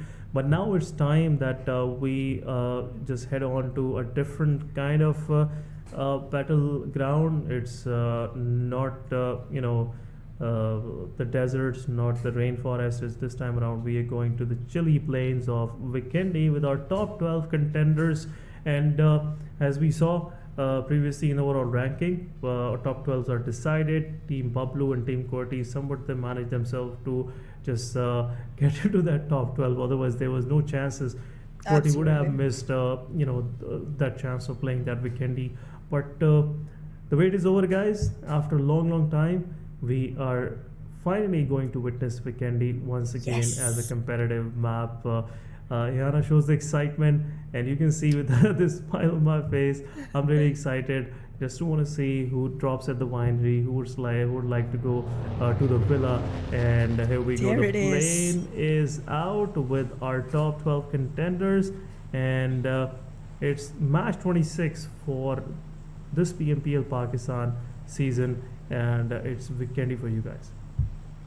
Well, we're going across, and it's gonna be a very southern plane path going from center west to all the way south center. So, yeah, Dino Park, Abbey, Winery, they're gonna be crowded spots, because I feel like because the teams haven't played this map as often, they wouldn't be really, picking spots that are very far. I am looking for a lot of drop clashes happening. But let's see if the teams are in favor of that. I am seeing a lot of teams take the jumps together, but they're still scattering around. So my dreams of drop clashes, I want them. Drop clashes, definitely, I'm sure it's gonna happen, because the whole of the map, almost northeastern side, the whole north side, Port Zabawa, Coal Mine, Cosmodrome, these sites been the favorite drop location for many of those teams. And I still remember NES, they dropped on the same location, Mawatha, and right next to Dino Park. But seeing other teams, definitely we're gonna witness a few clashes. No one is going to the villa, which is something really surprising to me. I wanted to see at least IA to drop there. It's a premium location. Everybody would love to go for those early fights, but no one is just opting in for early fights. Everybody is looking for those extra bonus points. But let's see. There you go. Early fights. We wished, and it's been delivered. It's QR Divine versus Team Freestyles. Malik is giving hard time to the players of Team QR, but the freestyle rest of the team is also nearby. Helsky on the other side being traded, so it's Malik on one side and Black on the other side getting traded out. So it is what it is. Let's see if the full fights break in. I believe it's a 3v3 situation, and would love to see both of these teams sticking horns against each other. Well, definitely would like to see that bullfight begin. However, the ones in the red might just be in a little more danger if we talk about bullfights, to be very honest. And QR is the one in red, so they do need to be a little more careful. However, currently it seems like they have the more advantageous position. However, FS does not seem like they want to give up on this at all. They are literally going to be very, very cautious, considering the fact that this is going to give them bonus points. Bonus points are literally going to be something that the teams are really, really eyeing on. It's a single match, and in a single match, the best position you get, the more bonus points you get, and that literally translates into being your initial points going into the grand finals. So just reminding the viewers one more time, this is one of the very, very crucial matches for the teams that actually make into the bonus point match. And again, the teams that do make into both of these are going to be really happy by their performance and are going to have a lot of upper hand going into the finals. So definitely the teams are not only going to be looking at winning this one, they're going to be looking at making sure that they're aware of how the rest of the teams are playing on this map. Probably this is going to be one of the one most viewed maps as of this tournament, because teams are definitely going to want to go back and check out where each team was, what they were doing, just to make sure they know how to fight it the next time this shows up. Yeah, and a very good point that you just made. I am definitely sure, because it's been a long while. You don't remember what your contender used to, where your contender used to go, and this time around, just to check out what are those drop locations, its best way is to watch the stream and look for the map feed. But freestyle. There's just a standoff between both of these sides. Divine already left his team members, and he is going for the loot across the road. But talking about the way freestyle wanted to start this, I would love to see this fight happening, because this is both of these teams, they have a relatively good performance in both of these previous matches, and now if either of these teams get eliminated, it will be interesting to see how much is it left, and who's gonna eventually make it to the top three of this particular match. But R3G on the other side, very good performance, very consistent performance throughout the day. Unfortunately, last two matches they weren't that good for them, but overall it was a good day for R3G, and the big success is somewhat they manage themselves to qualify for this special match. Well, definitely we are going to be seeing all of the teams that did qualify into this match make the best of this match. But so far, the cold start, I mean, it does reflect the weather of Vikendi, but I want to see the heat of Miramar come into this. I want to see the action of Sanhok come into this. Again, it's a tiny little map, so we are not seeing much coming in yet from the teams, even though the expectation was really, really high. But yeah, okay. All right. See, this is one of the reasons I do not drive in game. If I were driving, drop shot would have been dead. Like, I run over my own teammates. It's just I don't have a license for in-game driving. IRL, I'm good. I can say that because you don't get to see me IRL. So yeah. Yeah, that's again another personal opinion. I'm not sure if I have to agree with this or not. But I'll definitely, take this on your face value. But talking about the particular situation, freestyle just disengaged, which is not a good sign. As a fan, I wanted to have this thing happening. I'm not a good man, not a good guy, in that terms. I want people to just take a fight. But on the other side, we have Team XGeneration, Alpha Boy 69 on our screen, and on the other side, we have Alpha Boy 77, which is Chamil Boy. and Shamir boy has been playing so good for this particular week, and it's been helping a lot to help XG rank better in this overall ranking. Otherwise, it will be difficult for XG to maintain the consistency. But let's see how far this dynamic duo will take XGeneration. On the other side, Thug getting knocked out from Team QWERTY, but Alpha Boy 77 is there, so there's nothing to worry about.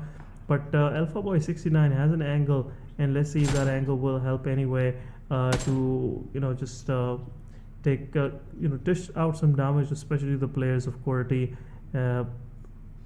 I'm seeing Wolverine on a very good position, but let's see if he will be able to stop that revival. But anyhow, it's Alpha Boy 77. Revival will definitely happen. I mean, that's an essential one. They do need it. They do need it because like Shamir boy is literally carrying the whole team on his shoulders. I'm not undermining the gameplay from the other side because again, I mean, he could have died. He made sure that he gives the revival, and his teammates are gonna make sure of the same for him. So yeah, it's not like the teammates are not doing much. It's just that his gameplay is showing on the charts a lot more. But look at Roshan, the patience and the perseverance coming into this fight. He's not giving up. He knows his position is very concealed. He knows that he can make the best out of this fight. But even when the whole team has confided themselves inside the compounds, he is not giving up. He's watching all of the angles one after the other, making sure that he's able to take a good look at every single person from the side of XG. The moment they're out, they are out. Yeah, R3G is a big distance for XGeneration to just scan the whole area and see where is that guy who's just poking them every now and then with that AKM. It's kind of humiliating if you get a AK headshot from that long range and you get knocked out because with that 4x and AKM. It's very rare to land a headshot on this kind of an extensive distance, but North Esports and H2E, they are pretty close to the villa, and let's see if H2E is planning to push into this. But seems like every fight that is about to happen, somewhat by any divine interference, it it gets disengaged. But in the kill feed, we have XGeneration versus Team QWERTY. It's happening. XGeneration taking down two of the players from Team QWERTY, which is not a good side for Team QWERTY. Top G is knocked out. Chief will possibly also get knocked out, but Freestyle is also pushing forward. Freestyle on the back can give a big backstab to the players of Team QWERTY. Hunter got taken out. Alpha Boy 77 is out. What is this? How is it possible? But Freestyle third partying the whole situation. Team QWERTY is left with the solo survivor, and I believe once Voltrix will revive Top G, will come for Wolverine. But Malik taking down Chief OG, and there's a possibility that he can also spot the Wolverine as well from QWERTY. But I'm feeling like Freestyle's fight will definitely go toward XGeneration rather than going toward QWERTY. QWERTY is just under the radar at this very moment. They're just not making any noise. Well, right now it feels like we are going to be seeing both of these teams hold it back a little because they do not want to invest into a fight that early on, specifically considering that XGeneration is literally running on a man loss, and that to the main man from their team. It's definitely going to be hurtful. It's definitely going to be devastating going into the most important match of the week and then losing the most important player from your side just that quickly. And well, the same thing happens to Team QWERTY as well. They have lost Wolverine alongside one other player, and that just means that they're running on two players, out of which one is already on his knees begging for a revival. Well, yes, we are seeing great gameplay coming in from the side of these teams right now, but yes, it's still gonna be a while before we see the full-fledged skirmishes showing up on our boards.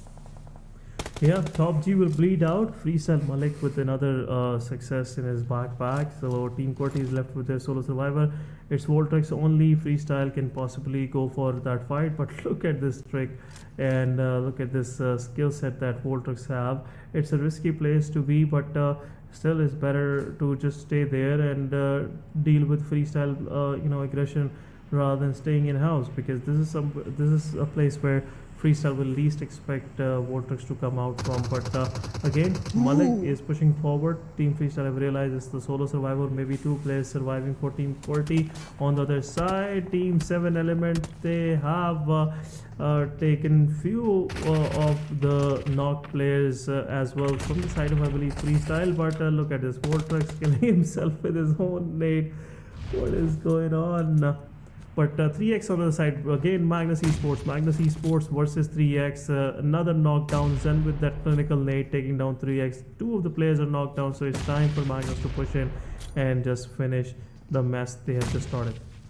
Well, definitely Oh, they are good, using mate. all of their throwables coming in, and well, Zerbaf has already been on his knees Team and is now up. all the way on the ground. Team Magnus just looking really strong in this match. They've already cleaned up the whole squad of 3x, and with 3 eliminations riding on top of the whole leaderboard as of now. But Aegon XI8 still has to show their colors. They still have to show how good they can be, specifically considering that their run hasn't been as good as everyone was expecting it to be. So yeah, I definitely want to see them go ahead and acquire really good points in the bonus match that they have been given the opportunity to be a part of. And I mean, this is where everything comes down to. This is what everything boils down to. So your performance has to be top notch coming into this match, and if it isn't, then what are you even coming into this match for? Yeah, because again, this is a big difficulty for some of these players to just set their eyes, because it's a different kind of terrain, different kind of color grading, especially on the battleground. So it's hard to just see from where the bullets are flying toward you. So again, every fight in itself is very unique on this map, and I would love to see those blind pushes coming in, because that's been the beauty of Vikendi overall. There are so many compounds. The reason why Vikendi was taken out of the maps, competitive maps, was the only reason because there was so much hard cover available for the teammates, team players, that it never happened that someone would have a chance of fighting, and everybody was just staying in their hard cover. There was no fight happening. It was a kind of a boring, match to watch. So that's the reason why Vikendi was taken out. But I believe so. The developers are working on this, and they will eventually come up with an idea to lessen the compounds and just make it more open, border to border kind of fight. So it would be more interesting. Everyone having Absolutely. hard cover is not a good idea. Who will come out to fight? And it will be just blind pushes until unless blue zone would push you forward. Another issue with the Vikendi app, I feel like it's been fixed, was like 60 to 70% of the first circle used to make out in water. So it was always evident that it will be more of centralized shift on Vikendi, and everybody was just grab the vehicles and go for the central compound. And Makes it was sense. again difficult for all of the audiences to keep it interesting for themselves. But seeing in the kill feed, Magnus Zibian taking down Aegon XI8 dead. I8 in this whole mix, they were just eyeing on the players of H2E, but out of surprise they got taken out by Magnus Esports. Magnus Esports having those 3 eliminations in their backpack, they're just feeling themselves, and they have their momentum going for themselves. So it will be hard for Aegon XI8 to just mitigate against Team Magnus. Well, we'll see how it goes for Aegon XI8, because so far they do have all of their men standing, but how their standing is going to look like in the overall leaderboard of this map, that's what matters the most, because it doesn't matter if you have all of your players on board as long as you're not surviving long enough, as long as you're not getting enough frags for yourselves, because that positioning matters way too much when it comes to the bonus match that we're on to right now. Vikendi again being one of the maps that is very crucial and very new for all of the teams, specifically against each other. It makes it even more difficult for people to actually be able to read what's going to happen next. It's literally like walking into Sanhok, because things are going to be pretty random coming into this map, specifically for day 1 when the teams first face each other. And it might just become as as tricky for the week 2 as well, if the names on the board change a little and we have like 3 to 4 new teams showing up in the top 12. That would definitely make it difficult for the ones that have been here before. But yeah, I mean, the teams definitely need to make sure that they are safe off the blue zone, because I cannot say it as often as they need me to, because you're just wasting your utility, you're wasting real estate, you're wasting your time trying to chase yourself out of the blue zone when you could actually be inside the circle taking frags and making sure that you have elimination points to yourself. But yeah, H2E currently does look like they are trying to scan out the whole area. They are pretty scattered around in this tiny compound area where they want to make sure that every single person that they are able to see turns into a crate nonetheless. Yeah, with 7 Element on the other side, they decided to push on the compound of XGeneration. They're getting third party from R3G as well. And Alpha Boy 69 is the solo survivor. Alpha Boy 69 throwing the nade on Tappy, and the kill got confirmed as well. So it's a 1v2 situation. Tokosaurus with his utility, he is going to deliver that utility as well to Alpha Boy 69. But so far seems like Tokosaurus can also get knocked out with the trader utility. Alpha Boy 69 will go for that revival, but as long as they're comfortable, I'm not seeing T24 OP just going to participate in this particular fight with Tokosaurus. It's happening something, which really happens in 7 Element, but 7 Element had the upper hand, which they now lost, two of their players, and it's an even Steven situation once again for them. Absolutely. And I mean, being one of the teams that literally just got dethroned from the first position by 3x, who weren't even like on that close just a couple of days ago, it doesn't seem like the best position. You do want to make sure that people know you were there for a reason, that people know you weren't on the first position just because 3x was holding back. So you want to make sure you're able to make that claim and capitalize on it. So going ahead and taking these kind of damages to yourself just does not prove that. However, they did eliminate XGeneration. So yeah, as you said, GG's. GG's, yes, wonderful performance in that fight, but losing two of their players like this wasn't a good idea. 7 Element could have done better than this, but I believe so. It's time where 7 Element should leave for for the lobby, because it's where R3G Roshan will take down T24 OP, who is trying to heal himself up, but it's too late already. They have only one vehicle, and the moment 7 Element Tokosaurus will try to leave, it will get vindicted by either of the side, maybe from H2E or R3G. Both of these guys have an eye on each other. But look at this beautiful spray from Tarzan. It really gave some chills through the spines of the players of Team Aegon XI8. But somewhat these guys survived. Now H2E have to move into the circle. They have an open circle in front of them. QR is also eyeing on that position where Asad is moving, but it's not a good place to go. But what these guys just did, they just stopped the vehicle in the open. I guess the fuel in the vehicle is just finished. That's the reason why they had to stop it in there, and now H2E will see their demise. It will be easy pickings, slow hanging fruit for Aegon XI8, and they will confirm all these kills available in the open. Absolutely. Magnus, on the other hand, going on capitalizing more and more frag points for themselves. Quantum Rage is completely out of the boards, so that makes it just the top 7 teams surviving. Now, right to the north of Castle, there's going to be a circle that is half water, half land. So definitely going to be a much smaller one than the teams expect it to be. However, the number of players already looks a little low on the charts. It's only 21 players surviving in 7 teams, so on an average it's just 3 players per team, to be very honest, and that just does not look like the best position for the ones that do not have 3 on their charts. That just means that they're gonna lose 5 out of 7 fights. That's just very big number to go up against. But yeah, freestylers are going to be trying to make the best of the situation. Only 2 players surviving. They've already knocked one player from the side of Reggie's side, and there's going to be another beautiful nade coming in from his side. He's making sure.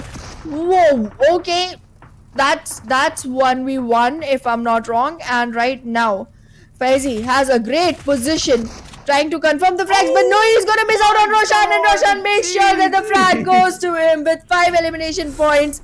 Team Freestylers is gonna be eliminated themselves. Oh my god, R3G, what did you guys just do? Roshan against, as I was saying earlier as well, he's one of the players from the side of Reggie side that is showing up really on point whenever required.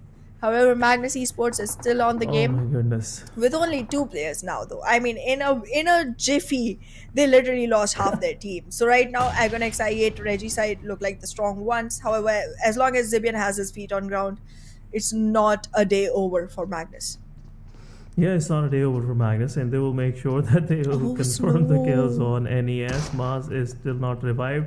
NES Snow have the shotgun, and Team Pablo is right next doors. And there you go. The nade will do the job for NES Mars and Snow as well. The nade coming from Pikachu confirmed NES Snow, which will again ring the bells for Team Magnus Esports. Now they realize that someone else is also there, but another utility being thrown from the side of Zibian.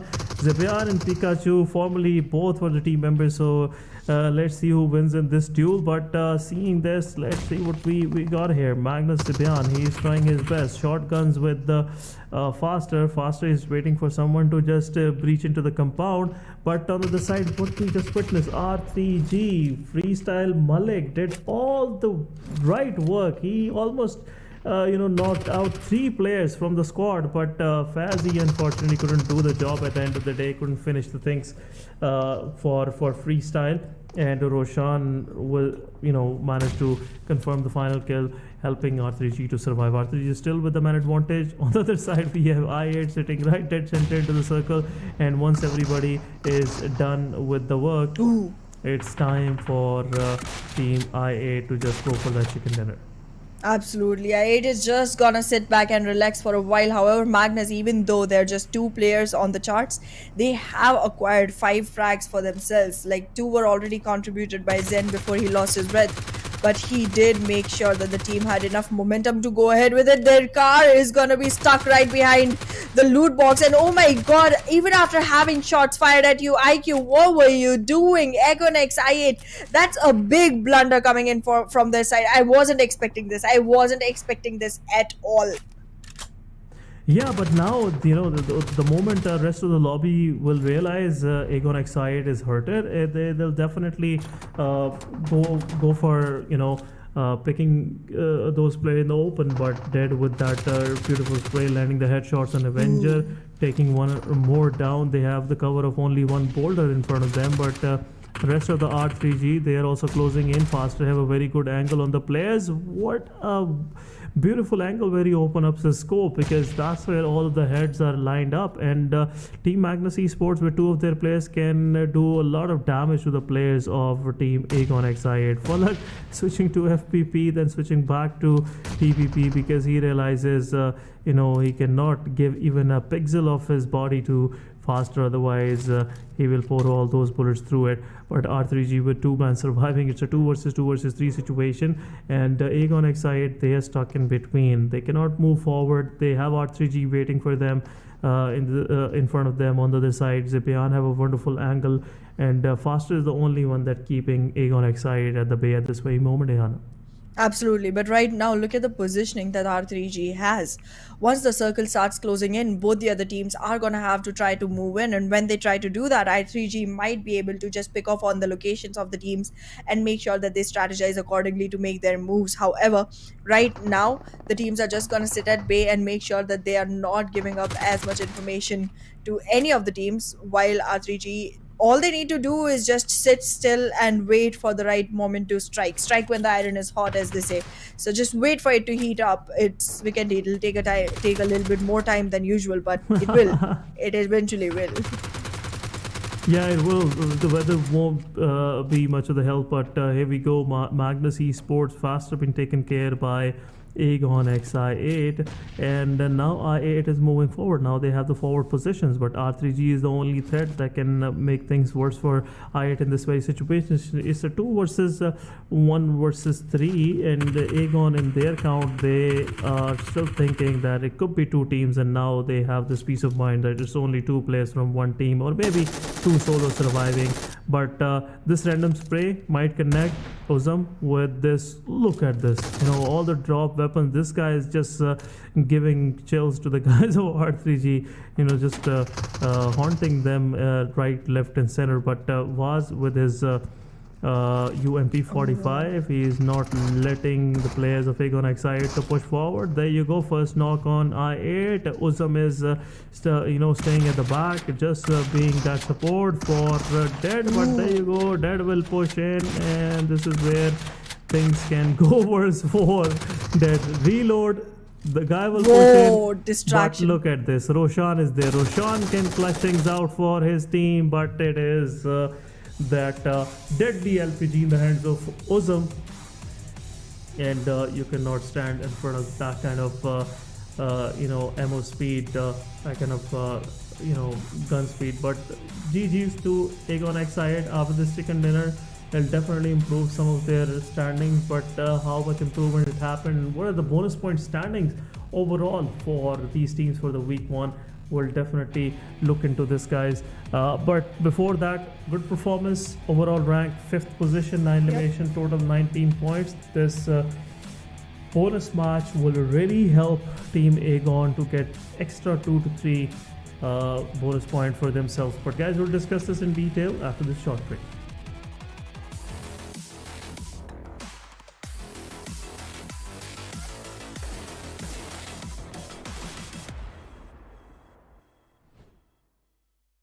क्या बात है बच्चों, दिल जीतने वाली game खेल गए। तो आंटी आपके साथ भी एक स्क्वाड अप हो जाए। हाँ आ जाओ। इस रमजान अपने स्क्वाड की गेम से बनो किसी की भलाई का मजबूत जरिया और खेलो सिर्फ दिल जीतने के लिए।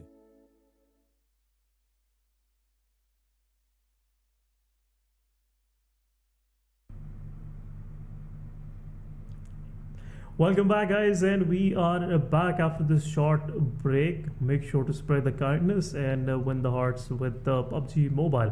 PMPL Pakistan, week one of the league plays.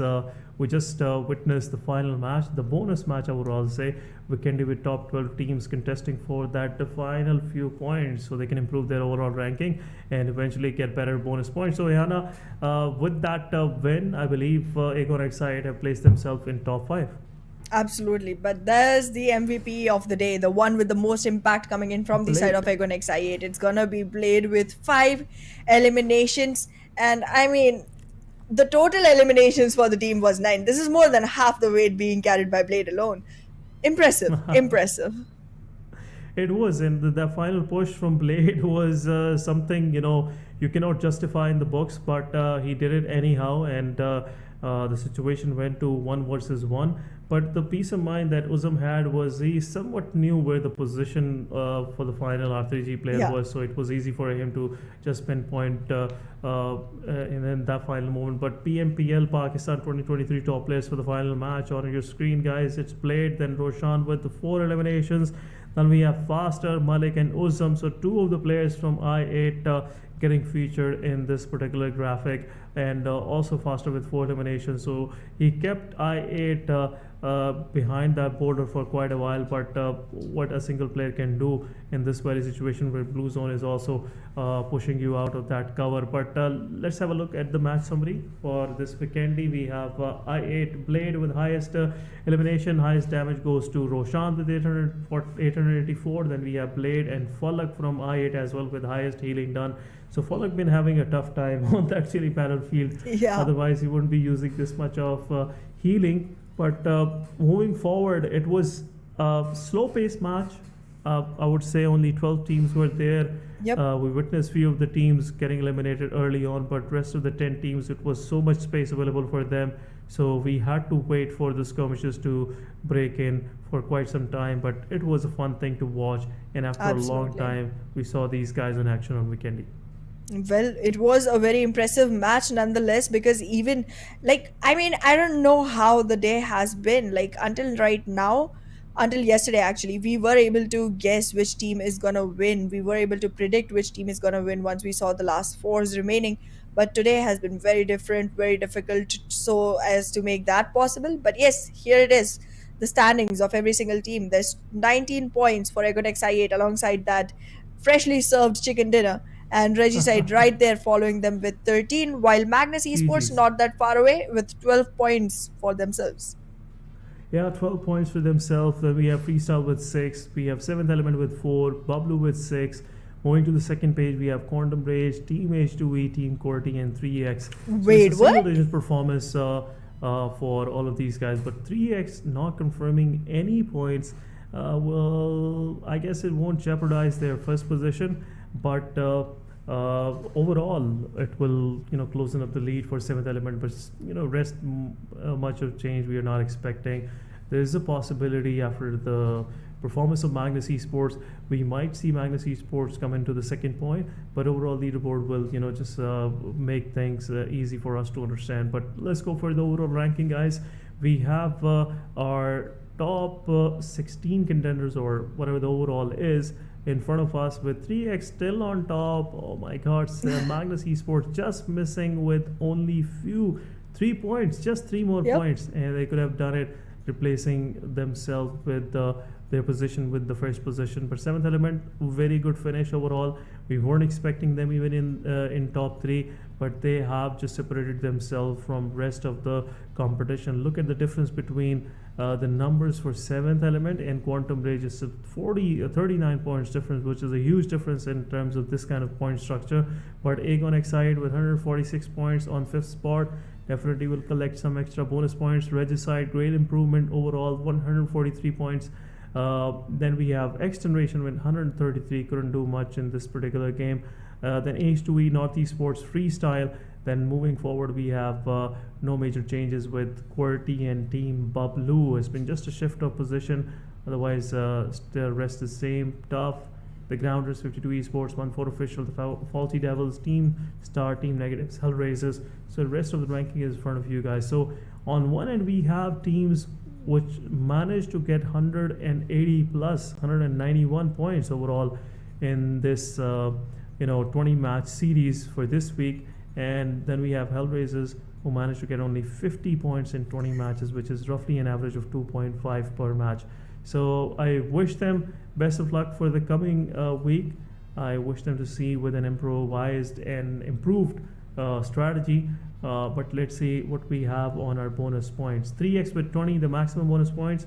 Then we have Magnus, 7th element, Quantum Rage, Aegon Exide, Regicide, XGeneration, H2E. Then we have North Esports, Freestyle, and rest of the teams, as we saw in the overall leaderboard, will have the bonus points in the descending order as well. So on the 11th spot there will be 10 bonus points, and on the 20th spot it will be only 1 bonus point for Hellraisers. Yeah, so basically, whatever the position your team is at, subtract that from 21. You get the bonus points. That's how it works, guys. The total has to be 21. It's literally the times table of 9. Okay, never mind. Moving forward, the total points right now do look the exact replica of the week 1 bonus points, because that's all that we have yet. But next week, we are going to have another series of bonus points coming in for these teams. We do expect to see the teams all the way from 13 to 20, some of them make their way back into the top 12 so that they can actually participate in the match and acquire themselves some initial points at least. And then we will see the league bonus points for every team at the end of both the weeks of the league, and then we will know exactly how many extra points a team is going to be walking into the finals with. Yes, this is so hyping. Oh, I'm excited. This is that's the important question. We have to wait for one more week to have our total bonus points, and seeing which of these teams will have a great head start for themselves for the finale. But let's have a look at the elimination leader after the whole week. We have Miracle on the first spot with 38. We have Zibeon with 34. We have Senior, the guy who just jumped into the overall ranking yesterday, with 34 points. Then we have Kaido with 34. And then we have R3G Noki with 32 points. This time around, we're not seeing Blade. We're not seeing Uzum or maybe Falak. But it's been a great change, and I'm really loving this change, especially seeing Miracle up here. It's been a while. We have seen a new face up there, but Zibeon, this guy has been popping up in the top fraggers every now and then. Then we have Cairo with 34. Noki also on 5th spot with 32 elimination points. So the guys are just going for that $1,000 extra prize for themselves individually, which it could be a life-changing prize pool for them. In some cases, who knows, it could be your next planned trip.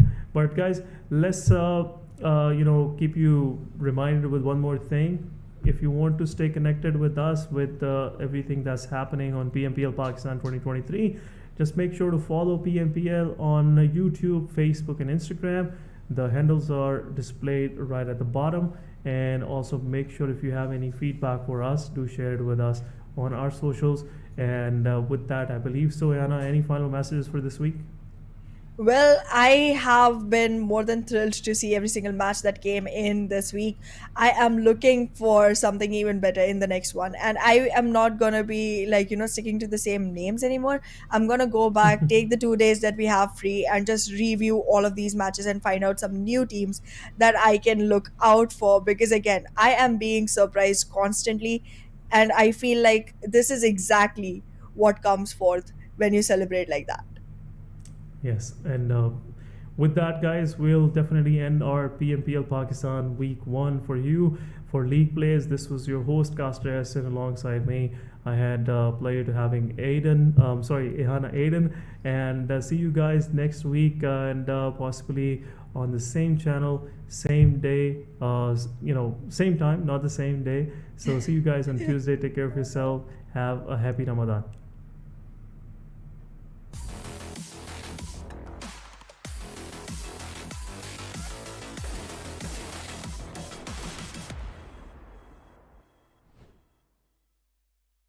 पहले ही customers नहीं आ रहे थे और आगे रमजान में तो बिल्कुल ही नहीं आएंगे। तुम सारा टाइम अपने दोस्तों के साथ आवारागर्दी में गुजार देते हो।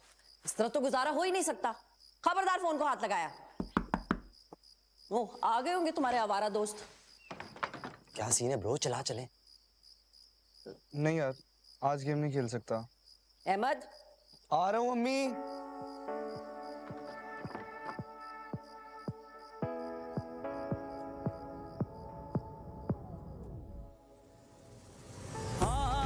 बढ़ाने से, साथ निभाने से, उम्मीद बांटने से खुशियाँ घटती नहीं बस बढ़ती है।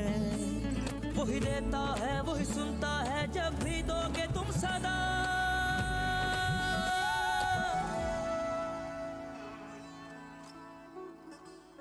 हाथ जो मिलते हैं रास्ते निकलते हैं, खुशियों में बदलते हैं। रौनक हर चेहरे पे खुद ही आ जाती है। वही देता है वही सुनता है जब भी दोगे तुम सदा।